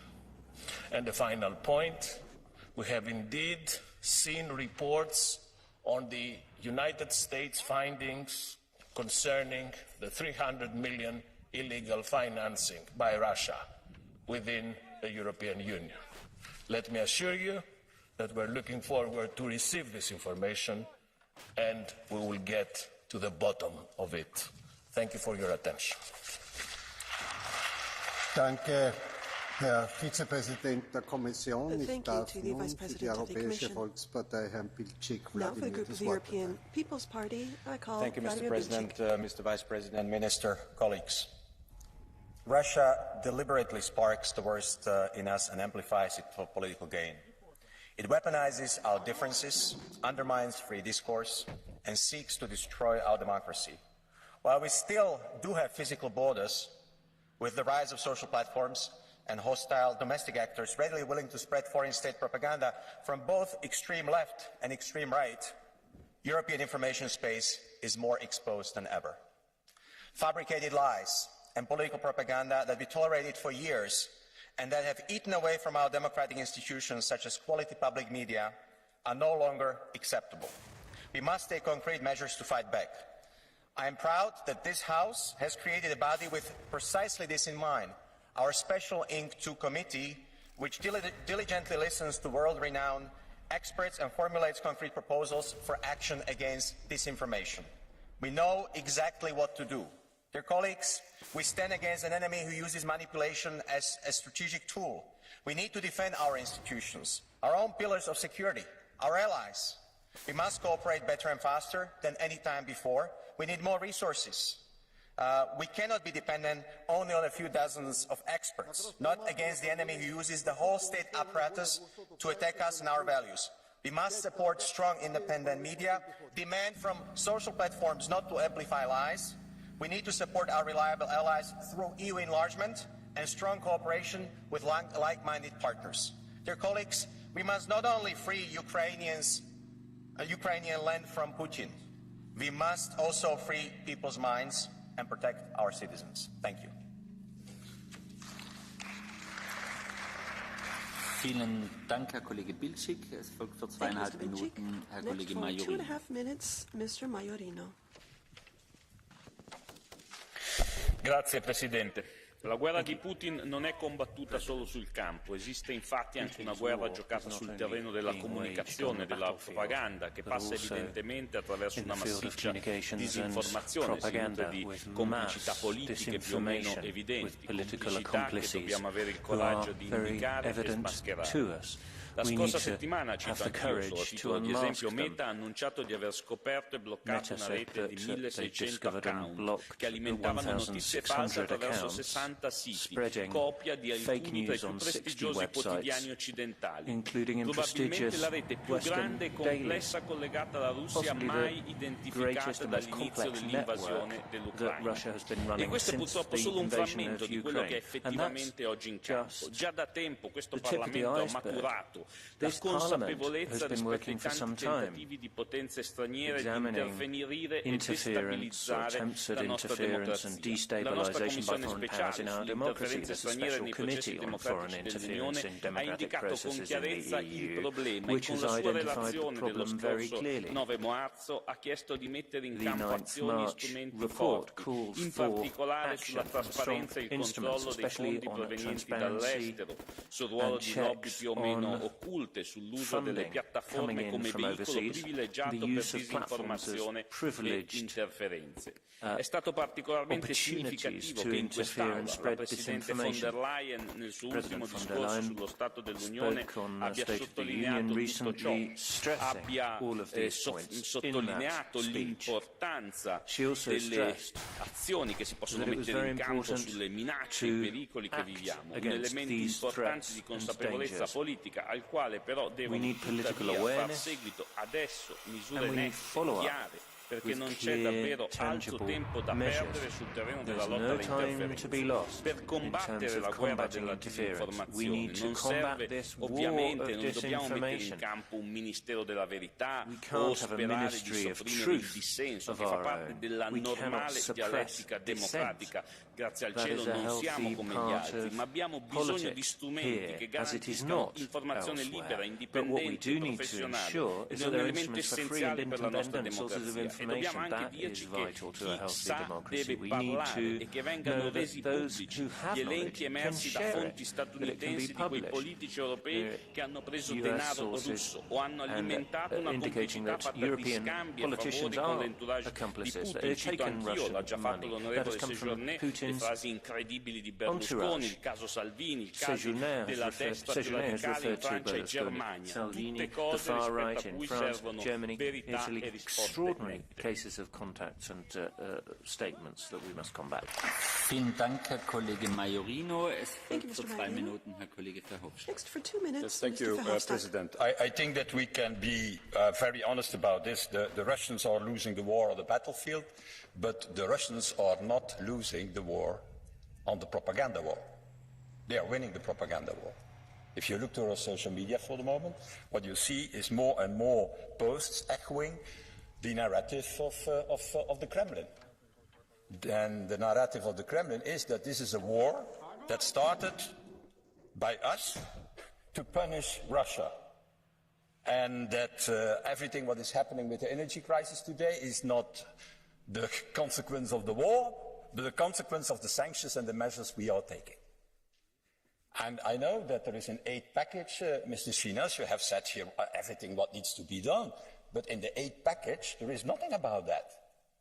In the aid package is a package where we increase the sanctions against Russian individuals from 1,232 to 1,262, 30 more. Mainly people who were involved in the referenda in eastern and south Ukraine.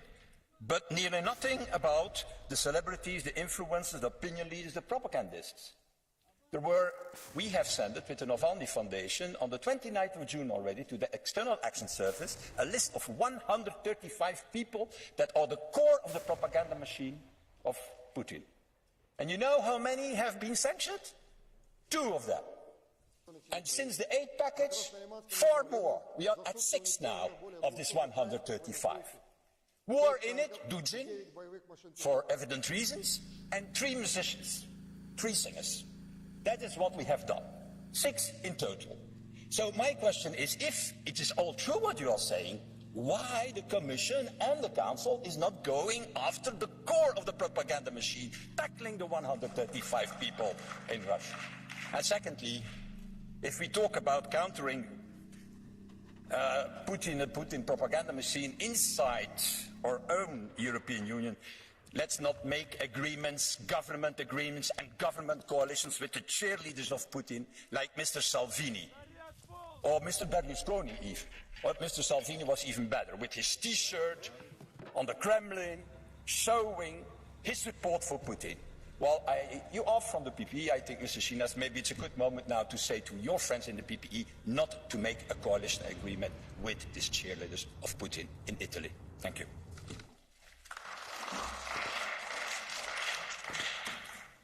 Vielen Dank, Herr Kollege Verhofstadt. Es folgt für 1,5 Minuten Frau Kollegin Next, for 1.5 minutes, Ms. Gregorova.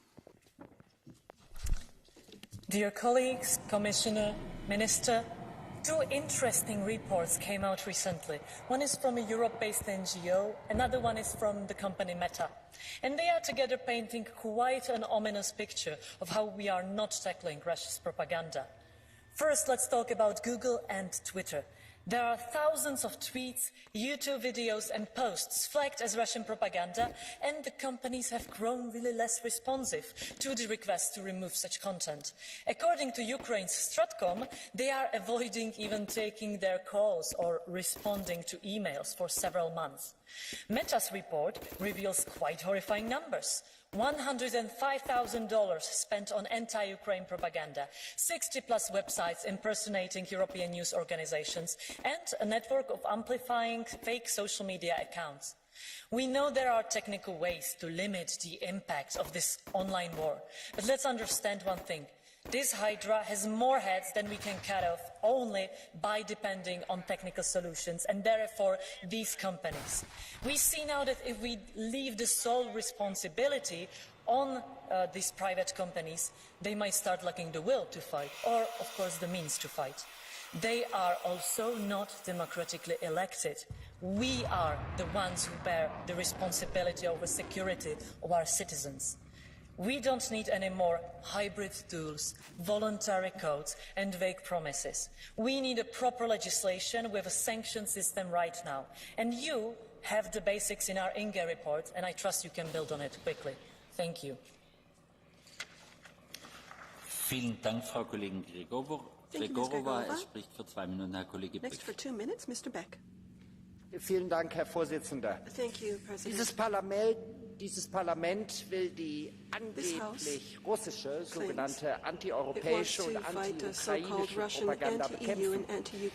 Dies wirft unter anderem folgende Frage auf. Wann ist Kritik an der EU und der ukrainischen Regierung antieuropäische und anti-ukrainische Propaganda? Hier 3 Fakten und 3 Fragen für Sie. Erstens, Radek Sikorski, ehemaliger polnischer Außen- und Verteidigungsminister und derzeit Mitglied dieses Hauses, hat per Twitter den USA für die Sabotage der Nord Stream Pipeline ausdrücklich gedankt. Und seine Frau haben engste Verbindungen zum Weißen Haus und zur Biden-Administration. Glauben Sie wirklich, Herr Sikorski verbreitet anti-ukrainische Propaganda oder sei von Russland bezahlt worden? Und was wäre denn, hätte er andere Geldgeber? Zweitens, das Europäische Parlament will zu Recht Geldwäsche und Steuerhinterziehung eindämmen. Doch der ukrainische Präsident Zelensky hat vom Oligarchen Kolomoisky $40 Millionen auf Offshore-Konten erhalten. Das wissen wir aus den Pandora Papers, die geheime Offshore-Konten von 35 Regierungschefs offenlegen. Sind die Pandora Papers deshalb anti-ukrainische Propaganda? Drittens, Korruptionswahrnehmungsindex von Transparency International ist Ukraine mit Abstand das korrupteste Land in Europa. Ist dies anti-ukrainische russische Propaganda? All diese Fakten werden von westlichen Regierungen und staatsnahen Medien verschwiegen. Mir scheint, unser Problem ist eher staatsfinanzierte Pro-EU-Meinungsmache, that the EU funded pro-EU propaganda and anti-Russian warmongering should finally be ended and considered anti-Ukrainian propaganda. Thank you. Thank you. For 2 minutes next, Ms. Sidlow. Dziękuję bardzo. Panie Przewodniczący, Szanowny Panie Komisarzu, Szanowni Państwo. To jest bardzo ważna debata, jak już tutaj zostało powiedziane i mam nadzieję, że ona jest szczera i że rzeczywiście chcemy skutecznie walczyć z propagandą Putina i niszczeniem tego, co jest najcenniejsze. Jedności i solidarności Unii Europejskiej. Bo dzisiaj w obliczu wojny na Ukrainie powinniśmy być właśnie zjednoczeni i powinniśmy być solidarni. Jednym z elementów tego jest właśnie walka z dezinformacją i propagandą. Ale Szanowni Państwo, żebyśmy to mogli zrobić skutecznie i rzeczywiście szczerze, to trzeba odpowiedzieć sobie również tutaj w tej Izbie na kilka pytań, ponieważ Putin destabilizował sytuację w Unii Europejskiej już od dawna. I było na to przyzwolenie. I były decyzje, które tutaj również zapadały, które pozwalały mu na takie działania dotyczące chociażby polityki energetycznej, przyzwalające na budowę Nord Stream 1, Nord Stream 2, pozwalające na destabilizowanie całego systemu energetyki gospodarki Unii Europejskiej. Te decyzje zapadały również tutaj. I to kraje Unii Europejskiej, rządy Unii Europejskiej popierały takie działania. Nie mówię tego po to, żeby Państwu to wyrzucać, ale mówię po to, żeby była wreszcie refleksja i żebyśmy szczerze ze sobą rozmawiali. Bo jak rozumieć słowa prominentnego polityka Platformy Obywatelskiej, członka EPP, który tutaj był kiedyś ministrem też spraw zagranicznych w polskim rządzie, była przed momentem również o tym mowa, jeżeli on wypisuje na Twitterze takie rzeczy, które są właśnie elementem działającym na rzecz Putina i nie ma żadnej reakcji ze strony jego grupy politycznej. Jak rozumieć telefony prezydenta Francji, który w czasie, kiedy Ukraina krwawiła i krwawi, cały czas podtrzymywał dialog z Putinem. Jak rozumieć wiele innych decyzji polityków, którzy nie chcieli wspierać od razu bardzo zdecydowanie i mocno, mimo apeli na przykład rządu Polski, Ukrainy, wysyłać broń na Ukrainę. A więc jeżeli rozmawiamy o tym, że czas skończyć z tą polityką wspierającą Putina, to bądźmy naprawdę szczerzy i skuteczni.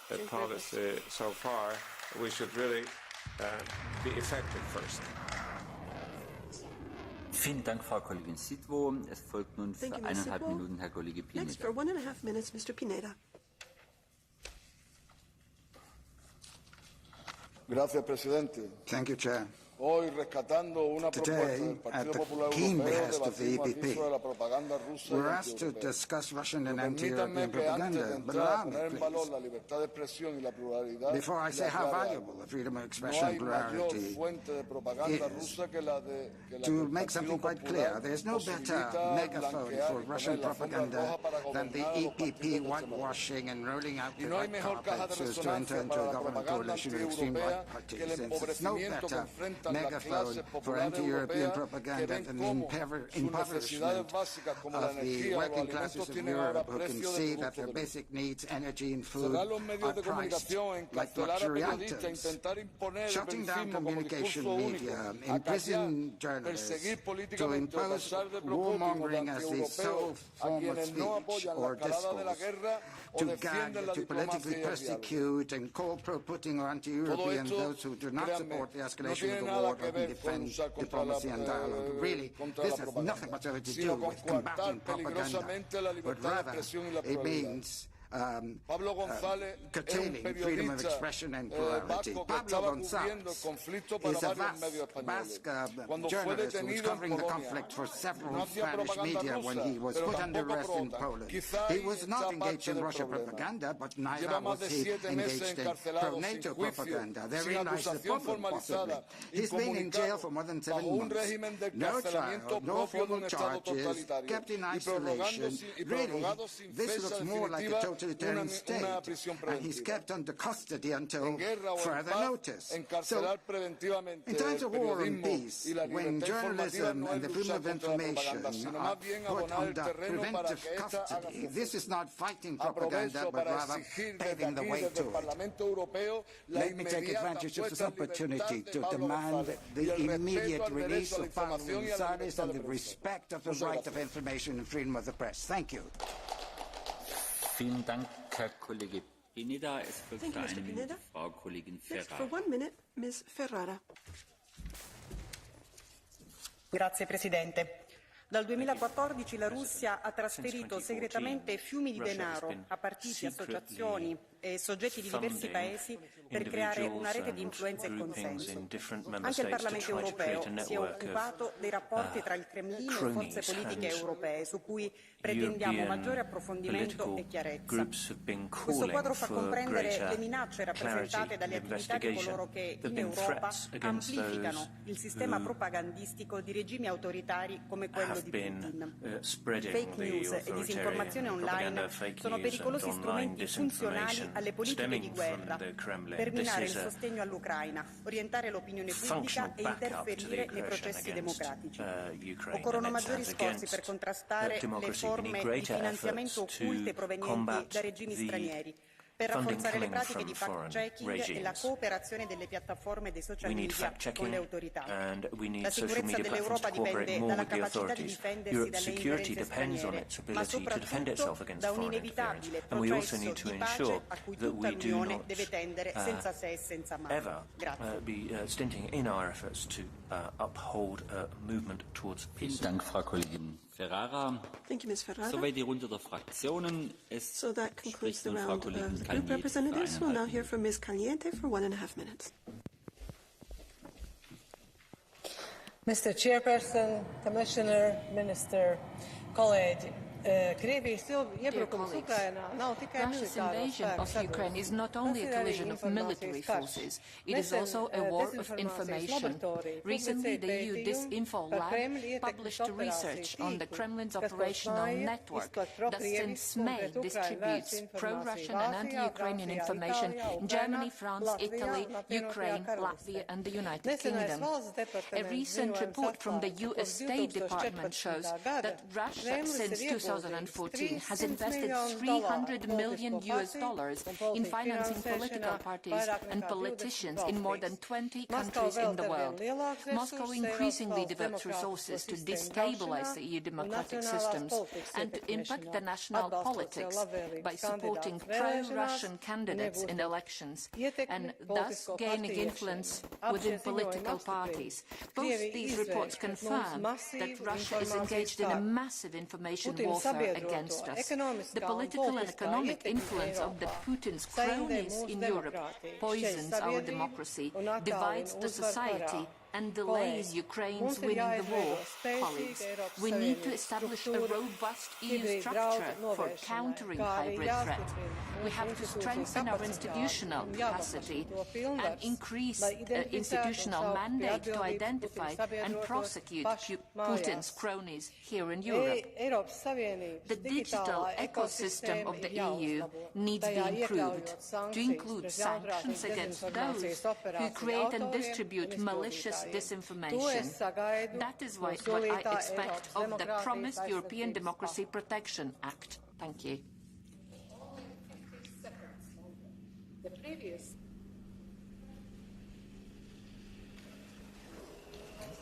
Colleague Kalniete, it is a custom in the House, which I personally do not appreciate totally, that the first round of speakers have a bit more freedom, and I keep the line towards every speaker here in the House. Spricht nun für 2,5 Minuten. By the way, I saw exactly from here who from the first round was here for a long time, at least until the end of the round of the first speakers.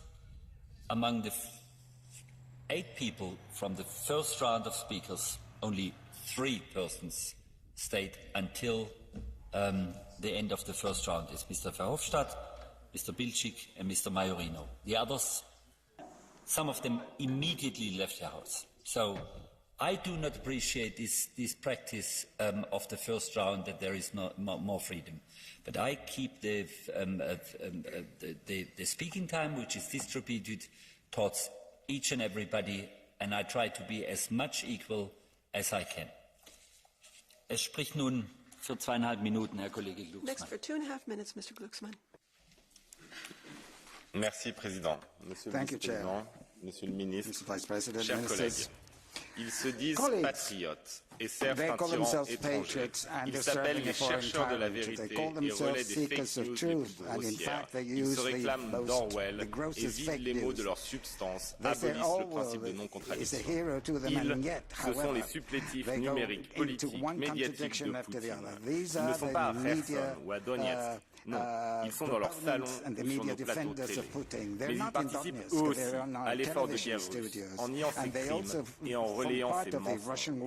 Ils sont souvent d'extrême droite, comme Matteo Salvini ou Marine Le Pen, mais pas toujours. Ils viennent parfois aussi de la gauche, comme Ségolène Royal, ou de la droite, comme Silvio Berlusconi. En temps de paix, ce sont des menteurs ou des idiots utiles.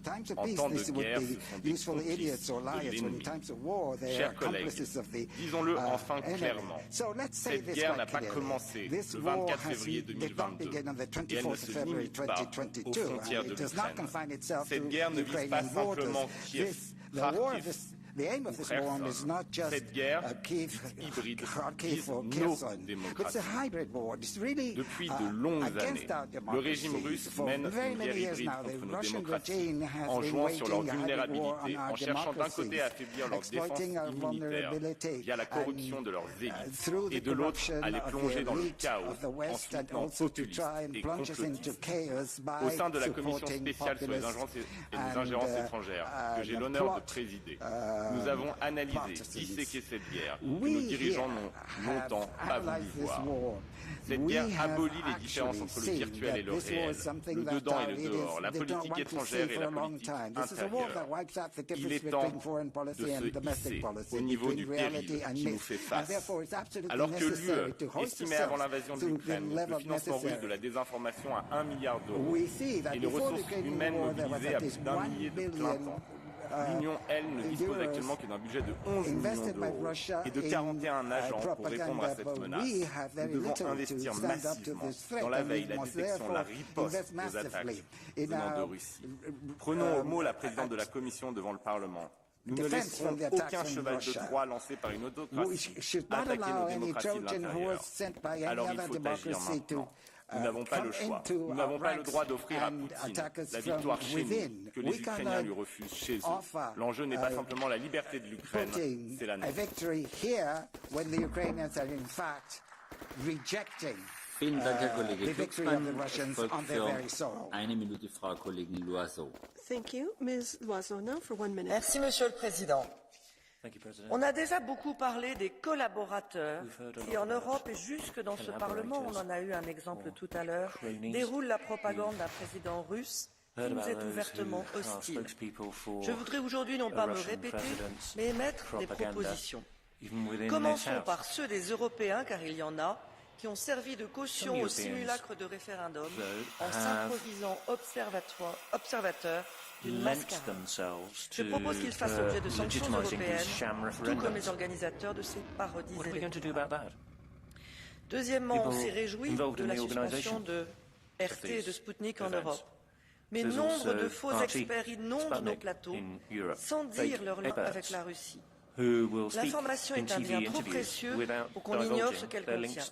Je voudrais encourager les médias à afficher de façon systématique qui travaille, ceux qu'ils invitent, anciens militaires, anciens diplomates, pseudo-journalistes, mais vrais businessmen de l'influence. Je m'étonne enfin que Telsat contribue à disséminer de la propagande russe en diffusant via 4 satellites plus de 300 chaînes russes de télévision, une cinquantaine de radios à 15 millions de foyers russes. Il n'est plus le temps de constater.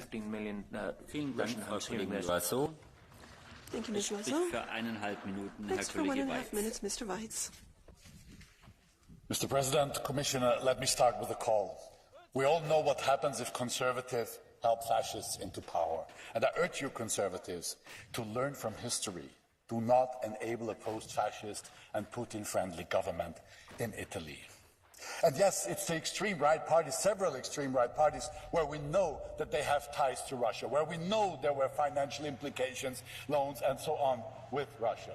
But the polarization through fake news and ads on the social media, the polarization of our society serves all far-right parties and are distracting our elections, our democratic election systems in the European Union. We have to be aware of that. But we also have to acknowledge that many of our politicians, from conservatives, from social democrats, even from liberals, were driving us into this dangerous dependency on Russian gas. And some of them even profited personally by serving as employees of Russian companies. Okay, this was the past, but I think after 24th of February, after the invasion of Russia into Ukraine, we should all be very clear. Putin is using disinformation and fake news for polarization. Putin is using extreme right, and Putin is also using some of our prominent political figures for his asymmetric war. EPP, you have nothing to win by supporting post-fascists. Come back to the cordon sanitaire, and please start with not supporting a post-fascist and pro-Putin government in Italy. Thank you.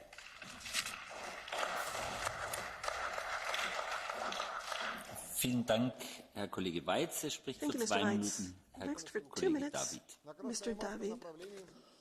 Vážený pane předsedající, vážení Thank you very much, přítomní, dear Mr. President. je pravda, Dear že colleagues, ruská válečná it's true agrese na Ukrajině that the Russian eskaluje, war aggression in Ukraine ale is tím končí escalating, pravda, but dál that's v where the oficiálním truth narrativu ends. pokračují Further, lži, které mají zakrýt reálnou the official skutečnost. narrative is full of lies Lež that are to nás vždycky conceal spolehlivě reality.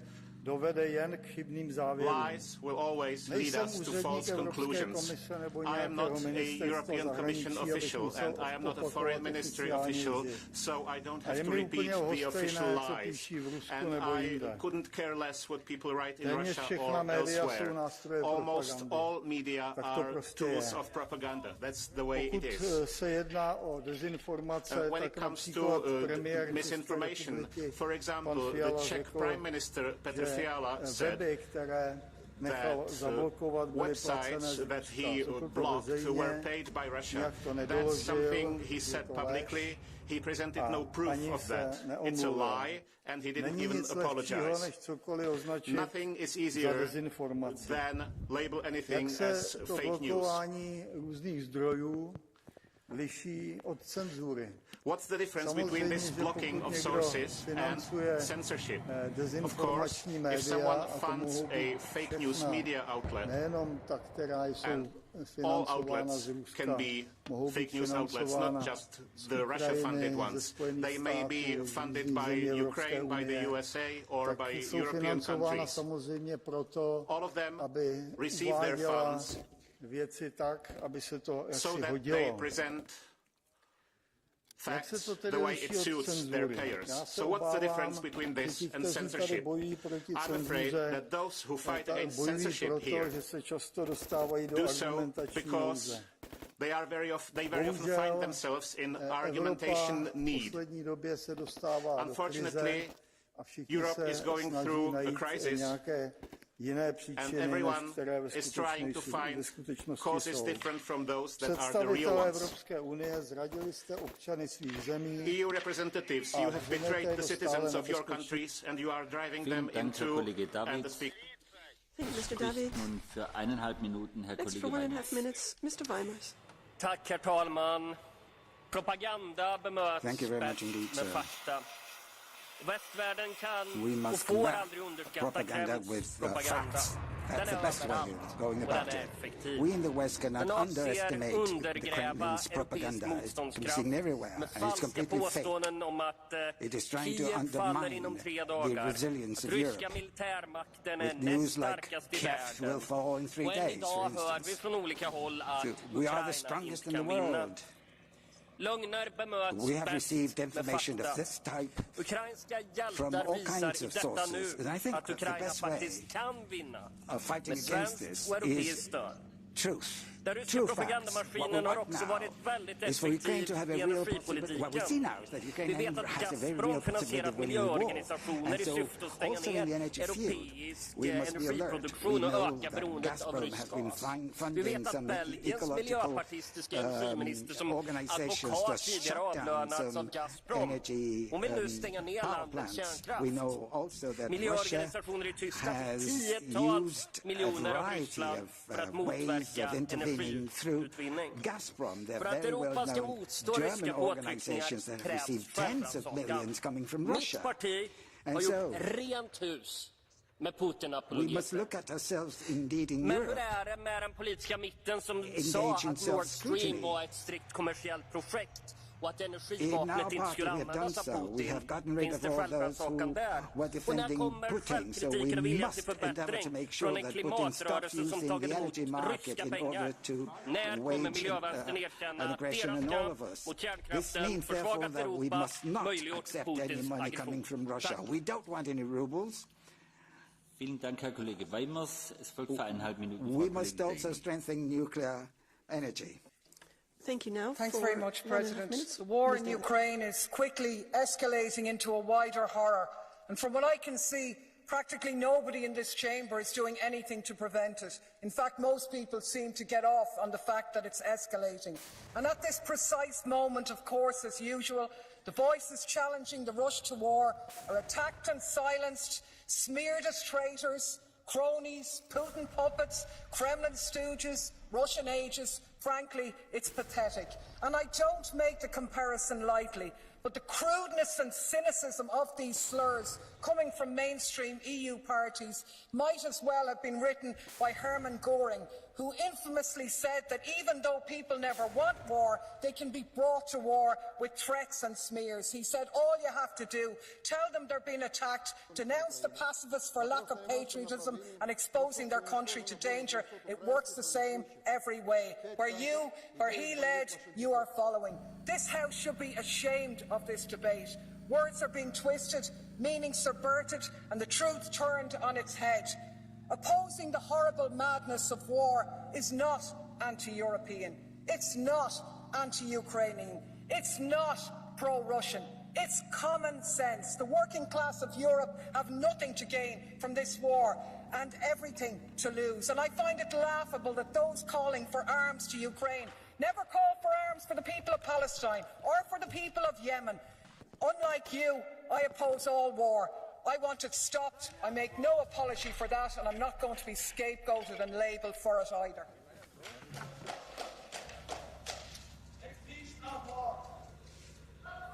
Vielen Dank, Frau Kollegin Daly. Thank you, Ms. Daly. Es folgt für 1,5 Minuten. Next, for 1.5 minutes.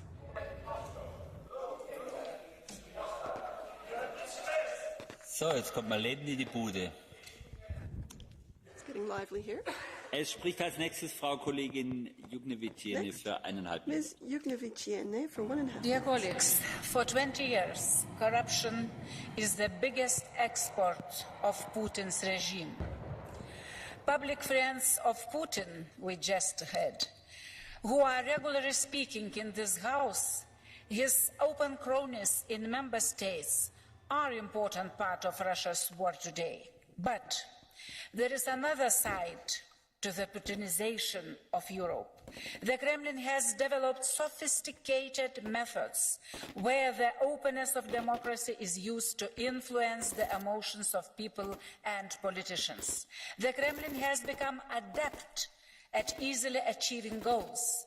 Their manipulations and lies are on the front pages of the media, presented as alternative or second opinion.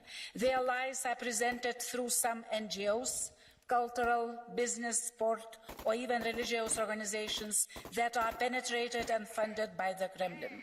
We have not yet fully identified this. Today, our biggest challenge is to counter blackmail with gas and nuclear weapons. The Kremlin needs fair, inspiring headlines and speeches. Our response must be our refusal to be afraid. Let's deputinize our fears. The moment of truth, the Kiev moment, is our chance to evaluate the past and to clean up our political system. Thank you. Vielen Dank, Frau Kollegin Jukne-Fitiene. Es folgt für 2 Minuten Herr Kollege Pizzula. Next for 2 minutes, Mr. Pizzula. Thank you, Mr. President, Mr. Commissioner. It's really hard to say what is worse, Russian war of aggression or Kremlin long-term propaganda.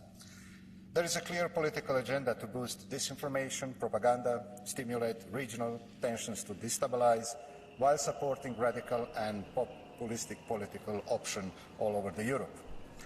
Pro-Russian political options come from the extremes, from populist backgrounds, and they serve as Putin's useful idiots, often as well-paid useful idiots. However, sadly, one can find them even among some former current EU prime ministers. I would also say that the EU was keeping its eyes shut on this matter for years, hence the consequences. Putin's cronies are using dangerous, cynical and manipulative misinterpretations. They are trying to strengthen pro-Russian sentiment by undermining our cohesion, our unity, and by speaking against the sanctions. They are using the rising costs of living, the energy crisis and inflation to speak favorably of Russia and to advocate for the return to business as usual. We cannot return to business as usual, and we cannot overlook the vicious Russian war of aggression and their war crimes. Russian attempts to weaponize energy is just a final confirmation of this. We would also add that no one in Europe can now sit on 2 chairs. Serbia, for example, remains the only European country besides Belarus that has not imposed sanctions on Russia. The recent signing on the agreement with Russia in the UN is a slap in the face for their alignment perspective, but primarily to their citizens. They want to join the EU. We need to continue countering this propaganda by giving strong support to civil society and fact-checkers, not only in the EU, but also in our immediate neighborhood. Thank you. Vielen Dank, Herr Kollege Pizzula. Es folgt nun für 1 Minute Herr Kollege Auštrevičius. Mr. Auštrevičius. Mr. Chair, Commissioner, Minister, dear colleagues. The Kremlin's long-term, systematic and very poisonous disinformation and propaganda war against the West has been aimed at weakening our value orientation and our adequate perception of reality. Let's admit, Russia's state information policy has imposed influence on us and our partners, such as Ukraine in particular, societies for decades, and has managed to create confusion in people's minds, attempting to weaken critical thinking and trust in state institutions and democratic processes. We must end the presence of the Kremlin and Russia's state-sponsored propaganda and disinformation channels in our information space. It's nothing to do with information, because it's unjustifiable. The Kremlin's empire of lies cannot be accepted in the West and our societies. We must curb the cases in which Russian-funded European NGOs, political, scientific and cultural institutions become agents of influence on our side. Vielen Dank, Herr Kollege Auštrevičius. Thank you, Mr. Auštrevičius. Next for 1 minute, Ms. von Kramon-Taubadel. Mr. President, Commissioner, colleagues, before Russia used tanks, Russian propaganda took aim at Ukraine and the EU. They unleashed their trolls, paid bloggers and corrupt politicians. They infiltrated European governments. They bought up radio frequencies and other critical infrastructure. All this while we stood idly by. It is high time to grow a spine and stand up to the Russian aggression, not only on the battlefield, but also in the information field. Putin will use all our weaknesses if we allow him to. The upcoming winter will not be easy. We need and we must introduce a sanctioned regime for disinformation. This should be a warning to anyone who dares to interfere in our democracies. Lastly, the EU delegation should become the stronghold of fighting the anti-EU propaganda abroad. particularly in the Balkans and the South Caucasus. Delegations need to be bolstered with facts and effective strategies. They should be more vocal in defending the truth and refuting the shameless lies that Russia spreads every day. Vielen Dank, Frau Kollegin von Taubadel. Es folgt nun für 2 Minuten Herr Kollege Fest. Vielen Dank, Herr Präsident. Heute geht es um den Einfluss von Putins westlichen Helfershelfern und wie dieser Einfluss gestoppt werden kann. Das ist sicherlich sinnvoll. Putin war schon vor dem Einmarsch in die Ukraine ein Verbrecher. Die Morde an Boris Nemtsov, Anna Politkovskaya oder Stanislav Markelov sprechen eine überdeutliche Sprache, wie auch der seit Jahren unerklärliche Hang vieler russischer Oppositioneller, sich aus großer Höhe in den Tod zu stürzen. Aber wer sind die Helfershelfer Putins in Europa? Die in diesem Hause viel bejubelt Angela Merkel, die Deutschland mit der Unterstützung all ihrer Parteigänger hier im Parlament und im Deutschen Bundestag in die Abhängigkeit von russischem Erdgas brachte. Ex-Kanzler Gerhard Schröder, der die Gasgeschäfte einführte und Putin einen lupenreinen Demokraten nannte, die gesamte sozialdemokratische Partei Deutschlands, die den Kurs von Gerhard Schröder jahrelang aktiv mittrug, oder Wirklichkeit die Linke zu Putins Helfershelfern. Immerhin wurde die Linke und ihre Vorgängerparteien schon immer von Moskau bezahlt und noch kürzlich richtete die Linke ergeben als Adressen an den Kreml. Höchstwahrscheinlich ist auch Greenpeace einer von Putins Helfershelfern. Das behauptet die NATO. Die NATO ist sicher, dass Greenpeace Gelder von Russland für die Bekämpfung von Fracking erhalten hat. Und wer den extrem pro-russischen, anti-ukrainischen Artikel gelesen hat, den Greenpeace kürzlich nach scharfen Protesten löschen musste, kann tatsächlich auf den Gedanken kommen, dass auch Greenpeace zu den Helfershelfern Putins gehört. Vielleicht werden auch Fridays for Future und Greta Thunberg von Putin finanziert. Das meinte zumindest Hillary Clinton vor einiger Zeit. Und Clinton ist nun wahrlich niemand aus dem rechten Spektrum. Auch die schon erwähnte Angela Merkel hat diese Vermutung geäußert. Merkel sagte, es sei völlig ausgeschlossen, dass aus dem Nichts heraus und ohne massive finanzielle Unterstützung eine große anti-westliche Bewegung entstehen wird. Hat das Europäische Parlament, als es Greta Thunberg einlud, mithin eine Helfershelferin von Putin hofiert? Sie sehen, ich wüsste wirklich gerne, wer die Helfershelfer von Putin sind. Das Thema ist zu wichtig, als dass man es für parteipolitische Zwecke missbrauchen sollte. Also lassen Sie uns genau hinsehen, aber bitte objektiv und in alle Richtungen. Vielen Dank. Vielen Dank, Herr Kollege Fest. Es folgt für 1,5 Minuten Herr Kollege Tertsch. Sí, buenos días, comisario. Good afternoon. La desinformación por parte de la maquinaria de agitprop de la Rusia de Putin viene desde hace muchos años y se ha agravado, por supuesto, con la criminal agresión a Ucrania y hay que combatirla con verdad, no con censura. Y aquí hay muchas tentaciones de hacerlo. El Kremlin lleva muchos años pagando a grupos y partidos en Europa de extrema derecha, de extrema izquierda y también señores del mainstream que son ustedes. Putin's European cronies son fundamentalmente los grandes partidos y los grandes partidos en Alemania que nos han llevado a Europa a esta situación de postración general frente a Putin. No sabemos si Putin se hubiera atrevido a una serie de cosas si no hubiera tenido estas garantías que se le han creado en 15 años de ayudarle a entregarle la dependencia total por parte de Europa, por parte del señor Schröder, por parte del señor Steinmeier, por parte del señor Scholz, de todo el SPD en general.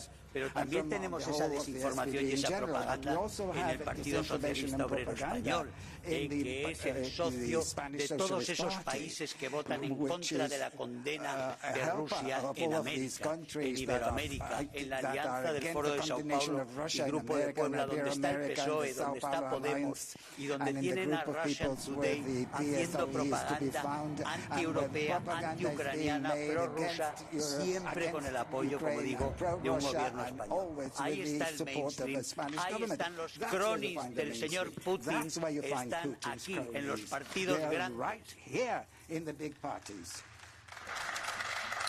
Vielen Dank, Herr Kollege Tertsch. Es folgt nun für 1,5 Minuten Herr Kollege Sarsalejos. Gracias, señor presidente. Thank you, President. del Consejo. La guerra de agresión contra Ucrania nos permite ver en toda su gravedad lo que significa la estrategia de desinformación y de injerencia. La primera conclusión es que la desinformación y la injerencia es también guerra.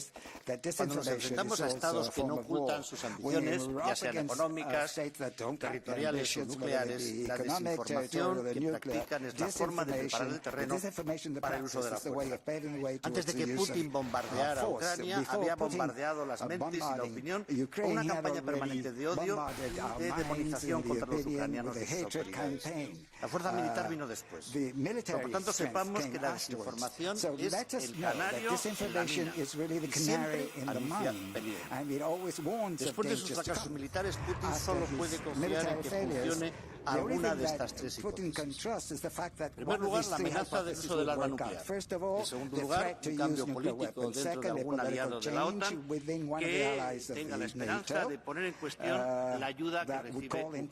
En tercer lugar, el desistimiento de Occidente por cansancio.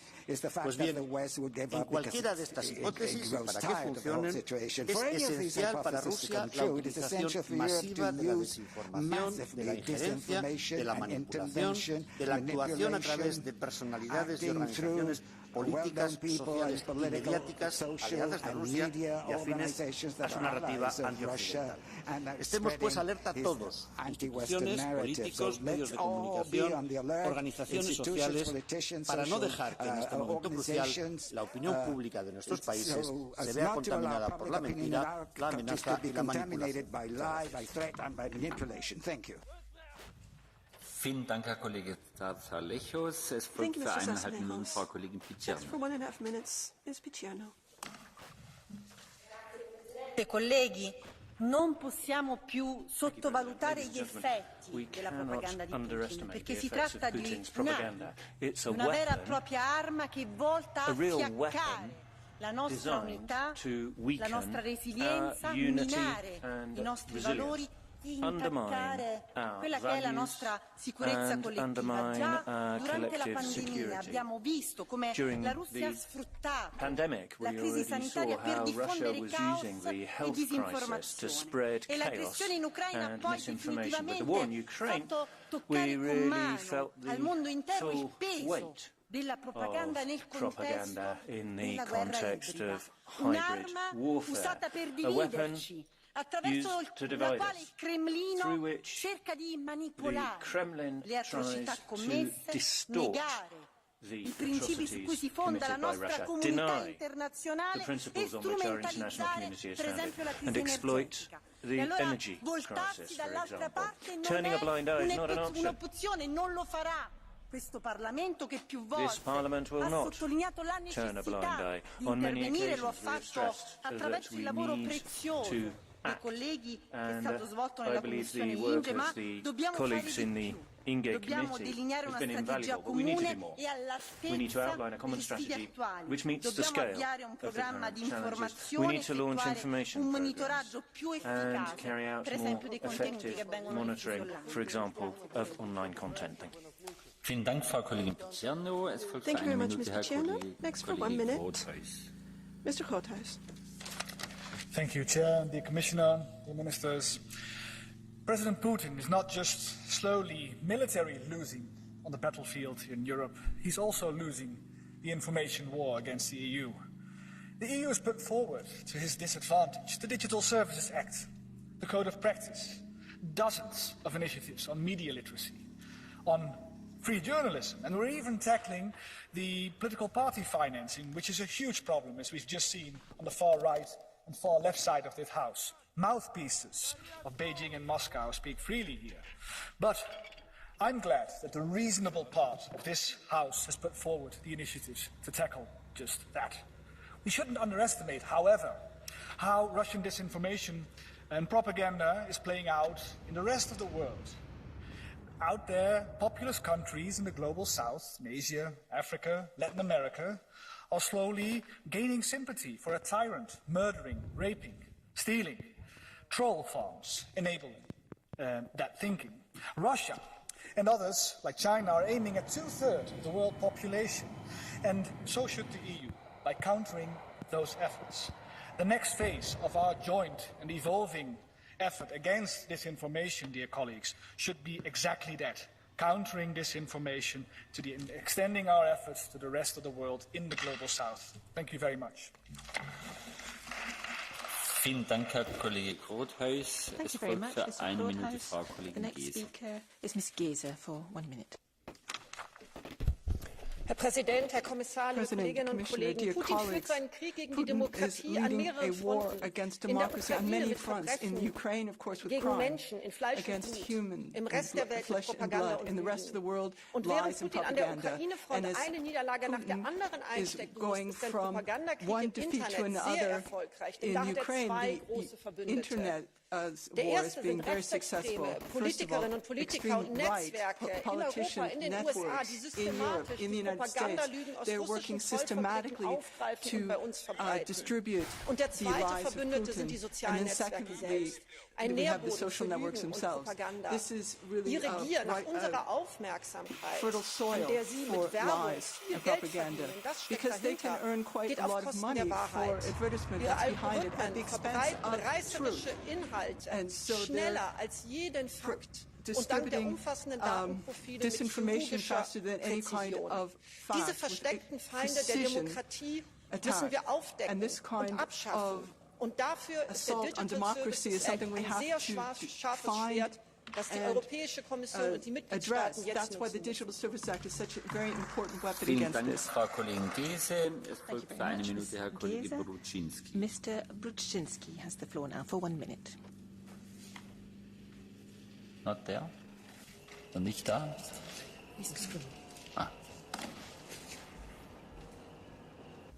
Bardzo dziękuję, panie przewodniczący. Rosja wydała od 2014 roku ponad $300 milionów, by wpływać na polityków i władze w ponad 20 państwach. Chciałbym zwrócić państwa uwagę na jedno z tych państw i bulwersujący przykład czerpania z kremlowskiej kasy. Mam na myśli niemieckie władze landu Mecklenburgia-Pomorze-Przednie, które uruchomiły Fundację Klimatu i Ochrony Środowiska na początku 2021 roku. Organizacja miała za zadanie wykonać zmierzające już wtedy ku końcowi pracę nad finalizacją projektu budowy gazociągu Nord Stream 2. W tym celu otrzymało od Gazpromu w sumie 192 miliony euro. Ostatnie transfery były realizowane zaledwie 4 miesiące przed inwazją Rosji na Ukrainę. Trafiły one do 80 usługodawców. Fundacja kupowała i przechowywała komponenty dla gazociągu, chroniąc dostawców przed amerykańskimi sankcjami. Finansowana była przez władze landu i Nord Stream 2. Dlatego, gdy z tego miejsca pan Verhofstadt mówi o rzekomych czy liderach we Włoszech, wzywa do obalenia demokratycznie wybranego polskiego rządu, to chciałbym zapytać, dlaczego pani nie wspomina o innych czy liderkach, takich jak kanclerz Angela Merkel, kanclerz Schroeder, kanclerz Austrii, premier Francji? Vielen Dank, Herr Kollege Bruczynski. Es spricht nun für 1,5 Minuten Frau Kollegin Asimakopoulos. The next speaker is Ms. Asimakopoulos. Thank you, Mr. Chair, your Vice President, Mr. Sinas, Minister. The Putin's invasion did not come out of nowhere. He had been preparing for a long time, and propaganda was a major part of this preparation. So we must admit that we did not counter Putin's disinformation and lie campaigns that continues even as we speak, and it's very dangerous because it paves the way for other people who think and act like Putin, such as Erdogan, who also continues disinformation and a lying campaign, using various pretexts such as casus belli, the blue homeland, saying that we will reach your house and your houses from one day to the next, etc. And now we have one more illegal memorandum and agreement with Libya in terms of exploiting the illegal exclusive zone with Libya.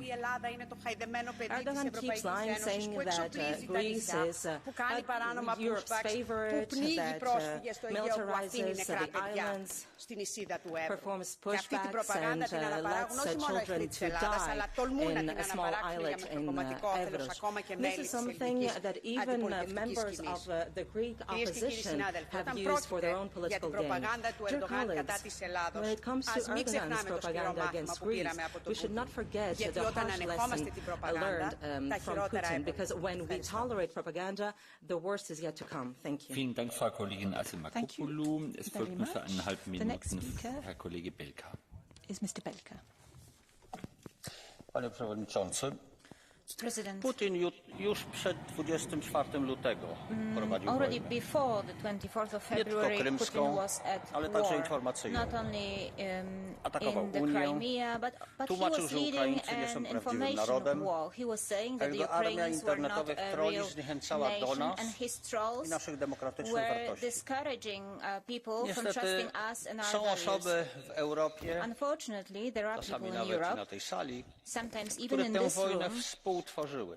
who created Atak Rosji this na war Ukrainę nie together with przyniósł Putin. pełnego otrzeźwienia dla tych pożytecznych dla does Kremla not idiotów. Make those idiots Pozująca do zdjęć z Putinem who are Marine Le Pen friendly to krytykuje Putin Unię sober. Europejską za Marine Le Pen is zbyt ambitne criticizing the sankcje. EU for Antyukraińskie its too wypowiedzi ambitious polskiego polityka sanctions. Grzegorza Brauna były wykorzystywane w propagandowym programie rosyjskiej telewizji.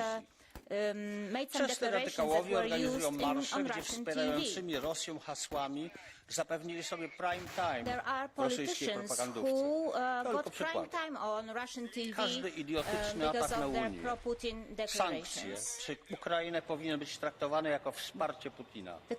Czas, by Komisja zaproponowała pakiet konkretnych rozwiązań, jak tę internetową wojnę wygrać. Nawiązując do albumu jednego z aktualnych popleczników Putina, Rogera Watersa z legendarnego Pink Floyd zespołu. Nie wiem, czy tacy jak on, Polska Konfederacja czy Marine Le Pen są po ciemnej stronie Księżyca. Z pewnością zapisują się jednak na najciemniejszych kartach europejskiej historii. But they surely will are writing the darkest chapters of European history. Thank you.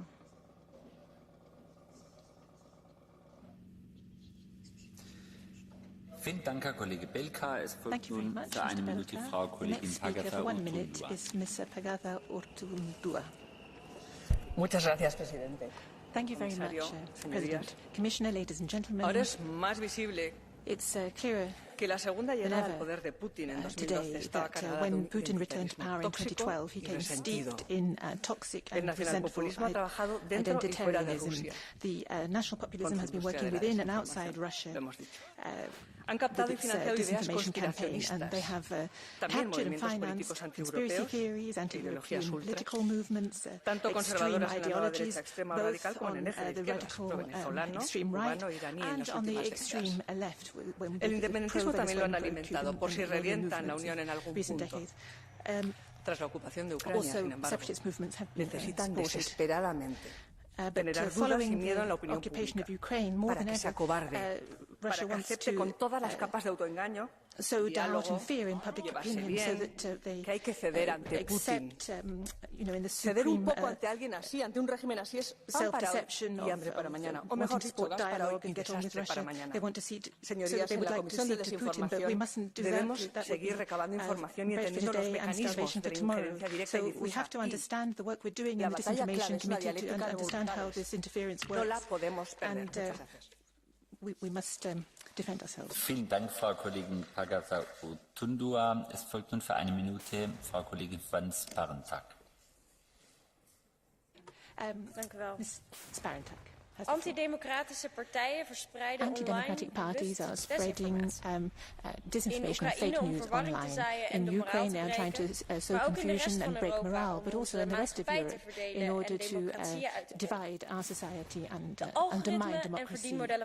Algorithms and methods of big tech actually serve this purpose. And vorige week nog onthulde de EU Disinformation een gigantische pro-Russische desinformatieoperatie via bots en betaalde advertenties. Uncovered a huge pro-Russian disinformation campaign via bots, Zo worden wij dus steeds verder in een bubbel van extremisme gesleurd met gevaar voor onze veiligheid. En ondertussen wordt Big Tech nog gebruikt. Big Tech are lining their pockets with this disinformation campaign. So I think we have to address polariserende algoritmen. And get away from these polarizing algorithms. Stoppen gaat de Europese Commissie en rechtse partijen te ver. any attempts to combat this are seen as going too far by the Commission and right-wing parties, but we can't stand idly by and let this erosion of our democracy continue. It's high time that we act.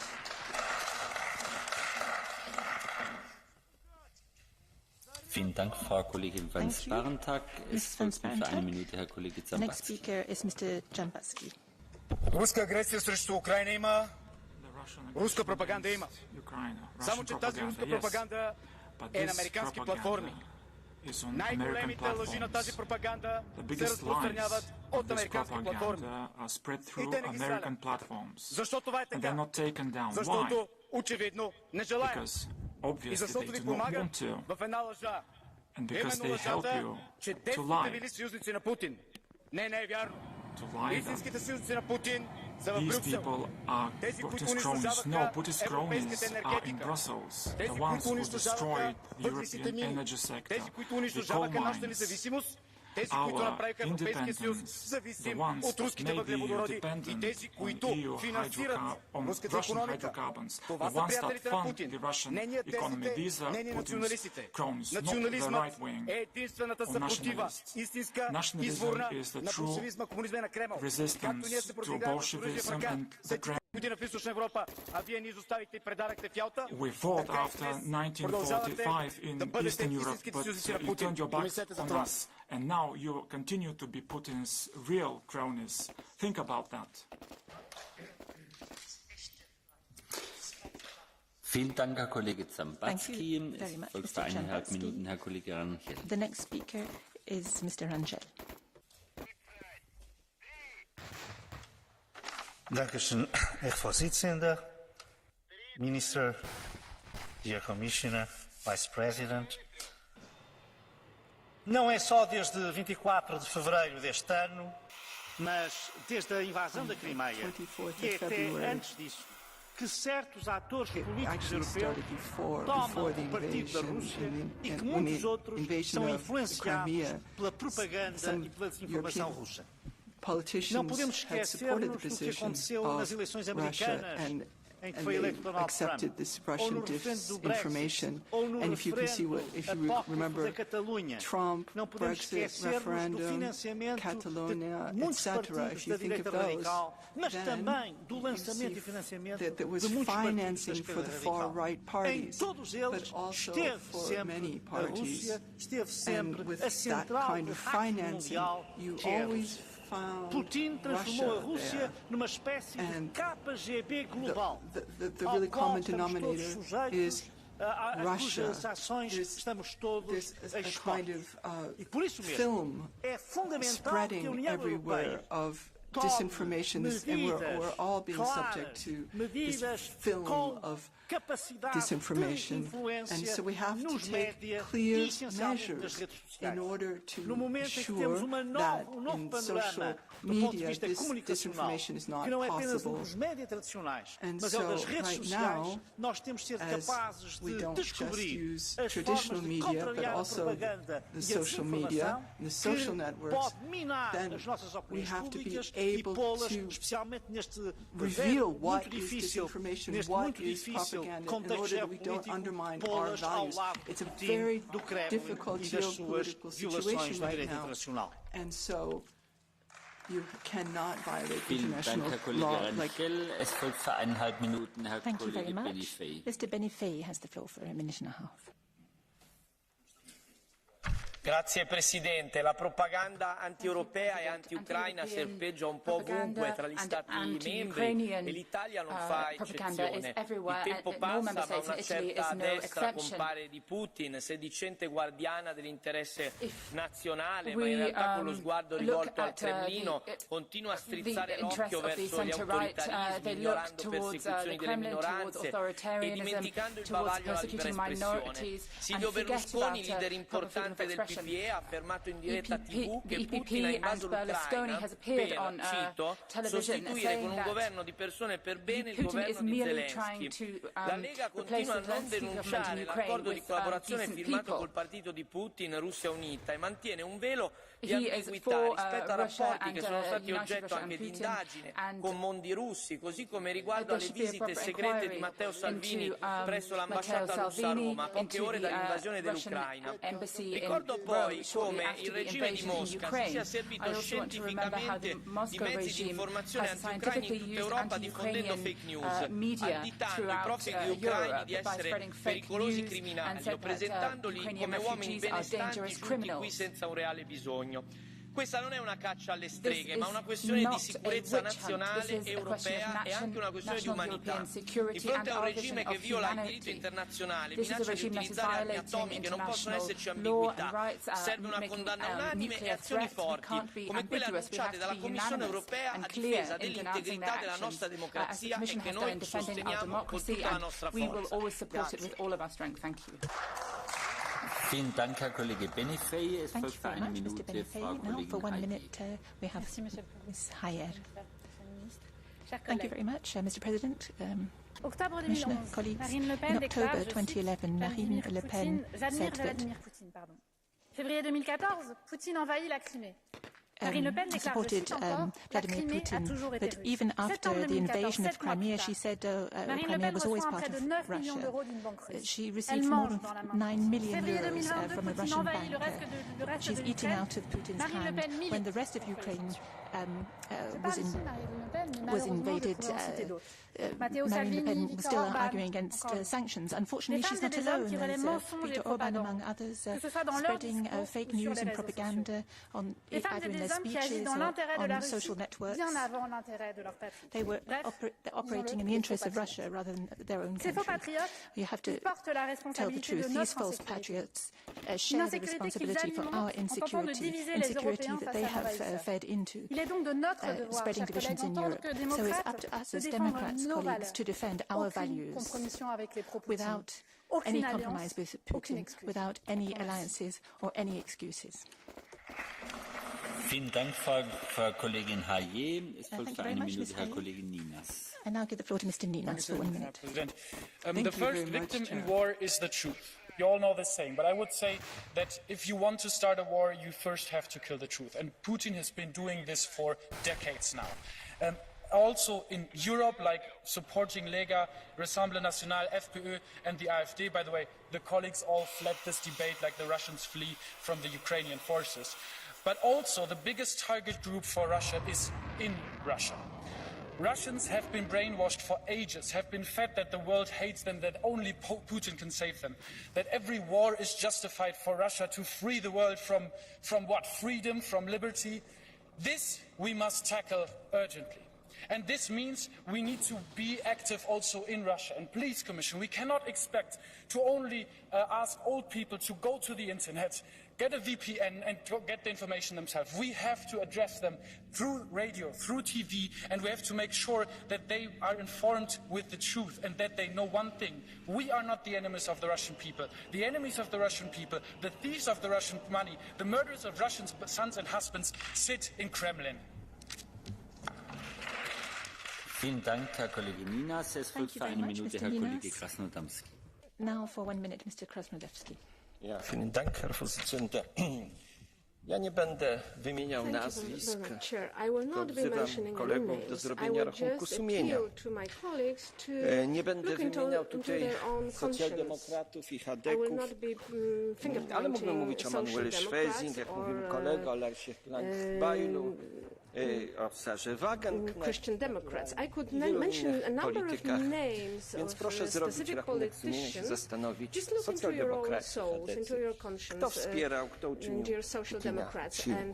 Chciałbym powiedzieć o czymś innym, bo uważam, że najbardziej niebezpieczni są ci, którzy powtarzają rosyjską propagandę i nie w pełni świadomie. Ostatnio na dyskursie politycznym w Europie padają często zarzuty o faszyzm. political discourse that there is a lot of claims about fascism. Everybody who doesn't agree is a fascist. This is, of course, the repetition of the National Front rhetoric of the 30s. If you look into your history books, you will understand that this language, this wording, was inspired by Stalin. So we're repeating that. Well, I cannot do anything more right now, but I would like you to reflect on that.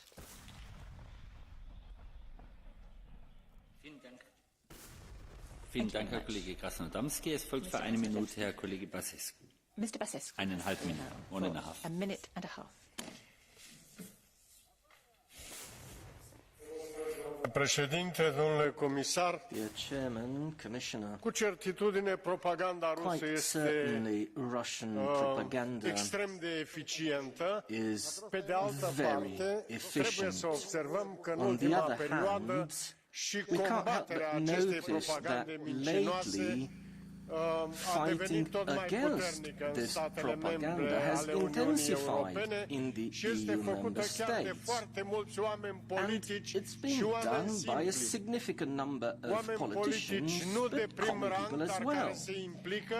Maybe not top-level politicians, but politicians who feel they have to be involved, and common citizens, young men and women, NGOs.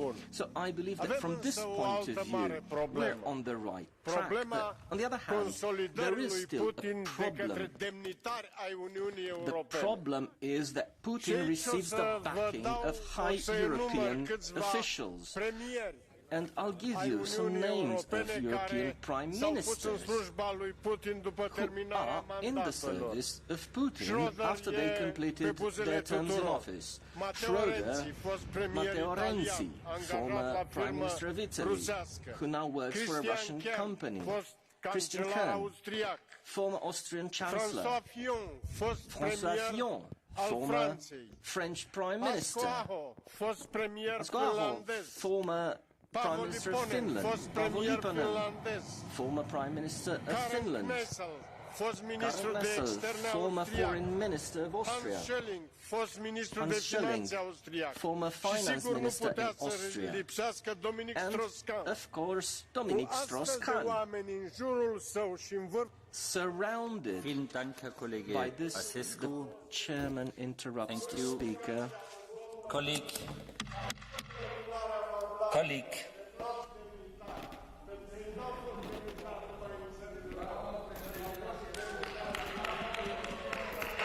Colleague Trajan, I call you for order. Herr Kollege Trajan, das geht nicht. It's not possible to talk more than 1 minute more. And I asked you for order and you didn't stop. You have not had the floor for more than half a minute anymore.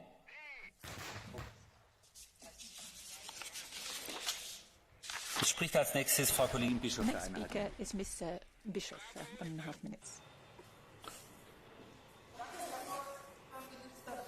Herr Kommissar, Kolleginnen und Kollegen, wenn in diesem Hohen Hause die AfD von der Notwendigkeit objektiver Debatten spricht, kann ich nur sagen, Herr Beck ist leider nicht mehr da. Aber ich möchte hier noch mal sagen, es war in der Tat ein Fehler von vielen Parteien, Putin so lange zu vertrauen. Aber es ist seine Partei und sein Landesvorsitzender Höcke, der im August in diesem Jahr gefordert hat, Nord Stream 2 zu öffnen. Nur mal so viel zu den Fakten hier im Haus. Und welche Parteien sind es, die denn jetzt die Ängste und Sorgen der Menschen instrumentalisieren, sie auf die Straße treiben, versuchen, die Demokratien zu destabilisieren? Das sind genau diese Rechtspopulisten, das sind genau diese Postfaschisten. Und sie erledigen Putins Geschäft damit. Der kann sich doch die Hände reiben, denn das ist es, was er versucht. Und er hat eine Armee von Bots, die ihn dabei unterstützen und jede Menge nützliche Idioten, die das dann auch noch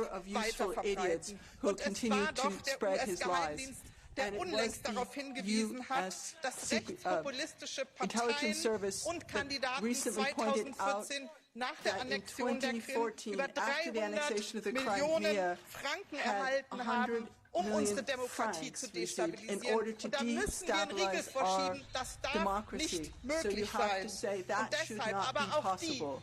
And so those who are now talking about the fact that Ukraine's refugees are simply welfare, social benefit tourists, that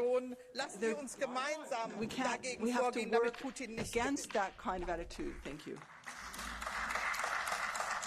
Vielen Dank, Frau Kollegin Bischoff. Thank you very much, Ms. Bischoff. And now for 1 minute, I call Mr. Tudoraki.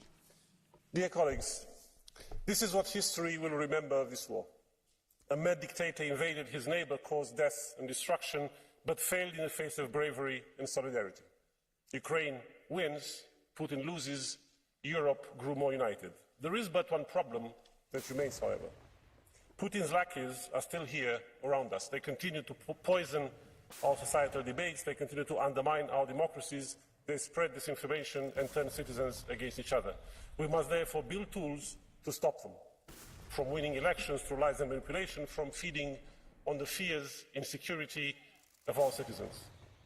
We must therefore bring to light and then forbid any funding of our politics from Russia. You cannot run for office in Europe on Russian money, full stop. Second, we need to secure our ability to act as a union.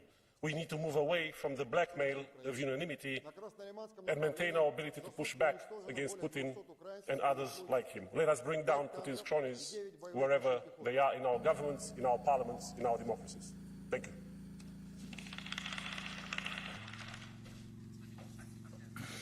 Vielen Dank, Herr Kollege Tudoraki. Es folgt nun für 1 Minute Herr Kollege Vondra. To Mr. Vondra for 1 minute.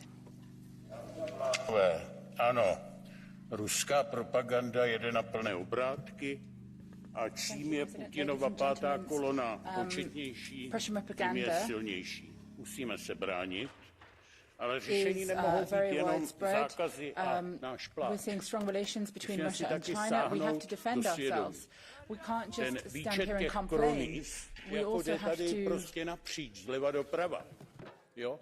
Kdo nás dostal víc do Putinovy oprátky? Angela Merkel a její Energiewende, Gerhard Schröder, holandští politici a její Gazprom, Putin, nebo Matteo Salvini, Angela Merkel, Gazprom, Dutch Madame Le Pen a další, kteří tam hledají financování a zastání. Myslím si, že to jde bohužel tady napříč a že dokud si nešáhneme my sami do toho svědomí, přestaneme nahánět tady tou dominancí progresivismu, konzervativce do ruského náručí, tak pak budeme teprve silnější a více schopni té propagandě. We can't allow the progressives to move towards Russia. We have to work together to ensure that we are strong enough to fight propaganda. Vielen Dank, Herr Kollege Vondra. Es folgt nun für 1,5 Minuten Frau Kollegin Glabak. And now Ms. Glabak has the floor. Hvala lijepo, gospodine predsjedavajući, povjerenice, kolegice i kolege. Destabilizacija demokratskih procesa putem dezinformacija ozbiljna je bolest. Pripremajući vojnu agresiju, Rusija se angažirala u propagandnom i medijskom smislu, kako bi prikazala Ukrajinu kao državu u kojoj su na vlasti nacisti koji ugrožavaju rusku manjinu. Iako je ukrajinski narod slobodnom voljom na demokratski provedenim izborima nekoliko puta jasno izabrao put prema euroatlantskim integracijama, ruska propaganda nastojala je prikazati ne samo vlast u Kijevu kao učističku i time nelegitimnu, nego je išla tako daleko da je cijeli jedan narod optužila za pokušaj provođenja genocida. Te laži, koje su se čule iz pozornice najvećeg svjetskog foruma, Opće skupštine Ujedinjenih naroda, godinama se nastoje plasirati i u evropskim medijski, nažalost, akademski prostor, iako je jasno da se radi prvo o pripremi za agresiju, a poslije i opravdanju nezakonite i neizazvane vojne invazije susjedne suverene države. Optuživanje Evropske unije i Sjevernoatlantskog saveza da su svojim političkim prihvaćanjem u članstvo svih onih koji dijele iste vrijednosti ugrozili samu opstojnost Ruske federacije, te da su svojim ponašanjem izazvali Kremlj na vojnu intervenciju, može se čuti u nekim medijima, u političkom prostoru i u izbornim kampanjama, pa i tijekom prosvjeda u nekim državama članicama zbog ozbiljno narušenog gospodarskog stanja, koje su upravo posljedice razarajućeg djelovanja ruskog političkog vodstva, a ne odgovora iz država i institucija Europske unije. Hvala lijepa. And they are not, in fact, the result of our actions, but are basically the results of the threats from Kremlin. Thank you.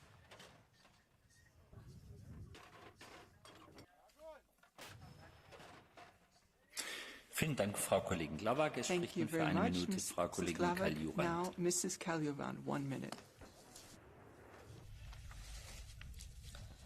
Thank you, President, Commissioner, Presidency, colleagues.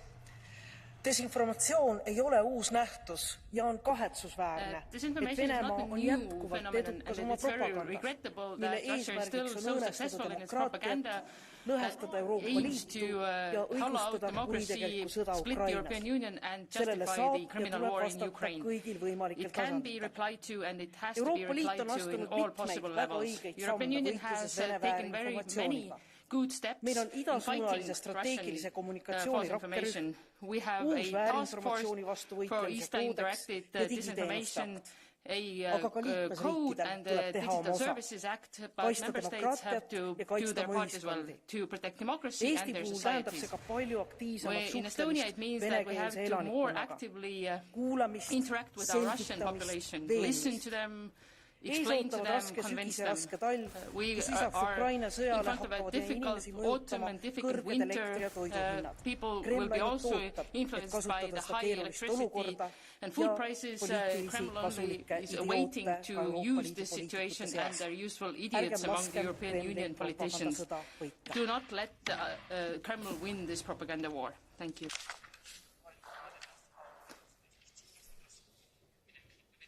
Vielen Dank, Frau Kollegin Kaljuran. Es folgt für eine Minute Frau Kollegin Che. Now, 1 minute for Mrs. Che. Thank you, Chair, Commissioner, Minister, colleagues. Let me start with a quote from the Hungarian public broadcaster. The United States changed the pro-Russian government in Ukraine to a pro-American regime, reprogramming Ukrainian politics, driving it further away from Russia, which resulted in the current situation. So this is how the Hungarian state media explains geopolitics to its viewers. In the center of the European Union, funded by the tax money of European Union citizens. Ukrainians are repeatedly being compared to Nazi Germany, their right to exist is repeatedly called into question, and Putin's war crimes are regularly whitewashed as self-defense. This is so prevalent in the Hungarian state-sponsored media that the Russian channels often even quote them directly to justify their own position. The results are staggering. 3% of Hungarian government sympathizers believe that Russia is responsible for beginning the war. 3%, colleagues. Think about it. And we have to have the tools to fight this. The East Stratcom task force has to adopt to debunk Russian propaganda, even when it is coming from a member state. Not every country is a benevolent actor. Putin's mouthpieces have no business spreading lies as a full-time job in our union. Thank you, colleagues. Vielen Dank, Frau Kollegin Che. Es folgt für 2 Minuten Herr Kollege Jaki. 2 minutes now for Mr. Jaki. Dziękuję, panie przewodniczący, panie komisarzu. Otóż, szanowni państwo, szukacie przyjaciół Putina jak zwykle w prawicy. Ja jednak proponuję, żeby najpierw spojrzeć w lustro. Otóż jak Putin w swoim ostatnim wystąpieniu uzasadniał możliwość użycia broni jądrowej. Wiecie jak? Otóż powiedział, że Stany Zjednoczone zaatakowały Nord Stream. A skąd to wiedział? Otóż wiedział od waszego posła, Radosława Sikorskiego. Co zrobiliście w tej sprawie? Co więcej, najśmieszniejsze jest to, jak lewica szuka wszędzie współpracowników Putina, a sama w swoim składzie ma Gerharda Schrödera i 3 polskich komunistycznych kacyków, którzy na zlecenie Moskwy organizowali w naszym kraju aparat represji wobec obywateli. Co więcej, chcę powiedzieć tak, wy sami powinniście zrobić rachunek sumienia, dlatego że całkiem niedawno większość parlamentu przegłosowała w sporze Polska przeciwko Łukaszenko i Putin, przegłosowała rezolucję, że staliście wprost po stronie Łukaszenki i Putina, kiedy atakowano polskie granice. Co więcej, mówicie, że do kryzysu, wojny, inflacji doprowadziła pycha, kraj, brak słuchania Polski i państw bałtyckich. Piękne. Tylko jaką receptę w tej chwili proponujecie? Otóż proponujecie więcej tego, co było. To znaczy likwidację weta, więcej kompetencji dla Niemiec i eurokratów. To się musi skończyć źle. Co więcej, chcę wam powiedzieć, że komu teraz sprzyjają? Zastanówcie się, komu teraz sprzyja to, że na Polskę nałożyliście więcej sankcji niż na Rosję. Bo odliczając te pieniądze, które się Polsce należą, tak właśnie jest. Komu to sprzyja? Co więcej, chcecie uchodzić za imperium moralne. To ja mam dla was propozycję. To niech najpierw Niemcy rozliczą się za swoje zbrodnie i zapłacą reparacje Polsce. Bo Putin was bardzo dokładnie obserwuje. I myśli sobie tak, mogę zrównać Ukrainę z ziemią. I tak nigdy za to nie zapłacę. A dlaczego? A dlatego, że jak ktoś o to zapyta, to ja powiem, że postępuje dokładnie tak samo jak Niemcy. Że przeszłość nie ma już znaczenia. Rozmawiajmy o przyszłości. To się dzisiaj tylko liczy. I co? I kto jest rosyjską onucą? So who is the political crony here? Vielen Dank, Herr Kollege Jaki. Es folgt für 1,5 Minuten Herr Kollege Maschilis. Now 1.5 minutes for Mr. Maschilis. Dėkoju pirmininkė, komisarė, ministrė, kolegos. Esminis kontrpropagandos bruožas yra atsakymas tiesa į propagandinį melą. O tas Kremliaus ir jos sekėjų, pavienių veikėjų, interesų grupių ir kraštutinio politinio judėjimo Europoje melas yra įmantrus, ilgai ir kruopščiai ruošiamas, dosniai finansuojamas ir visa savo esmė nusikalstamas. Taigi gali ir privalo būti baudžiamas.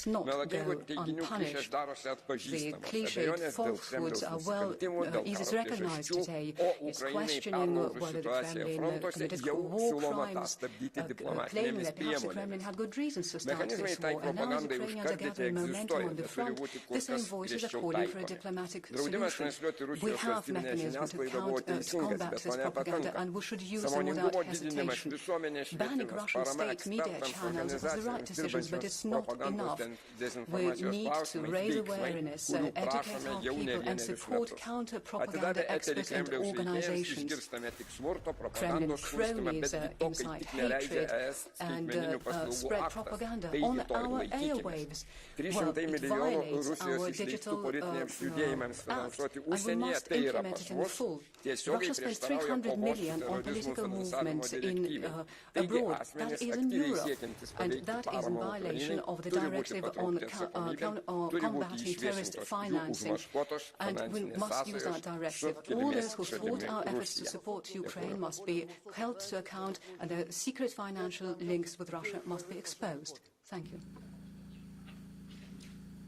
Vielen Dank, Herr Kollege Maschilis. Es folgt für eine Minute Herr Kollege Uschakov. 1 minute for Mr. Ushakov. Dear colleagues, there are roughly 5 to 7 million Russians or Russian speakers who live right now in Europe. In countries like Latvia, absolute majority of them are Latvian citizens, that is, citizens of the European Union. And that's exactly why, stronger than ever, we must support enhancing, or in some cases establishing, European identity of Russian-speaking residents of our Union. European Union has to think outside the box, demonstrate strong leadership, and provide support for European media in Russian language. Moreover, we have to support cultural and educational activities in Russian, various integration programs. We should not rely at this moment on national governments and their capacities only. Support must come from the European Union and must be provided across the continent. Millions of pro-European minded Russians can certainly become another powerful tool to cope with propaganda from Russia and probably to cope with propaganda in Russia itself. Thank you. Vielen Dank, Herr Kollege Uschakov. Es folgt nun für eine Minute Herr Kollege Kirchhoff. For 1 minute is our colleague Kirchhoff.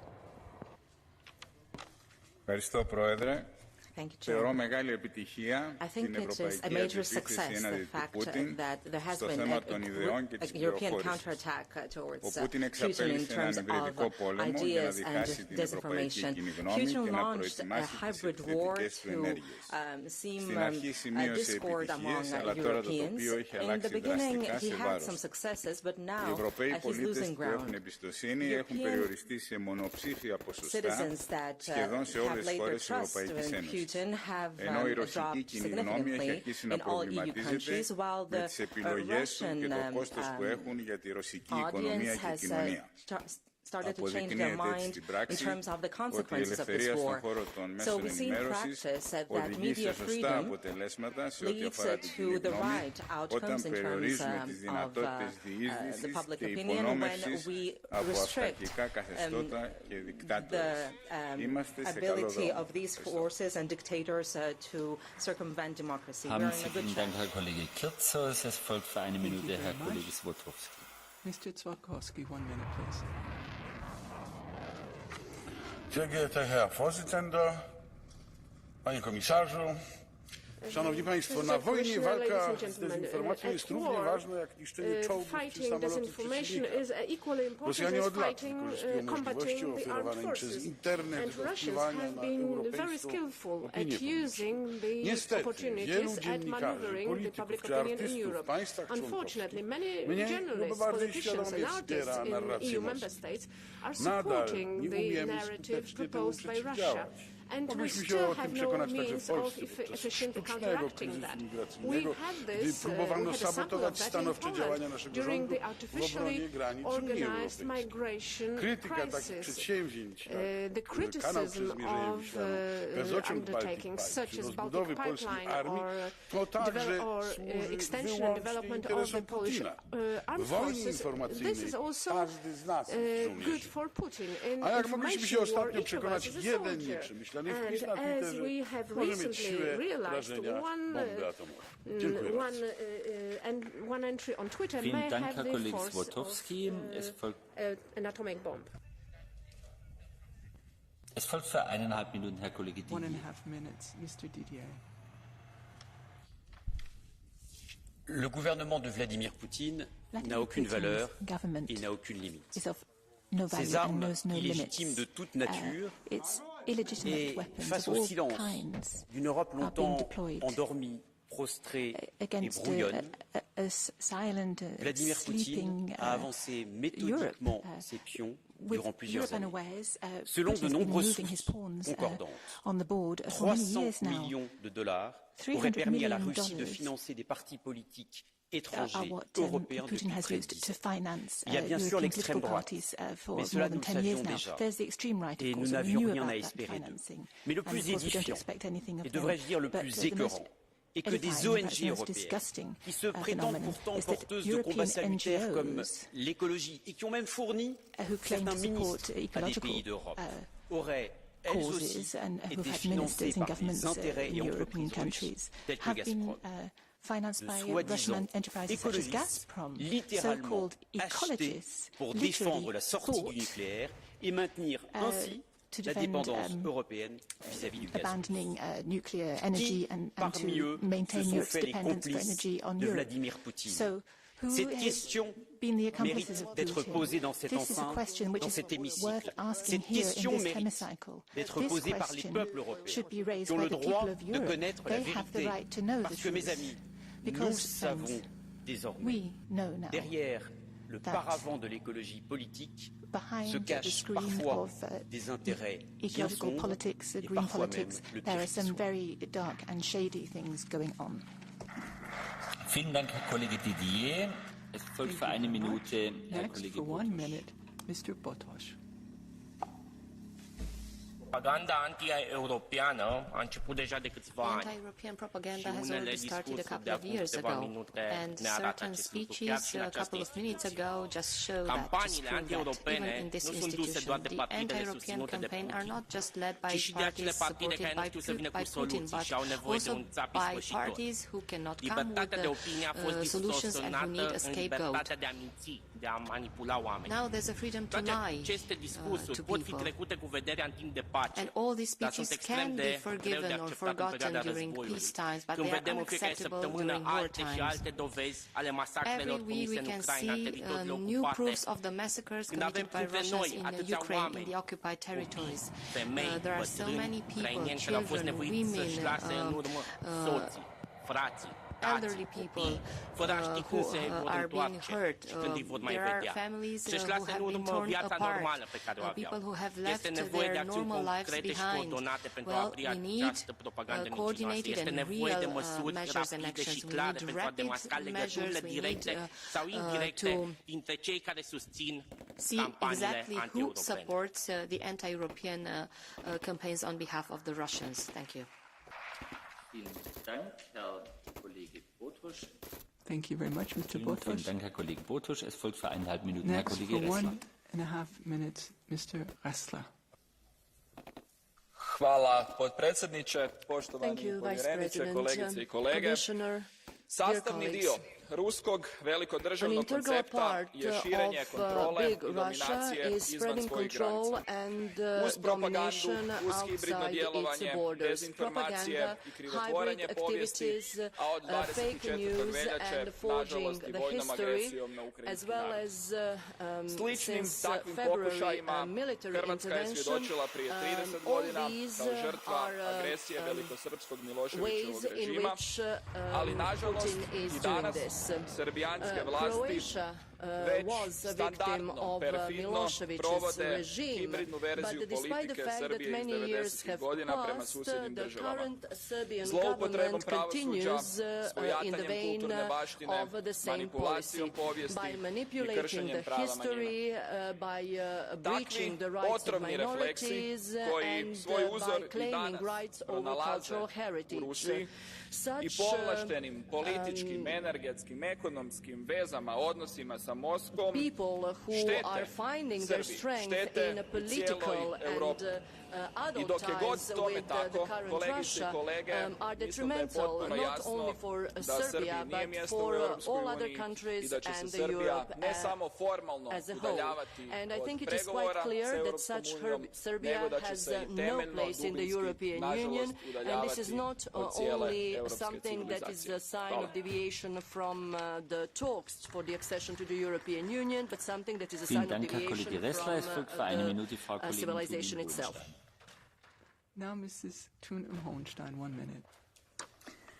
It's good that at last we start treating this aspect of the war completely seriously. And encouraging is the determination of Minister Beck and of Commissioner Schinas and the activities presented, but we need them not as words, we really need them as facts. So I would like to quote the numbers evoked here already by Guy Verhofstadt. Out of 6,676 names identified by Navalny Foundation as propaganda machine, 135 were proposed for sanctions and only 6 were sanctioned. Only 6 were sanctioned. Facebook identified 60 disinformation sites. They hid under the names and visualization of well-known media like The Guardian, Der Spiegel, Bild. They used false profiles, false accounts in 7 languages. I remember when Barack Obama, proud about the US IT companies, declared, "Internet is ours." But it is Putin who successfully uses it as a war tool. Vielen Dank, Frau Kollegin Thun und Hohenstein. Thank you very much, für 1,5 Minuten. Now, for 1.5 minutes, Herr Kollege Kelly. Mr. Kelly.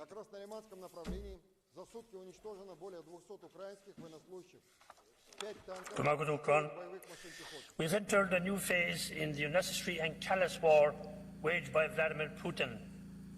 The shambolic and illegal referendums have served as a fickle means for Russia to try to absorb thousands of square kilometers of Ukrainian territory in what will be the largest forced annexation of land in Europe since 1945. Like the heinous war crimes that are part of Russian standard military tactics, disinformation has now become a fundamental element of Russia's international relations.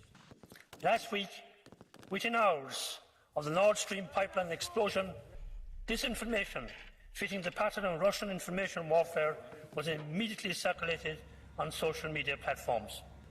This is a very sophisticated and covert operation, which at this stage is a well-oiled machine that has proven to be effective in many circumstances. It's amplified through social media algorithms. The aim is to flood social media with false information to blur the lines of fact and deter public opinion from supporting Ukraine, depicting it as a failed, corrupt and Nazi state. Disinformation has been so effective that many so-called free thinkers have been reduced to unwitting Kremlin spokespersons. It is time to strongly counter this disinformation in the EU. Vielen Dank, Herr Kollege Kelly. Es folgt für eine Minute Herr Kollege Eroglu. Now, Mr. Eroglu, for 1 minute. Sehr geehrter Herr Präsident, sehr geehrte Kolleginnen und Kollegen! Wegen Putin sterben seit Februar täglich Menschen in der Ukraine. Und natürlich schauen wir als EU dort nicht tatenlos zu. Wir sind das globale Friedens- und Freiheitsprojekt und werden niemals tatenlos zuschauen. Sanktionen sind das Mindestmaß, was wir machen können, müssen, um diesen Kriegstreiber nicht mehr zu finanzieren. Diese Sanktionen werden jedoch in Frage gestellt. Uns ist klar, dass Putin seit Jahren Geld in der EU in seine Propagandamaschine investiert. Putins Helfer, die sich hier offen ordinär an seine Stelle stellen, an seine Seite stellen, ob jetzt hier bei uns im Parlament oder nationalen Parlamenten, sind nicht unser primäres Problem. Unser primäres Problem ist die Desinformationskampagne von Putin in den sozialen Netzwerken und in den Medien.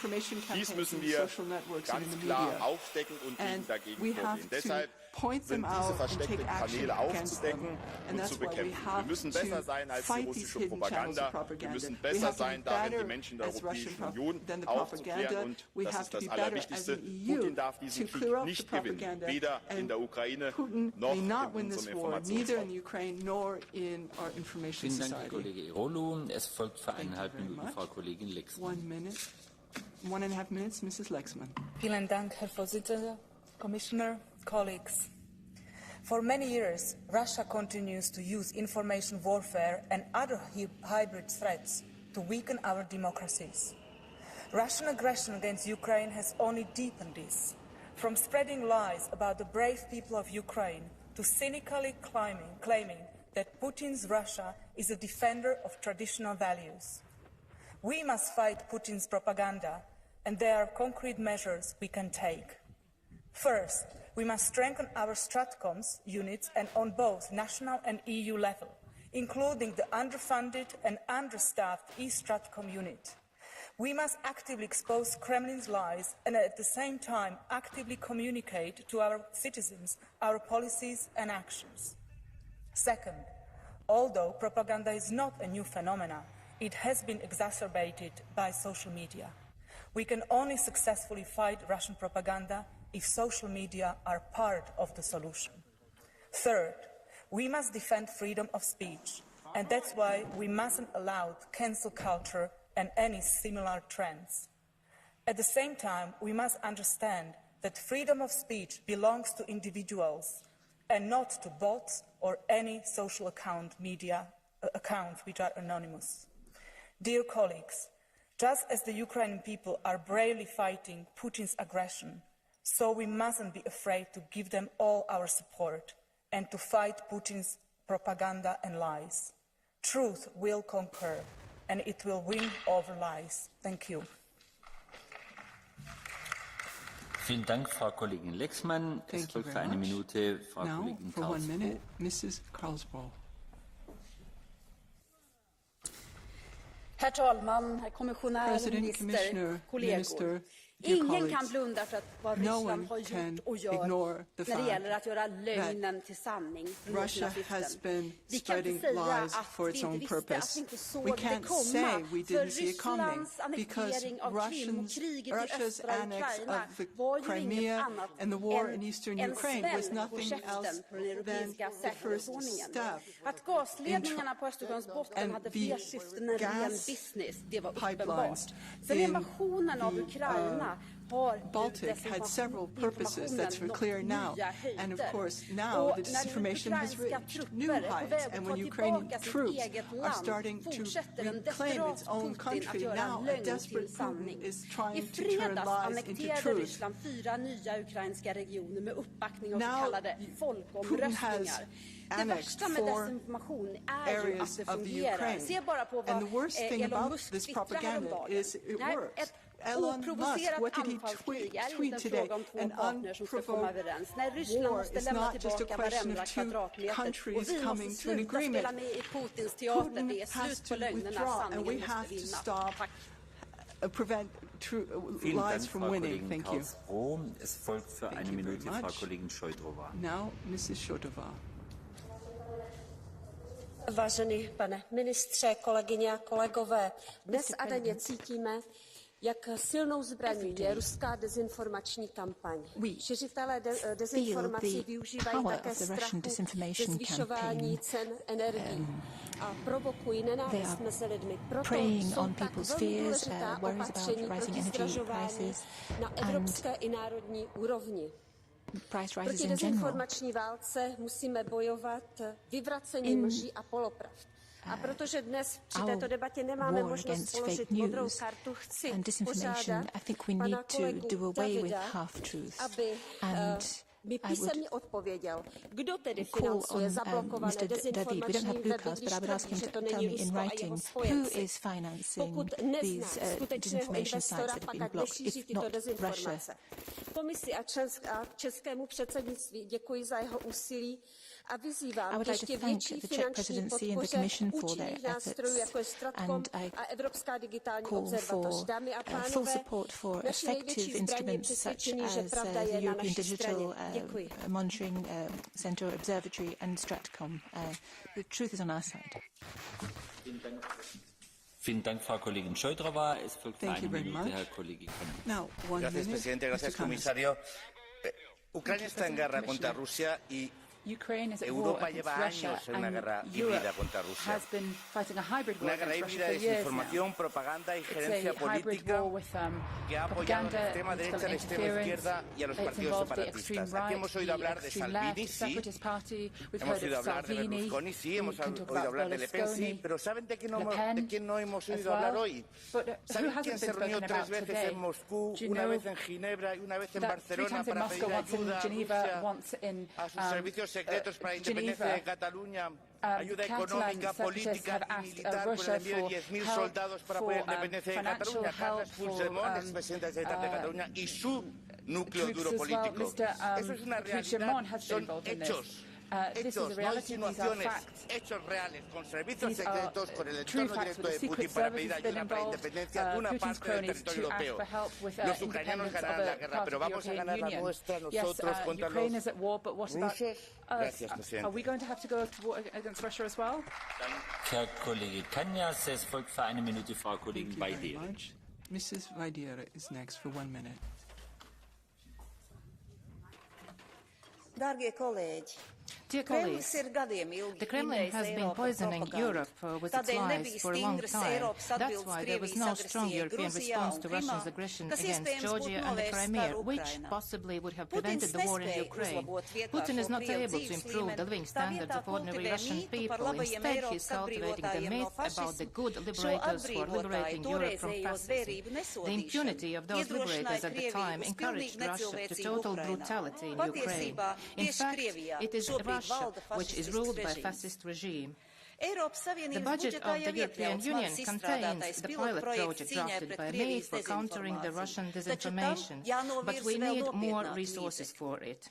Disinformation has made the Russian nation ill. The wide support to the horrible war in Ukraine is evidence to that.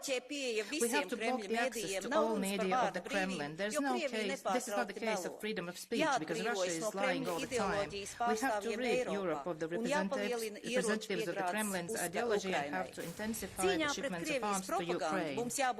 We have to be as united in countering the Kremlin's propaganda as the Ukrainians are the battlefield. Thank you.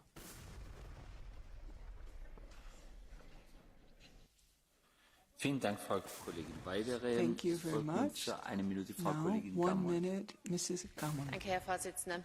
Eine russische Zeitung hat heute eine Kolumne der ehemaligen österreichischen Außenministerin der FPÖ, Karin Kneißl, veröffentlicht. Europa brauche das russische Gas, versicherte sie ihren russischen Leserinnen. Die Putin-Versteher in Österreich und der Europäischen Union stehen nicht nur für den buchstäblichen Kniefall, wie im Fall der Karin Kneißl, sondern für den vollkommenen moralischen Verfall. Ein steirischer Abgeordneter der Kommunistischen Partei bezeichnete die Ukraine als verkrüppelten Staat und wiederholte bekannte Lügen, zum Beispiel von wegen, die Sanktionen seien völkerrechtswidrig. Das macht das offizielle Österreich. Kanzler Nehammer trifft ein paar der einflussreichsten Putin-Versteher, Viktor Orban und Alexander Vucic. Russland hat den Lügenkrieg perfektioniert, aber die Wahrheit bleibt. Russland ist der Aggressor, Wladimir Putin ist ein Kriegsverbrecher und die Ukraine muss diesen Krieg gewinnen. Dankeschön. Ukraine must win this war. Vielen Dank, Frau Kollegin Gammon. Thank you very much, Mrs. Gammon. 1 minute for Mr. Polčák. Udělení slova. EU je pod tlakem dezinformací nejen z Ruska, zvnitřku i zvnějšku již dlouhodobě. Když se podíváte na ruský rozpočet, tak zjistíte, že právě to příslušné oddělení, které má dezinformace na starosti, tak roste rozpočtově každý rok. Ne, že bychom v této věci nic neudělali, ale myslím si, že je nutné udělat v boji proti zejména ruským dezinformacím víc. A musím připomenout návrh, který jsme zde projednávali již v minulém období, já jsem ho podával, o nepřípustnosti financování národních politických stran z třetích zemí. Tento návrh neprošel a čeho jsme svědky dlouhodobě, bohužel ve většině členských států Evropské unie najdete jednu, dokonce více stran, které mají nepochybné ruské financování. Takovýto stav je nepřípustný. A musíme se vypořádat s ruskou propagandou jednou provždy. Vyhnat ji z našich vlád, vyhnat ji z našich politických stran, z našich kanceláří a být jednotní.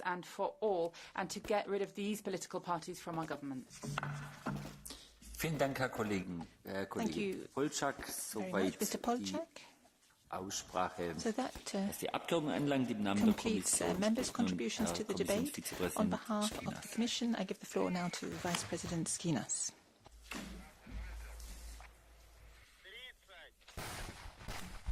Thank you, honourable members, for this rich and at times passionate debate. The only real security concern that Russia is facing is our model of society, our democracy, our way of life. This is what they fear, and this is what they're fighting against in Ukraine. Defending our democracies includes defending the foundations on which it stands: media freedom, open discourse, informed decisions by voters. And we are acting on all these fronts. We are fighting disinformation with everything we've got. But more is yet to come. We shall come forward before next summer with a Defense of Democracy package, which will address the problem of foreign agents and review the European Democracy Action Plan, notably ensuring it is still fit for purpose regarding the fight against disinformation. But we should also ask ourselves collectively a question. Why is disinformation so easily possible in Europe? Why is it so easy to seduce Europeans with toxicity, with ideas that are spread through propaganda campaigns, using decades-old manipulation tools, and disseminate lies so quickly? Why are we so lacking in resilience? Where is the immunity we should collectively have as a union of democracies? I think that these are real questions we should be asking ourselves these days, and we should try to seek remedies and solutions. The quest for a more resilient European society is more pressing than ever before. And we can indeed look around and take examples from countries like Finland, for example, where a robust democratic education system helps people not to become victims of propaganda and to acquire resilience, defense, immunity. And I'll agree with Guy Verhofstadt when he says that we should also do more with our partners. Our partners should and can do more, especially some of them who are EU candidate countries. They cannot be at the same time with us and with those who are aiming to harm us. And the moment of truth is coming. Our people will not understand that in these difficult times, some of our EU countries that aspire to be members of the family can act on both boats. And if they forget it, let me assure you that we shall remind them of this obligation. Thank you again. Vielen Dank, Herr Kommissar Skinas. Zum Abschluss der Aussprache nun nochmals im Namen des Rates. Now, to wind up the debate on behalf of the Council, Presidency in Mr. Office, President, Vice President of the Commission, honourable members, today's debate shows once again the complexity of the interference in our democratic life. We must continue to work on strengthening our resilience while also clearly showing that we will not accept actions against our right to have an information space free from manipulation. We will continue to take active and determined actions against it. The Council as a whole attaches particular importance to protecting our democratic processes, institutions and societies from any foreign interference, be it information manipulation or other means. Let me recall some of our actions from past month. On the 2nd of March 2022, the Council suspended the broadcasting activities of Sputnik and Russia Today in the EU or directed at the EU until the aggression to Ukraine is put to an end and until Russia ceases to conduct disinformation and information manipulation actions against the EU and its member states. As you may remember, this decision has been confirmed by the European Court of Justice. In June 22, the Council adopted the conclusions in which it introduced a framework for a coordinated response to hybrid threats and campaigns affecting the EU, member states and partners. The next step is the development of the EU hybrid toolbox, and here the work is actively ongoing under the Czech presidency. It demonstrates the new level of ambition at EU level to counter hybrid threats, including foreign interference and manipulation, and the war in Ukraine was one of the accelerators pushing the political agenda further. In July 22, the Council adopted conclusions in which it reiterated that the EU and member states will step up their efforts to reach out to third countries in order to support Ukraine in agreed dimensions and to counter the false Russian narrative and manipulation of information. And concerning the sanction regime in this area, the Council is of course willing to examine any proposal from the Commission on possible extension of sanction lists. Honourable members, rest assured that the Council will continue to support the joint efforts with the Parliament to make progress on devising ambitious and firm European responses to the issues we have been debating today. Thank you very much for your attention. Suurkiitos neuvostolle ja nyt tämä keskustelu on päättynyt. Ilmoitus teille. ECR-ryhmä on ilmoittanut puhemiehelle päätöksestä, jolla muutetaan valiokunnan nimityksiä. Kyseinen päätös merkitään tämän päivän istunnon pöytäkirjaan ja se tulee voimaan päivänä, jona siitä on ilmoitettu. Ja nyt sitten voimme siirtyä esityslistalla eteenpäin. Meillä on aiheena neuvoston ja komission julkilausumat Romanian ja Bulgarian liittyminen Schengen-alueeseen. Ja aivan aluksi haluaisin pyytää Eurooppa-ministeri Nicolas Beschleä käyttämään puheenvuoron neuvoston puolesta. Olkaa hyvä, ministeri.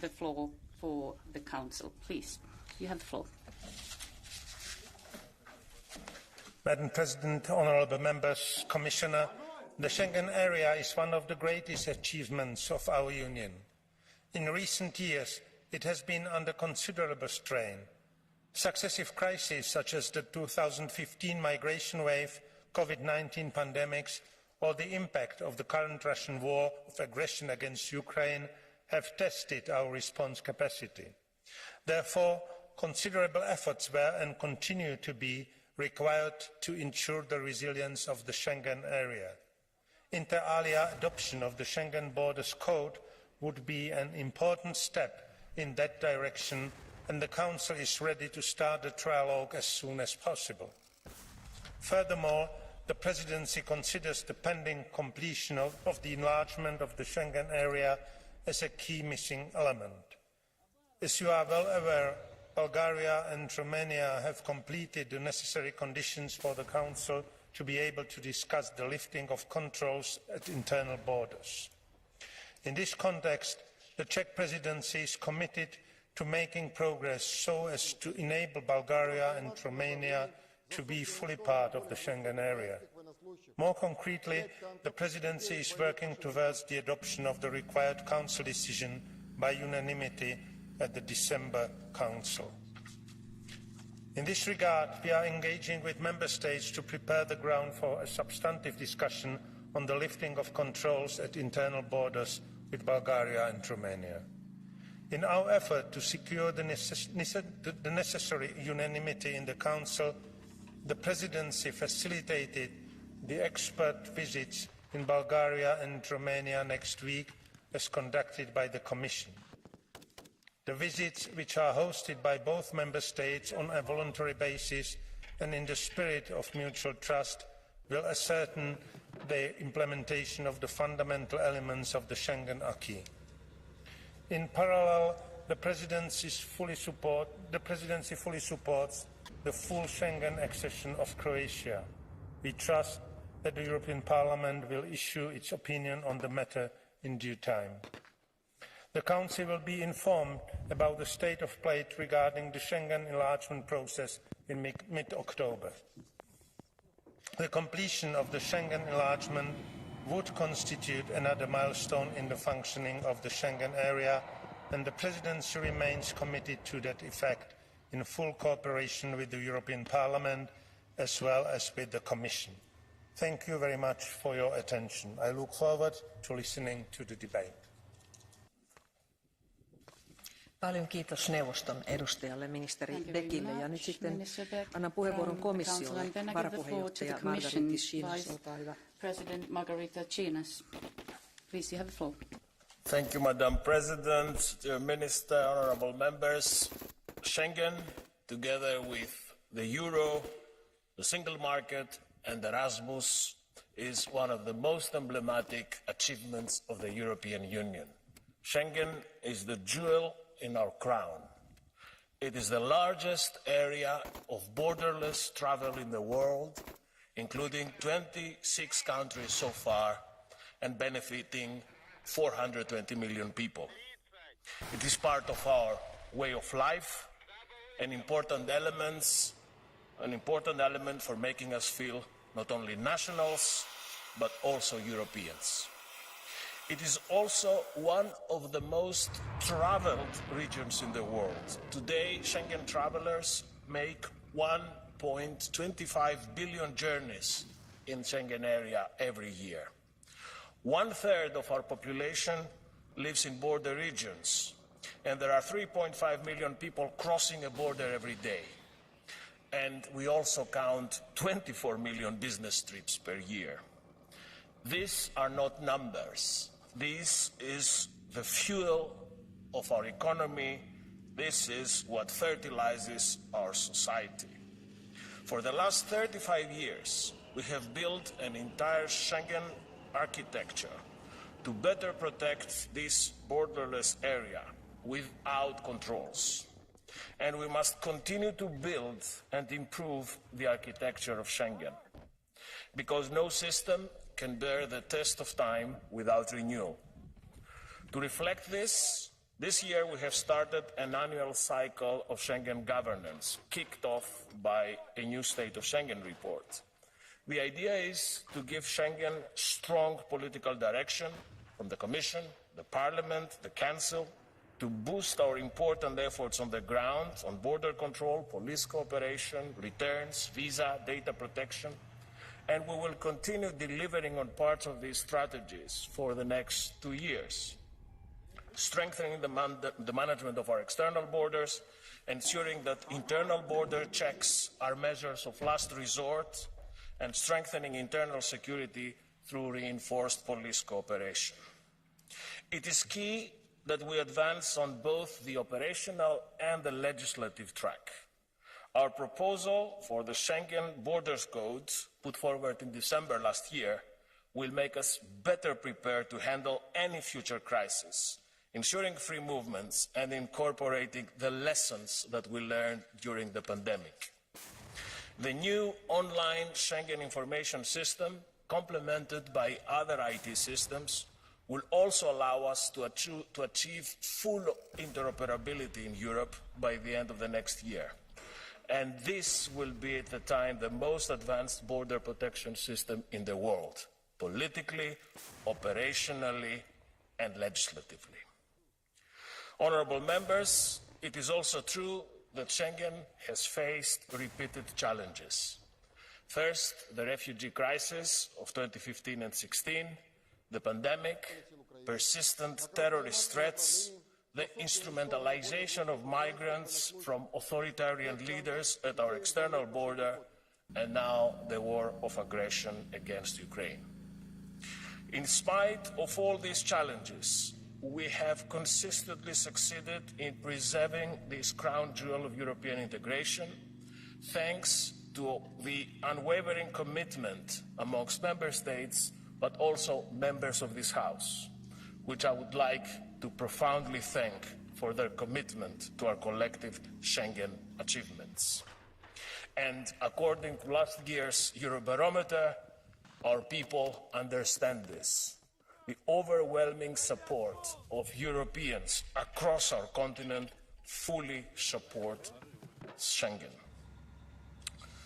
Honourable members, for the best part of our more than 4 decades now, and despite these problems and challenges, the Schengen area has continued growing and deepening. And it is now high time it grew further.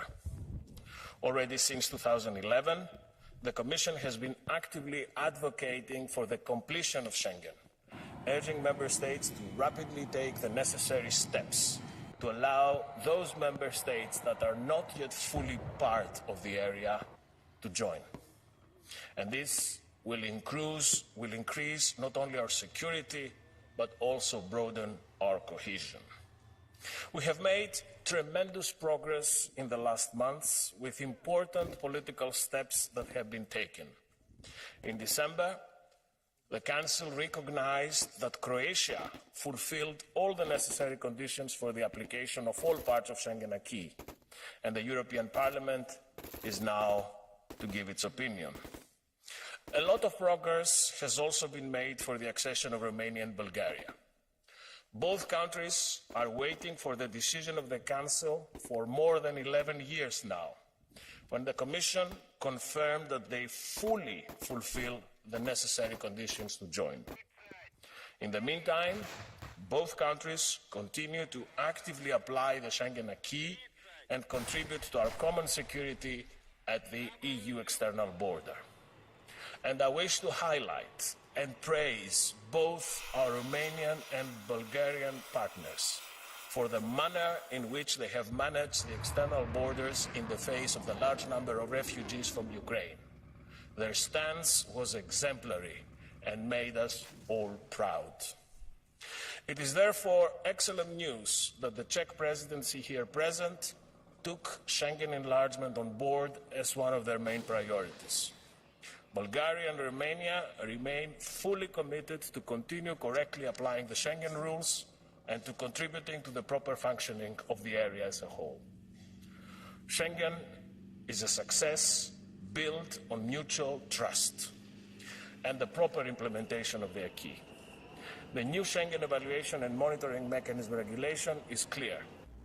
The verification in accordance with the applicable evaluation procedures concerning Bulgaria, Romania, and Croatia had already been completed.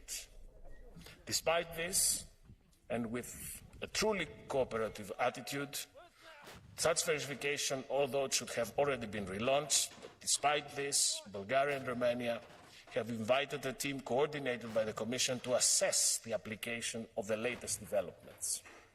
And this upcoming voluntary reassessment of Bulgaria and Romania by means of a fact-finding mission of Commission and Member State experts will take place later this month. It is a very important gesture of transparency that I salute. This is not, and I want to be very clear on this point, this is not about re-evaluating Bulgaria and Romania. It is rather about allowing Member States to get the latest updates and reassurances that the Schengen acquis is still fully applied. This team of experts will look into external border management, police cooperation, including return, Schengen and visa information systems, and visa policy developments in general. But they will look equally into the fundamental rights and data protection frameworks as horizontal topics. Let me conclude by reiterating the Commission's full support to the accession of Bulgaria and Romania to Schengen. This can only strengthen our collective resilience and deepen our cohesion. We now have a real opportunity in December to make at last these historic decisions and let the citizens of Romania, Bulgaria and Croatia benefit fully from our cherished Schengen success, making us stronger and safer together. I remain convinced that by working together, we can fortify and expand this so emblematic European success story to the benefit of our citizens, the internal market, and our economies. Thank you.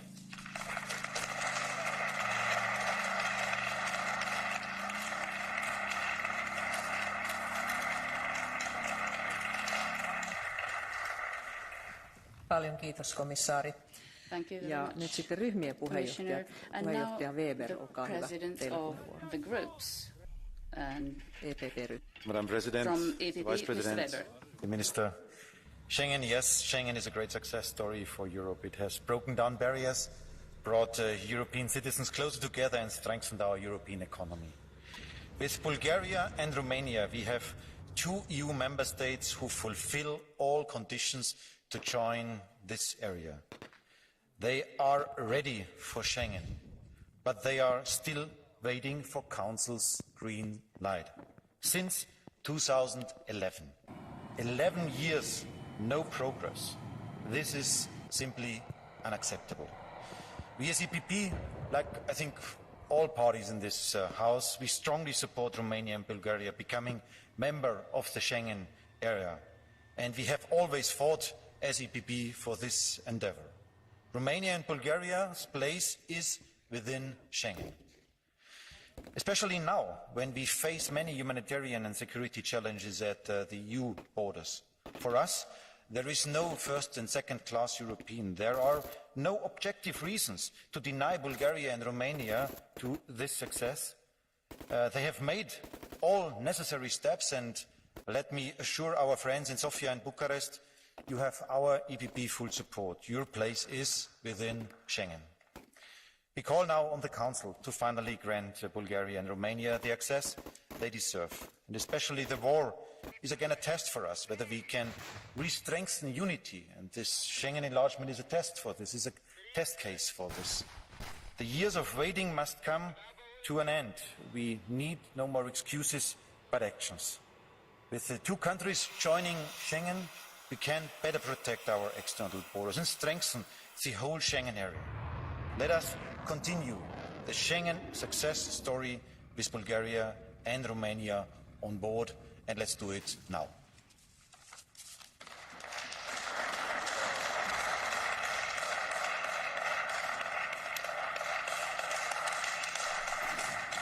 Kiitokset edustaja puheenjohtaja Weber ja sitten SND-ryhmän nimissä puhuu edustaja Garcia Perez. Olkaa hyvä. Garcia Perez, you have the floor. Gracias, presidenta. Thank you, President. 11 años. 11 años llevan esperando Bulgaria y Rumanía sin que exista ninguna razón objetiva para bloquear su entrada en Schengen. La libertad de movimiento, como ya hemos escuchado aquí, es uno de los pilares fundamentales de nuestra Unión, y los ciudadanos de Bulgaria y de Rumanía tienen el mismo derecho que los de otros Estados miembros. No tienen más derechos, pero tampoco menos. Es una cuestión de justicia. No puede ser que un ciudadano búlgaro que vive en otro Estado de la Unión y quiere viajar a su país en coche tenga que estar pasando controles en las fronteras. Es discriminatorio. Es discriminatorio que tengan que pasar por colas diferentes en algunos aeropuertos. Es discriminatorio y además tiene un coste económico que los camiones rumanos tengan que esperar colas para pasar controles fronterizos dentro de la Unión Europea. Este bloqueo en el Consejo tiene que acabar. Porque si no acaba, a quienes se les va a acabar la paciencia es a los ciudadanos y ciudadanas de estos países. Hablamos mucho de solidaridad en estos días, pero la solidaridad tiene que aplicarse a todos. No se puede pedir solidaridad a Rumanía y a Bulgaria cuando la Unión Europea no está cumpliendo con sus propias normas. Es la mejor receta para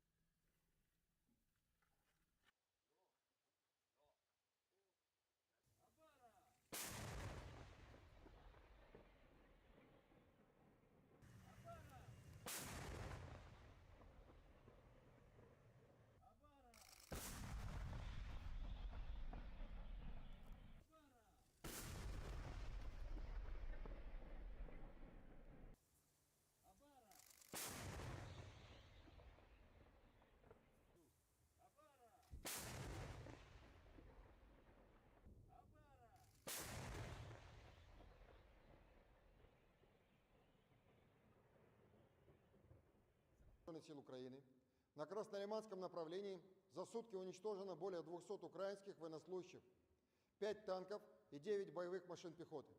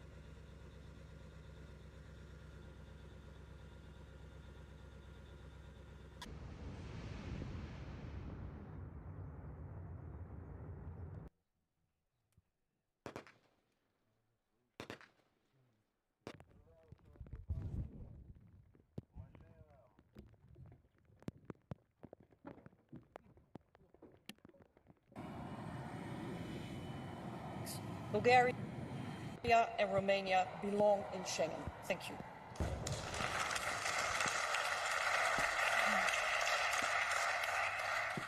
Kiitokset edustaja Sophie Nevel. It's in the common interest of the EU to have all member states be part of the Schengen area. And therefore we welcome today's discussion to overcome the current two-tier system and bring in member states that are still in a waiting room, and thus lift the unequal treatment of citizens of the EU. Yet accession to the Schengen area is not a right, it's a responsibility as well. It means carrying out the Schengen acquis in full compliance with fundamental rights. And this is where we still have some serious concerns. In the past years, there has been mounting evidence of systematic pushbacks and border violence in Bulgaria, as well as Romania. Human Rights Watch reports that Bulgarian authorities were beating, robbing, stripping and using police dogs on asylum seekers and migrants as they pushed them back to Turkey. In Romania, uniformed border guards were seen pushing back people to Serbia. Allowing Schengen accession in the face of such reports de facto also means condoning these grave violations of the rights of migrants and refugees. But my group, let me be clear, my group urges for a merit-based objective decision on a Schengen accession for both countries. So I call upon all member states to do the same.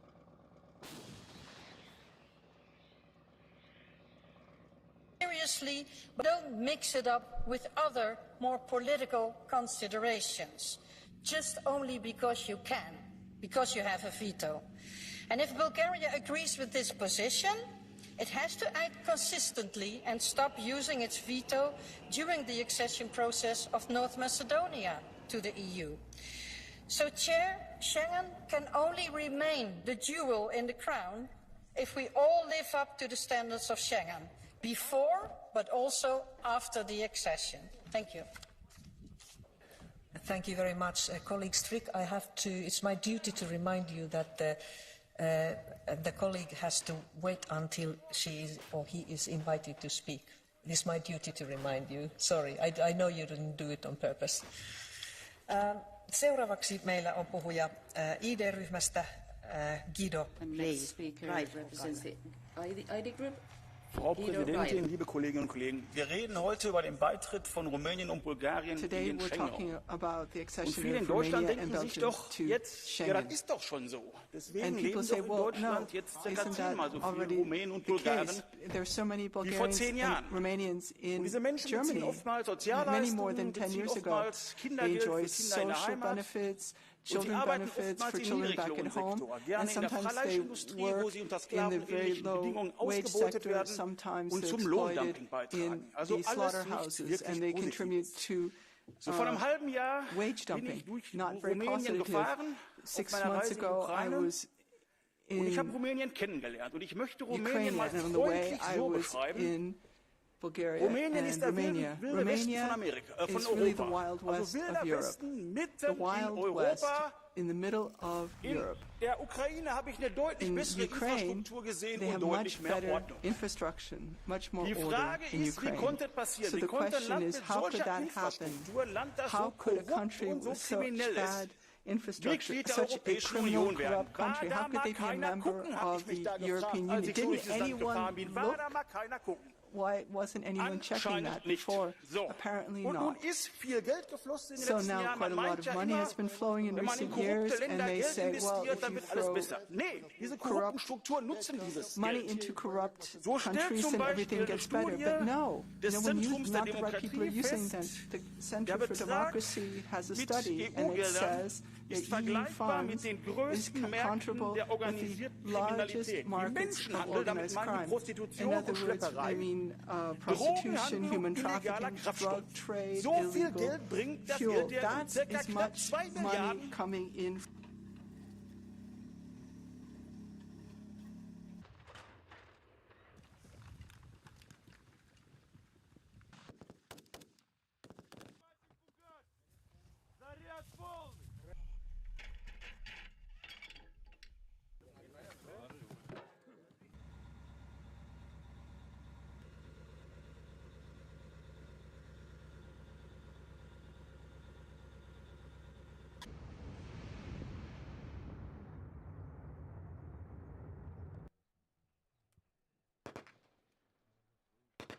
Member state Wild West in a very degrading way is not acceptable, and I will convey this message to the President to take potential measures. So please let's return to the order. I would like to give the floor to Angel Janbatsky from ECR Group. The floor is yours. Благодаря, уважаема госпожо председател. Надявам се наистина да вземете мерки, както заявихте. Уважаеми колеги, неприсъединяването на България и на Румъния към Шенген е истински политически позор за ръководството на Европейския съюз. Истински политически позор, защото всички вие в тази зала, с което между другото ви поздравявам, потвърждавате факта, че и България и Румъния са изпълнили всички критерии и трябва да бъдат част от шенгенското пространство. fulfilled all the conditions and they belong to Schengen. Why? Because just one member state, or rather its government, blocked the accession for domestic political reasons. This is a double yardstick.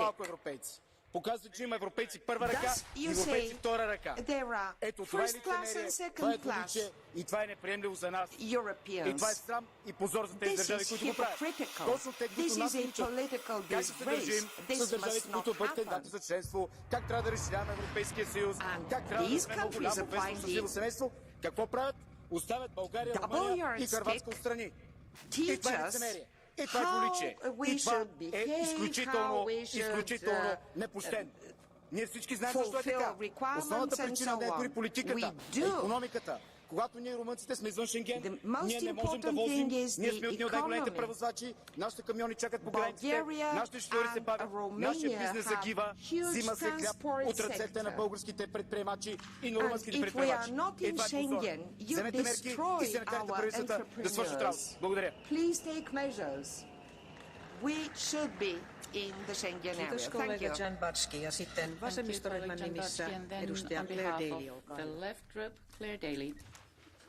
Thanks very much, President. I want to welcome and support the accession of new countries to Schengen. I firmly believe in the free movement of absolutely everybody. But I find it very hard to separate Schengen expansion from the violence that is going on the edges of Europe. The grotesque and spectacular violence and abuse against refugees trying to enter Croatia and, to a lesser extent, Bulgaria and Romania makes it very hard to shake the impression that the EU is demanding that these countries prove that they'll stop at nothing to keep migrants out as a price for free movement. The EU seems to have developed a habit of rewarding appalling behaviour with free movement. Qatar murders thousands of migrant workers. We reward them with visa-free travel.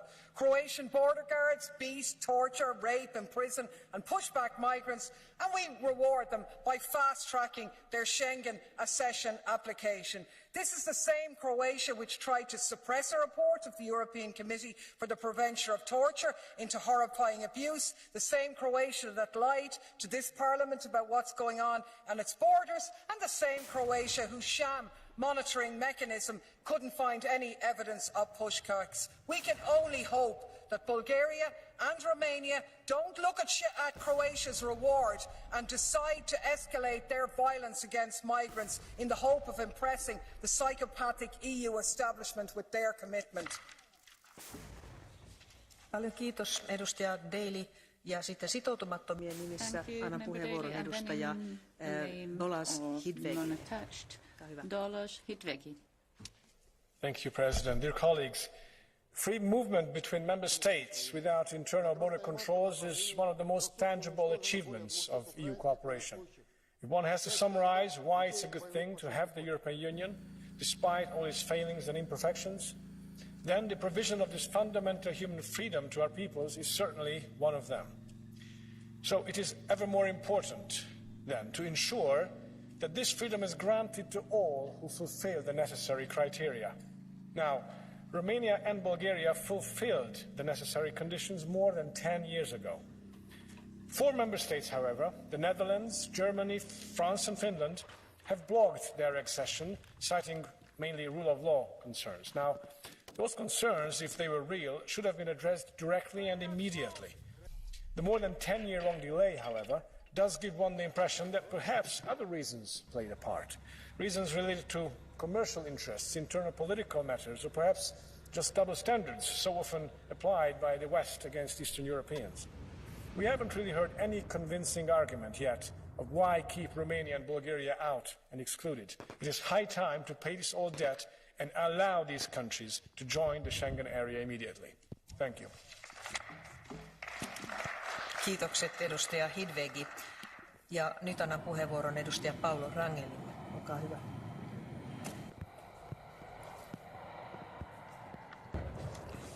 Thank you, Chair, Mr. Minister, Vice President. First, I'd like to say to Mr. Ryle that there are only two countries that are the far west. One is Portugal and the other is Ireland, because they are geographically the far west of Europe, nothing more.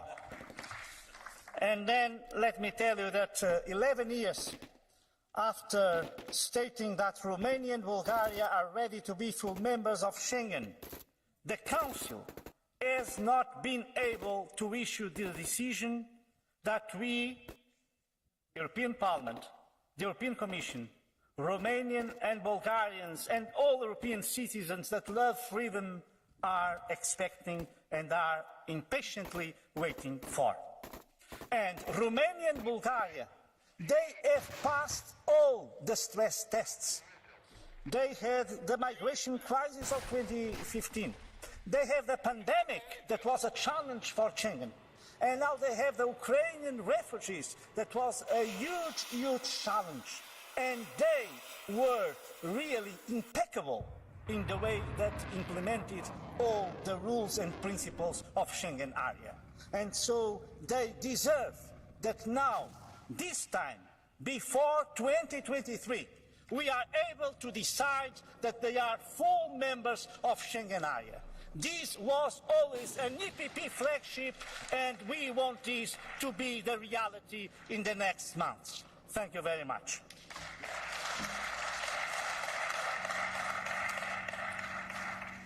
Kiitokset edustaja Rangel. Thank you very much, Mr. Rangel.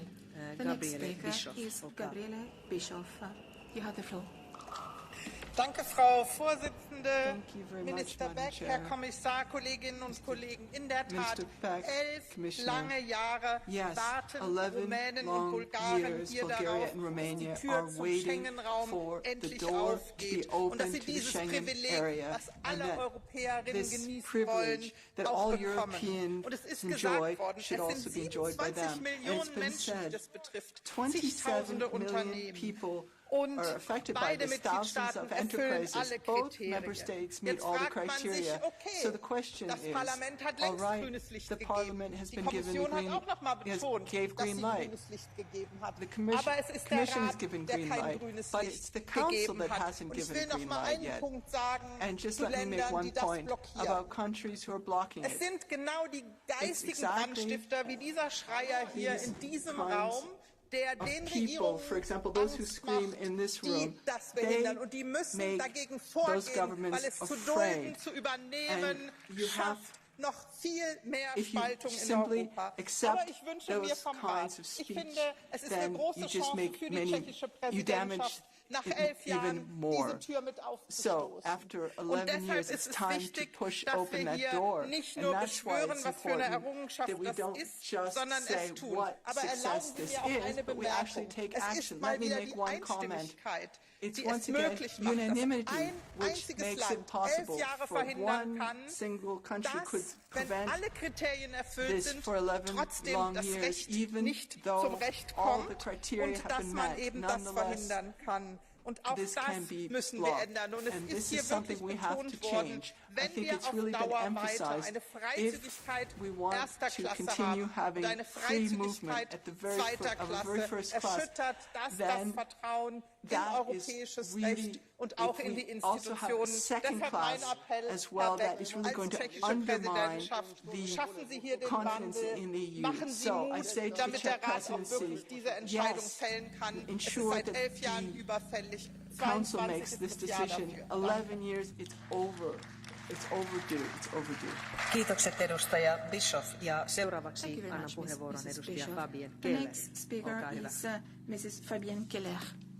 Madame la vice-présidente, Monsieur le vice-président, cher Margaritis Skinas, Monsieur le ministre, cher Monsieur Beck, la Roumanie et la Bulgarie font partie de la famille européenne. Il est temps, il est grand temps de les associer pleinement à notre espace de libre circulation et offrir à tous leurs citoyens les mêmes droits. Ce n'est pas qu'un symbole, c'est une nouvelle étape clé après l'entrée de la Roumanie et de la Bulgarie dans l'Union il y a déjà 15 ans, en 2007. Mais Monsieur le Commissaire, le renforcement de Schengen est aussi un impératif sécuritaire. Strengthening Schengen is also important for security, to ensure effective protection for all European citizens in light of the serious threat at the gates of Europe, the Russian war in Ukraine. Dans le cadre de la présidence française, le président Macron a impulsé l'instauration d'une nouvelle gouvernance politique de l'espace Schengen. Avec mon groupe Renew Europe, nous sommes pleinement engagés à mettre en œuvre ce projet de renforcement de l'espace Schengen avec la Roumanie et la Bulgarie. Je vous remercie. With Romania and Bulgaria. Thank you. Kiitokset edustaja Keller. Ja seuraavaksi edustaja Jean-Paul Garot. Jean-Paul Garot. You have the floor.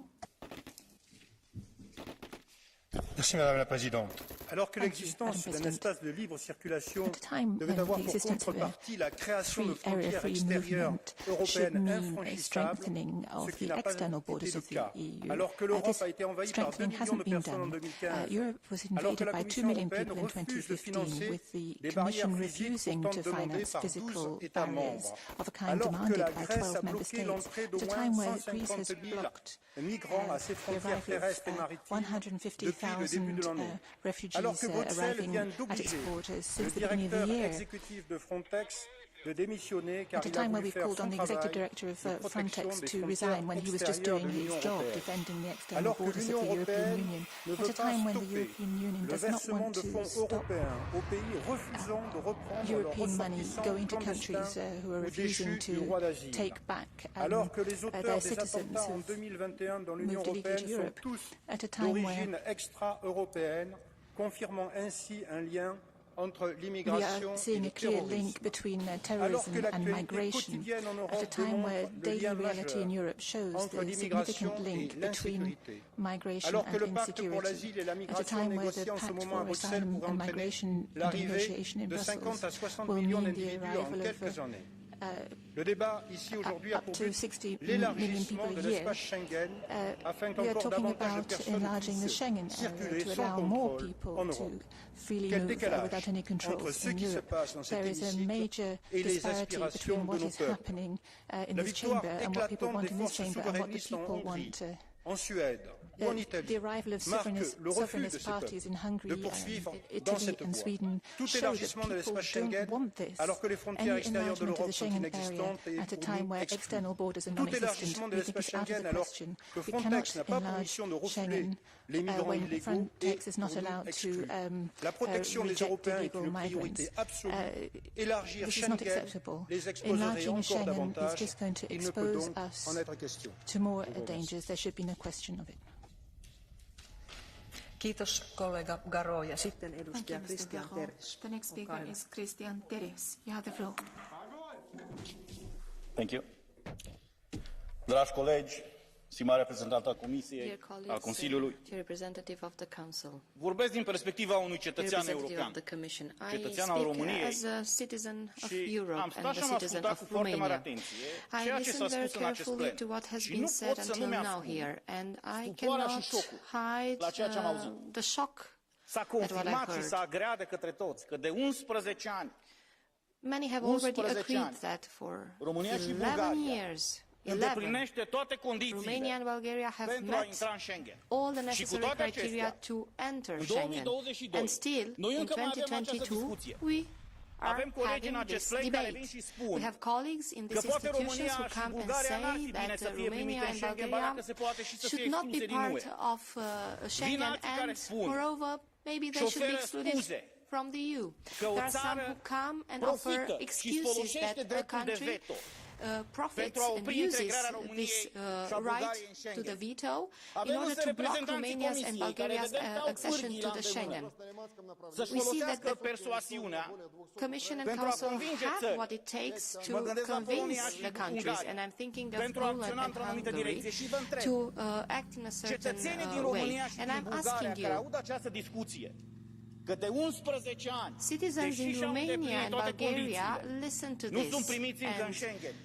What do they think when they hear that after 11 years, after meeting all the criteria, still they cannot enter the Schengen? What do they believe about Europe, the Parliament and the Commission? Therefore, I'm urging you to do everything that's possible that these two countries that for 11 years have met the requirements to finally enter Schengen. Thank you.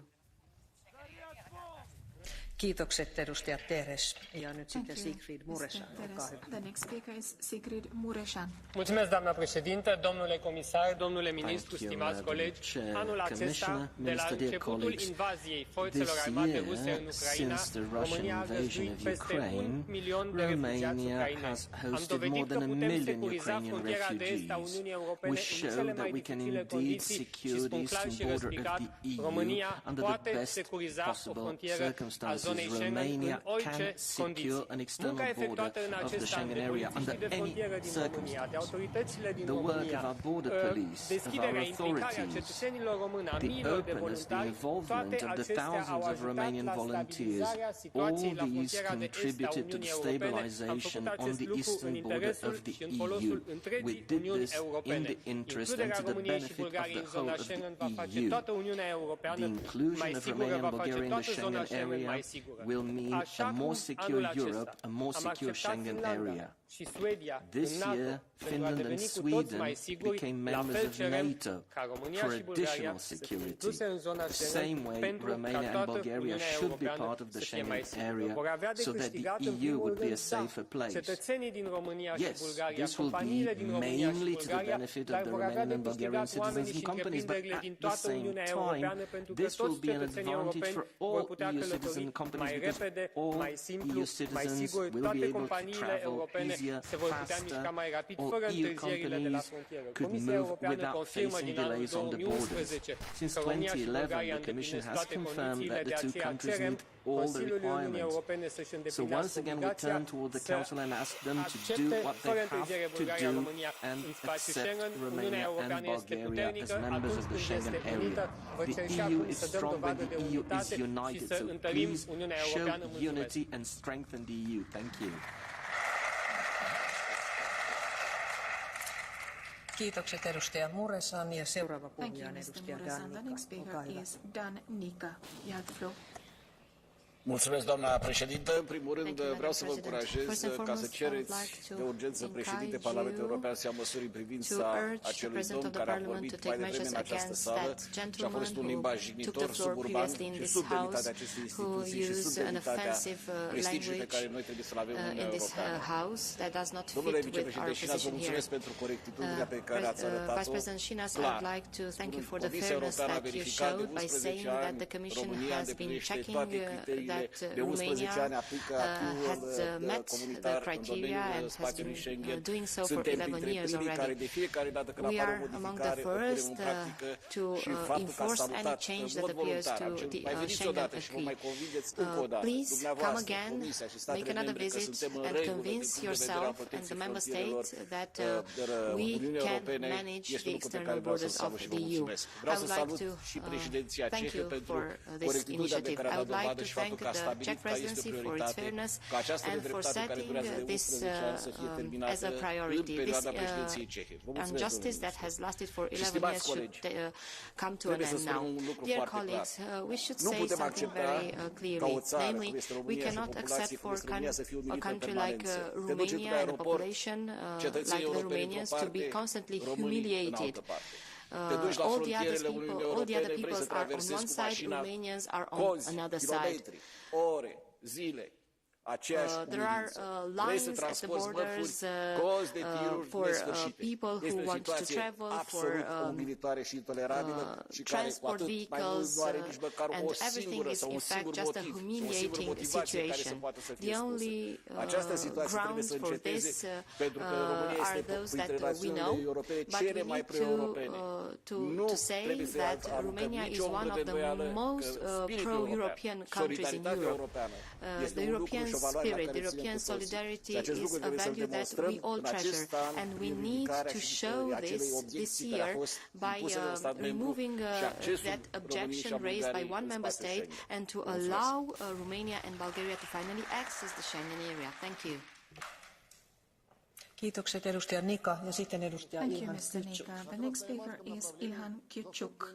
Благодаря, госпожо председател. Уважаеми колеги, години наред слушаме различни аргументи. На първо място трябва да се отбраня границата добре. показва времето, че границите се охраняват добре. Второ място, трябва да се реформира шенгенското пространство. Да, и там се направи огромен напредък. На трето място, трябва да има геополитическа ситуация. Нова, фундаментална. Има фундаментална, нова геополитическа ситуация. Какво трябва да се случи още, за да може България и Румъния да бъдат част от шенгенското пространство? Трябват сериозни политически решения, отговорни политици.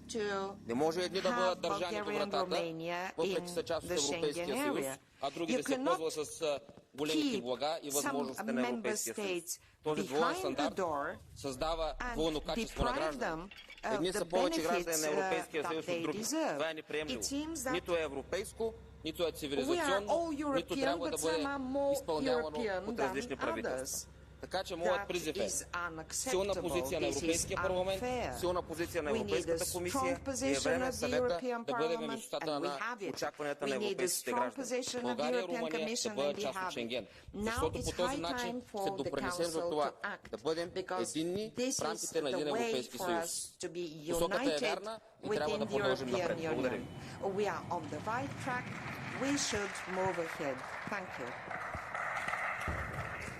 Kiitos edustaja Kyutsuk ja sitten edustaja Gunnar Beck. The next speaker is Gunnar Beck.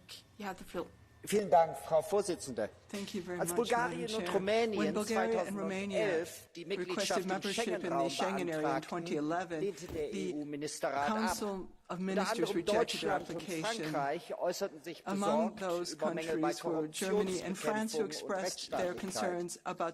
Plötzlich unterstützen Macron und Scholz den Beitritt beider Staaten als auch Kroatiens, obwohl laut dem Korruptionsindex von Transparency International Bulgarien, Kroatien und Rumänien in den letzten 10 Jahren keine Fort-, sondern Rückschritte bei der Korruptions- und Kriminalitätsbekämpfung gemacht haben. Wieso also jetzt grünes Licht? Der Grund scheint klar. Die am neuen EU-Migrationspakt plant von der Leyen für Migranten neue sogenannte sichere Zugangswege in die EU zu schaffen, die ihnen den gefahrvollen Seeweg ersparen.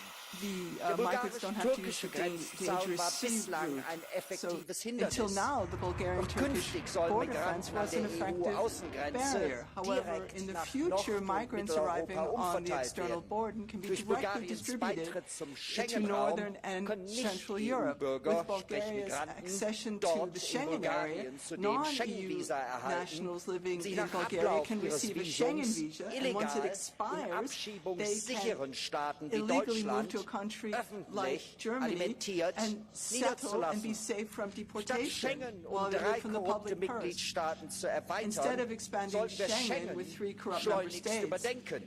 Wir brauchen 2 große Reformen. Erstens die Erweiterung des Schengen-Binnengrenzkontrollen. Die Corona-Krise hat gezeigt, dies ist rechtlich unbedenklich. Und zweitens einen effektiven Schutz der EU-Außengrenze. Denn was Sie hier planen, sind keineswegs Reiseerleichterungen, sondern neue, bequeme Zugangswege für die Masseneinwanderung des Bevölkerungsüberschusses des Orients und Afrikas. Colleague Beck, there's a blue card to you from Vlad Marius Botos. Yeah. We don't ask anymore if you accept it. You will be given the blue card by colleague. Herr Beck, ich werde Sie in Deutsch fragen, weil ich kenne Ihre Sprache. Ich weiß nicht, ob Sie meine Sprache kennen. Und ich will, dass Sie sich und Ihr Kollege an uns, an den rumänischen Volk, dass Sie ein bisschen,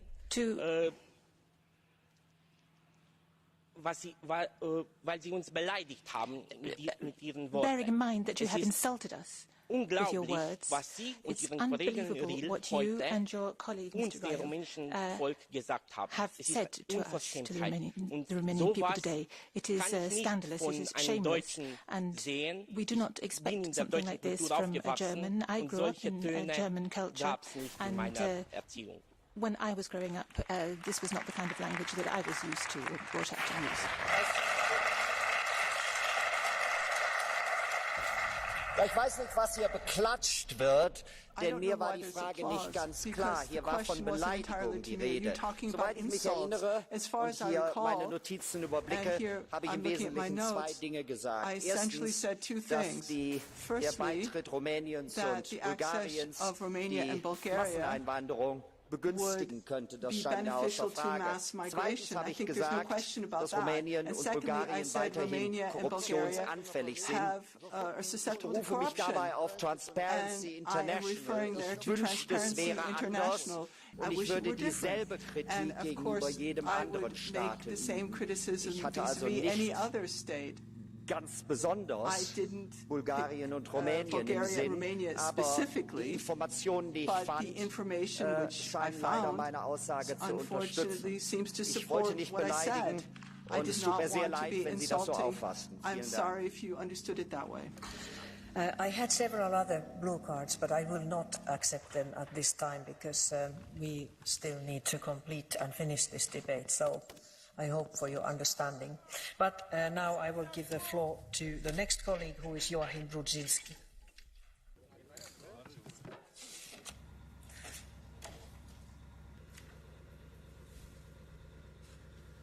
Bardzo dziękuję, Pani Przewodnicząca. Szanowni Państwo, była tutaj mowa o tym, że tej naszej debacie przysłuchują się dzisiaj obywatele pięknych europejskich państw, takich jak Rumunia i Bułgaria. Ja chciałbym się zwrócić do właśnie tych obywateli.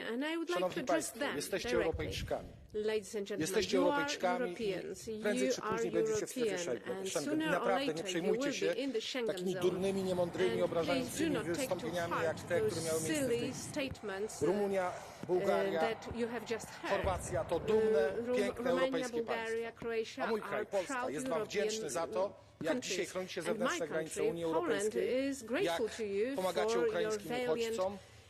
I jesteśmy Wam wdzięczni również za to, że pomimo tych utrudnień, które od 15 lat dotykają Waszych państwa, Wasz kraj, bo wstąpiliście do Unii Europejskiej w 2007 roku, to jednak jesteście solidarnym i lojalnym partnerem wspólnoty europejskiej. Dziękuję uprzejmie. Working towards the European Union, you are loyal members of the European Union. Thank you. Kiitokset kollega Grudzinski. Ja seuraavana edustaja Andrei Kovacev. Thank you, Mr. Brudzinski. The next speaker is Andrei Благодаря, Kovacev. госпожо председател. Уважаеми господин вице-президент на комисията, уважаеми господин министър Бек, скъпи колеги, наистина от 11 години обсъждаме тази тема в пленарната зала. Искам да изразя моята огромна благодарност към огромната част от колегите, които винаги сте защитавали справедливостта и приемането на България и на Румъния в шенгенското пространство, което е записано още в предприсъединителните договори. То не е, както каза преждеговорившият, през 2011 година поискано от България и Румъния. То е записано в предприсъединителните договори, че това ще бъде факт и този факт не се случи от 2011 година, не по вина на България и Румъния, и Комисията и Европейския парламент и на експертно-техническо ниво винаги е давана оценката, че България и Румъния са абсолютно готови. Ние сме част от Шенгенската информационна система, захранваме с информация от нашите служби информационната система, допринасяме за сигурността на Европейския съюз, на всички европейски граждани, като защитаваме и външните граници на Европейския съюз, разбира се, солидарно с всички инструменти на Съюза, с Frontex и така нататък. Но гражданите са изморени от този дебат. Българските граждани са изморени всеки път да чуват едно и също нещо, че една или друга страна в съвета не взима решението поради техни вътрешни проблеми. Уважаеми господин министър Бек, благодаря на чешкото председателство, че се е заело с тази тема и наистина този път ви желая успех на всички нас в декември месец тази година. Това да се случи, тази справедливост да бъде извършена и да няма различни категории европейски граждани. Българите и румънците заслужават да бъдат в Европейският не само съюз като пълноправни граждани, но в шенгенското пространство, българската икономика и всички справедливо мислещи хора смятат, че решението трябва да бъде взето. Благодаря ви.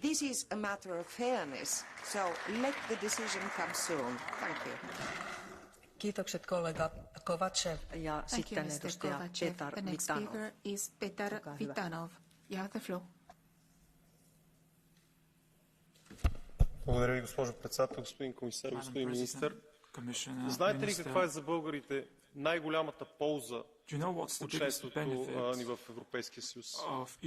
Това е правото на свободно движение, а свободата да пресечеш континента без визи за нас, хората израсли зад желязната завеса, е може би най-видимата и ценна придобивка от членството ни в Европейския съюз. Тази свобода обаче за българите и румънските граждани идва под условие. Вече 11 години съветът не успява да вземе решение за пълно прилагане на правото от Шенген в България и Румъния. Повече от 11 години един проект събира прах, проект за решение, след всички проверки, препоръки и оценки на различни работни групи. 11 години комисията и парламентът признават редовно готовността на България и Румъния и в същото време 11 години българските и румънските граждани са заложници на политически игри, при които все нови и нови критерии се поставят пред двете държави в пълен разрез с правото от Шенген. И тук изобщо няма да говоря за икономическата цена от това бездействие на съвета. Всякакви оперативни инвестиционни разходи за трансгранични работници, туристи, автомобилни превозвачи, товари, опашки по границите, пътни инциденти, включително замърсен въздух. Има и по-страшна цена. И тя е подкопаването на доверието в Европейския съюз и неговите институции. Усещането, че гражданите ни са втора ръка, че има едни правила за богатите и други за бедните. Аз вярвам, че нашия съюз може повече и трябва да бъде по-справедлив. Време е съвета да вземе незабавно решение относно пълното прилагане на разпоредбите на достиженията на правото от Шенген, България и Румъния, за премахването на проверките по всички, подчертавам всички, вътрешни сухопътни, морски и въздушни граници. I would like to address some of our colleagues in the room who might be skeptical about our vote. But if you care about the future of our union, support us. Vote with us on a strong resolution during the next plenary. Thank you so much, Madam.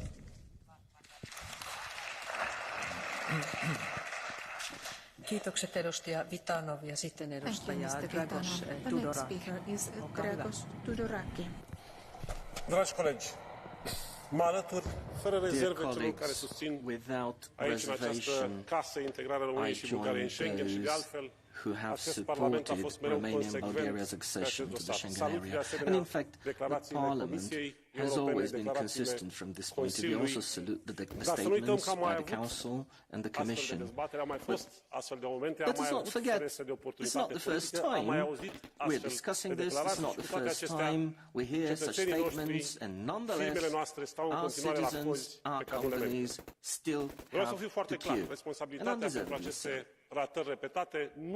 To be clear, the responsibility doesn't solely rest with the Council. It has to be found in our parliaments and governments as well. And this is why I turn towards my colleagues in this room today, saying that let's show consensus here, but let's show consensus at home. Let's work together to walk the extra mile, to deprive any voice in the Council of any possible justification. Let's work together on the laws of justice. Let's make a pact in our national parliaments for Schengen, and then together we can indeed call to account any European leader that might try to fracture European solidarity. Thank you. Kiitokset edustaja Tudor. Thank you, Mr. Tudoraki. The next speaker is Andrei Slebakov. You have the floor. Благодаря, госпожо председател. Аз ще опитам да бъда максимално кратък. Факта, че България и Румъния все още не са приети в Шенген, може да се определи само по един единствен начин. Това е срам и позор за Европейския съюз и за неговите двойни стандарти. Вероятно ще повторя неща, които са казали колеги. Колко пъти трябва да се потвърждава нашата техническа готовност и политическа воля? Преди повече от 10 години доказахме, че сме изпълнили абсолютно всички критерии и България и Румъния. И от тогава всички аргументи, които се използват за блокирането на двете държави, са само политически. Истината е проста, но е трудно за преглъщане. Принципите за солидарност и равноправие всъщност са абсолютна илюзия и не съществуват в Европейския съюз. Това е изключително голям проблем и веднага биват забравени нашите две държави. Не знам по какъв принцип. Вместо равноправие получаваме неуважение, а вместо солидарност биваме игнорирани, все едно не съществуваме. Все едно нашите граждани са някакви хора маргинали и втора ръка. Не се заблуждавайте, колкото повече се демонстрира пренебрежението към нашите граждани, мога да ви кажа, че толкова повече ще ги отблъсквате от Европейския съюз. Вие кой искате да се създаде вътрешен конфликт ли? Това ли е целта на Европейския съюз? Вместо обединение да има конфликт между различните народи. Време е да прекратиме тази дискриминация и да присъединим България и Румъния към Шенген. Към колегата от Германия мога да му кажа, че всички коридори, които върват към Европа с нелегални мигранти, са немски. Благодаря ви. All the corridors, all the trucks with illegal migrants are German. Now I would like to give the floor to Johan Rares Bogdan. Olkaa hyvä. Mulțumim, domnule comisar Șinas. Mulțumim, domnule ministru Beck. De 11 ani, două țări europene pe care românii le tratează cu respect îi umilesc sistematic, blocând aderarea la Schengen. Și asta deși companiile lor au afaceri uriașe în România și dețin o bună parte din sistemul bancar și de asigurări. Mereu, România și-a tratat partenerii cu respect. Ce trebuie să mai facem pentru a fi tratați de la egal la egal și respectați de către toți membrii UE? Să provocăm o criză alimentară la nivel european, să blocăm la graniță trenurile și sutele de camioane cu cereale care traversează zilnic România pentru a ajunge pe piețele occidentale, în Olanda, Belgia, Franța, Austria, Germania, Italia. Nu ne obligați să jucăm și noi dur. Am fost mult prea eleganți și mult prea tăcuți până acum. Nu suntem mai puțin europeni decât cei din vest. Nu-i trimiteți pe alegătorii români către populiști și eurosceptici. Blocarea României și Bulgariei în afara Schengen este o nedreptate față de un popor profund european. Acum 500 de ani, un român a fost primul european care l-a împrâns și blocat pe cuceritorul Constantinopolului, Mehmed al II-lea. Se numea Iancu de Hunedoara. În onoarea lui și astăzi toate bisericile catolice din lume trag clopotele la ora 12. Vă avertizez că acum Mehmed al II-lea se numește Putin. A atacat Ucraina cu tancurile, dar a atacat și eurosistemul. Are două arme, minciuna și politicieni care le oferă sprijin. Are oameni care deja le spun românilor că eurosistemul e abandonat. Pentru a anula orice demers anti-european și pentru a anula discursul eurosceptic în interiorul granițelor României și Bulgariei. Țările noastre trebuie să fie obligatorii Schengen. Nu vă bateți joc încă o dată de România și Bulgaria. Ajunge. 11 ani au fost de ajuns. Stop this. Do not take Romania for a fool again. That's enough. Kiitokset edustaja Bogdan ja sitten edustaja Rovana Plum. The next speaker is Rovana Plum. You have the floor. Mulțumesc, doamna președintă, domnule vicepreședinte, domnule ministru Beck. Nu de puține ori am auzit că România, alături de Bulgaria, îndeplinește criteriile tehnice de aderare la spațiul Schengen. Criteriile tehnice le îndeplinim de 11 ani, iar acest lucru a fost confirmat în repetate rânduri atât de către Parlamentul European cât și de către Comisia Europeană. România continuă să implementeze și să se adapteze evoluțiilor acquis Schengen, cu consecvență, beneficiind de accesul la sistemul de informații Schengen și la sistemul de informații privind vizele. Am demonstrat și demonstrăm cu consecvență modul responsabil în care am înțeles să gestionăm frontiera externă a Uniunii, fiind garantul securității pentru 2070 de kilometri de frontieră. Ultimile luni ne-au adus în situația nedorită de a dovedi că putem chiar gestiona în mod adecvat o situație de criză cu peste 1 milion de refugiați care au intrat deja în România, respectând în același timp toate normele Schengen în vigoare. Trebuie să fim sinceri și să recunoaștem. Amânările repetate au fost din motive politice și decizia care trebuie luată este una politică. Credem că suntem într-un moment în care Uniunea trebuie să înțeleagă că sunt necesare gesturi politice clare, care elimină orice ambiguități, gesturi care să arate soliditate credibilitatea proiectului nostru comun, credibilitatea sa și care să recunoască meritele și eforturile acolo unde sunt făcute în acord cu prevederile asumate prin tratat. Ce dorim ca până la sfârșitul acestui an să se decidă evident în mod pozitiv în Consiliu asupra ridicării controlului la frontiere între România și Bulgaria și restul spațiului Schengen. Iar asta nu este decât o respectare a prevederilor tratatelor, prevederi pe care noi ni le asumăm și le respectăm. România merită, românii merită să fie tratați în mod egal ca toți ceilalți cetățeni europeni. România trebuie să intre în spațiul Schengen. Dorim ca și românii să circule liber în spațiul Schengen ca toți ceilalți cetățeni europeni. just like all the other European citizens. Thank you. Edustaja Blom, kiitos. Ja seuraavaksi annan puheenvuoron edustaja Vladimarius Botos. Mulțumesc, doamna vicepreședinte, stimați colegi, domnule comisar Schinas, domnule ministru Beck. Aderarea României și a Bulgariei la spațiul Schengen este importantă pentru că ne aduce cu adevărat la același statut de cetățeni europeni pe care îl au toți ceilalți cetățeni din statele membre. Este un pas firesc și necesar care ar veni după mai bine de 15 ani de la aderarea noastră în Uniunea Europeană.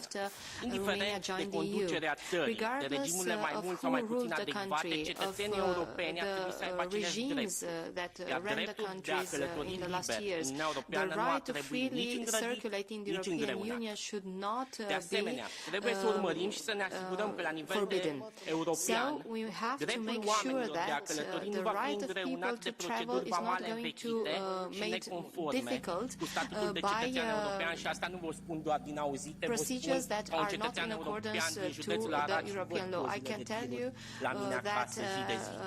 Propaganda anti-europeană, și am văzut și în această sală, este din ce în ce mai dură, iar faptul că românii și bulgarii sunt ținuți ore în șir la granița spațiului Schengen pentru a putea circula în Uniunea Europeană nu ajută cu nimic spiritul european pe care cu toții ne dorim să-l vedem la cât mai mulți cetățeni europeni. Mulțumesc! Kiitos edustaja Botos ja seuraavaksi edustaja Andrei Novakov. Thank you, Mr. Botos. The next speaker is Andrei Novakov. Госпожо председател, господин вице-президент и особено господин министър. Желязната завеса не беше просто израз. Тя беше разделителна линия между два свята. Един на бариери и бодливател, и друг на свободен личен избор. Това беше толкова силна разделителна линия, че превърна Берлинската стена в символ на студената война. Толкова силна разделителна линия, че най-голямата победа в студената война беше събарянето на Берлинската стена. Но особено ценен урок ни преподадоха хората от двете страни на стената. Може да копаеш тунели, може да проектираш балони, можеш да плуваш в студените ледени води, но желанието за достоен живот побеждава. Желанието да пътуваш спокойно побеждава. 33 години по-късно ние сме изправени пред същия урок.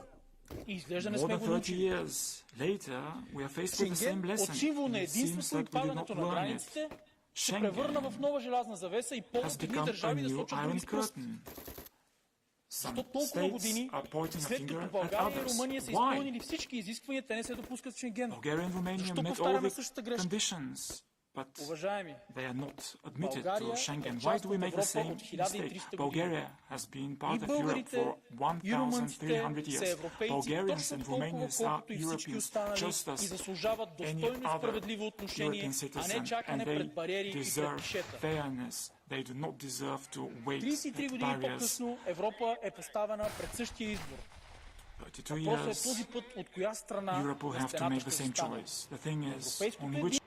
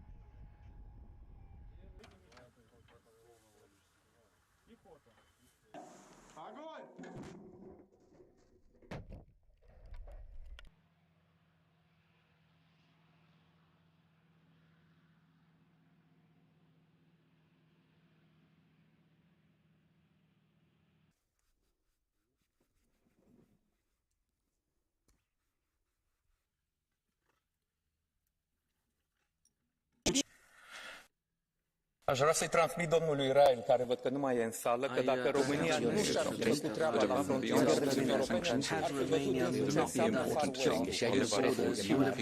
că iată la 15 ani de la aderarea la Uniunea de România este cetățenii români contribuie la PIB-ul altor state membre. Y de la nuestra. Y el esfuerzo que teníamos que hacer será inscrito en las páginas de la historia como un momento en que la Unión Europea, unida, fue capaz de resistir la agresión de un modo de vida y de organización política radicalmente distinto, contrapuesto al nuestro. Muchas gracias. Thank you very much to the High Representative. Next, I give the floor to Commission President Ursula von der Leyen, please.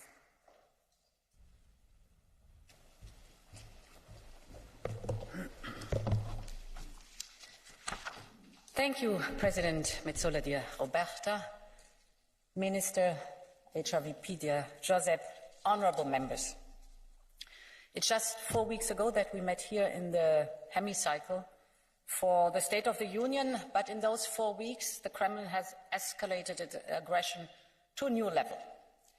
Putin has launched Russia's first mobilization since World War II, treating hundreds of thousands of young Russians as cannon fodder. He uses sham referenda in an illegal attempt to change international borders by force. And since many months, he is using energy as a weapon. Now, of course, we feel that the Russian war causes economic and social hardship, and it places a heavy burden on our citizens and on the economy and in our single market. We see in particular the rising energy prices and gas and electricity prices that are leading to reduced purchasing power, and they are leading to a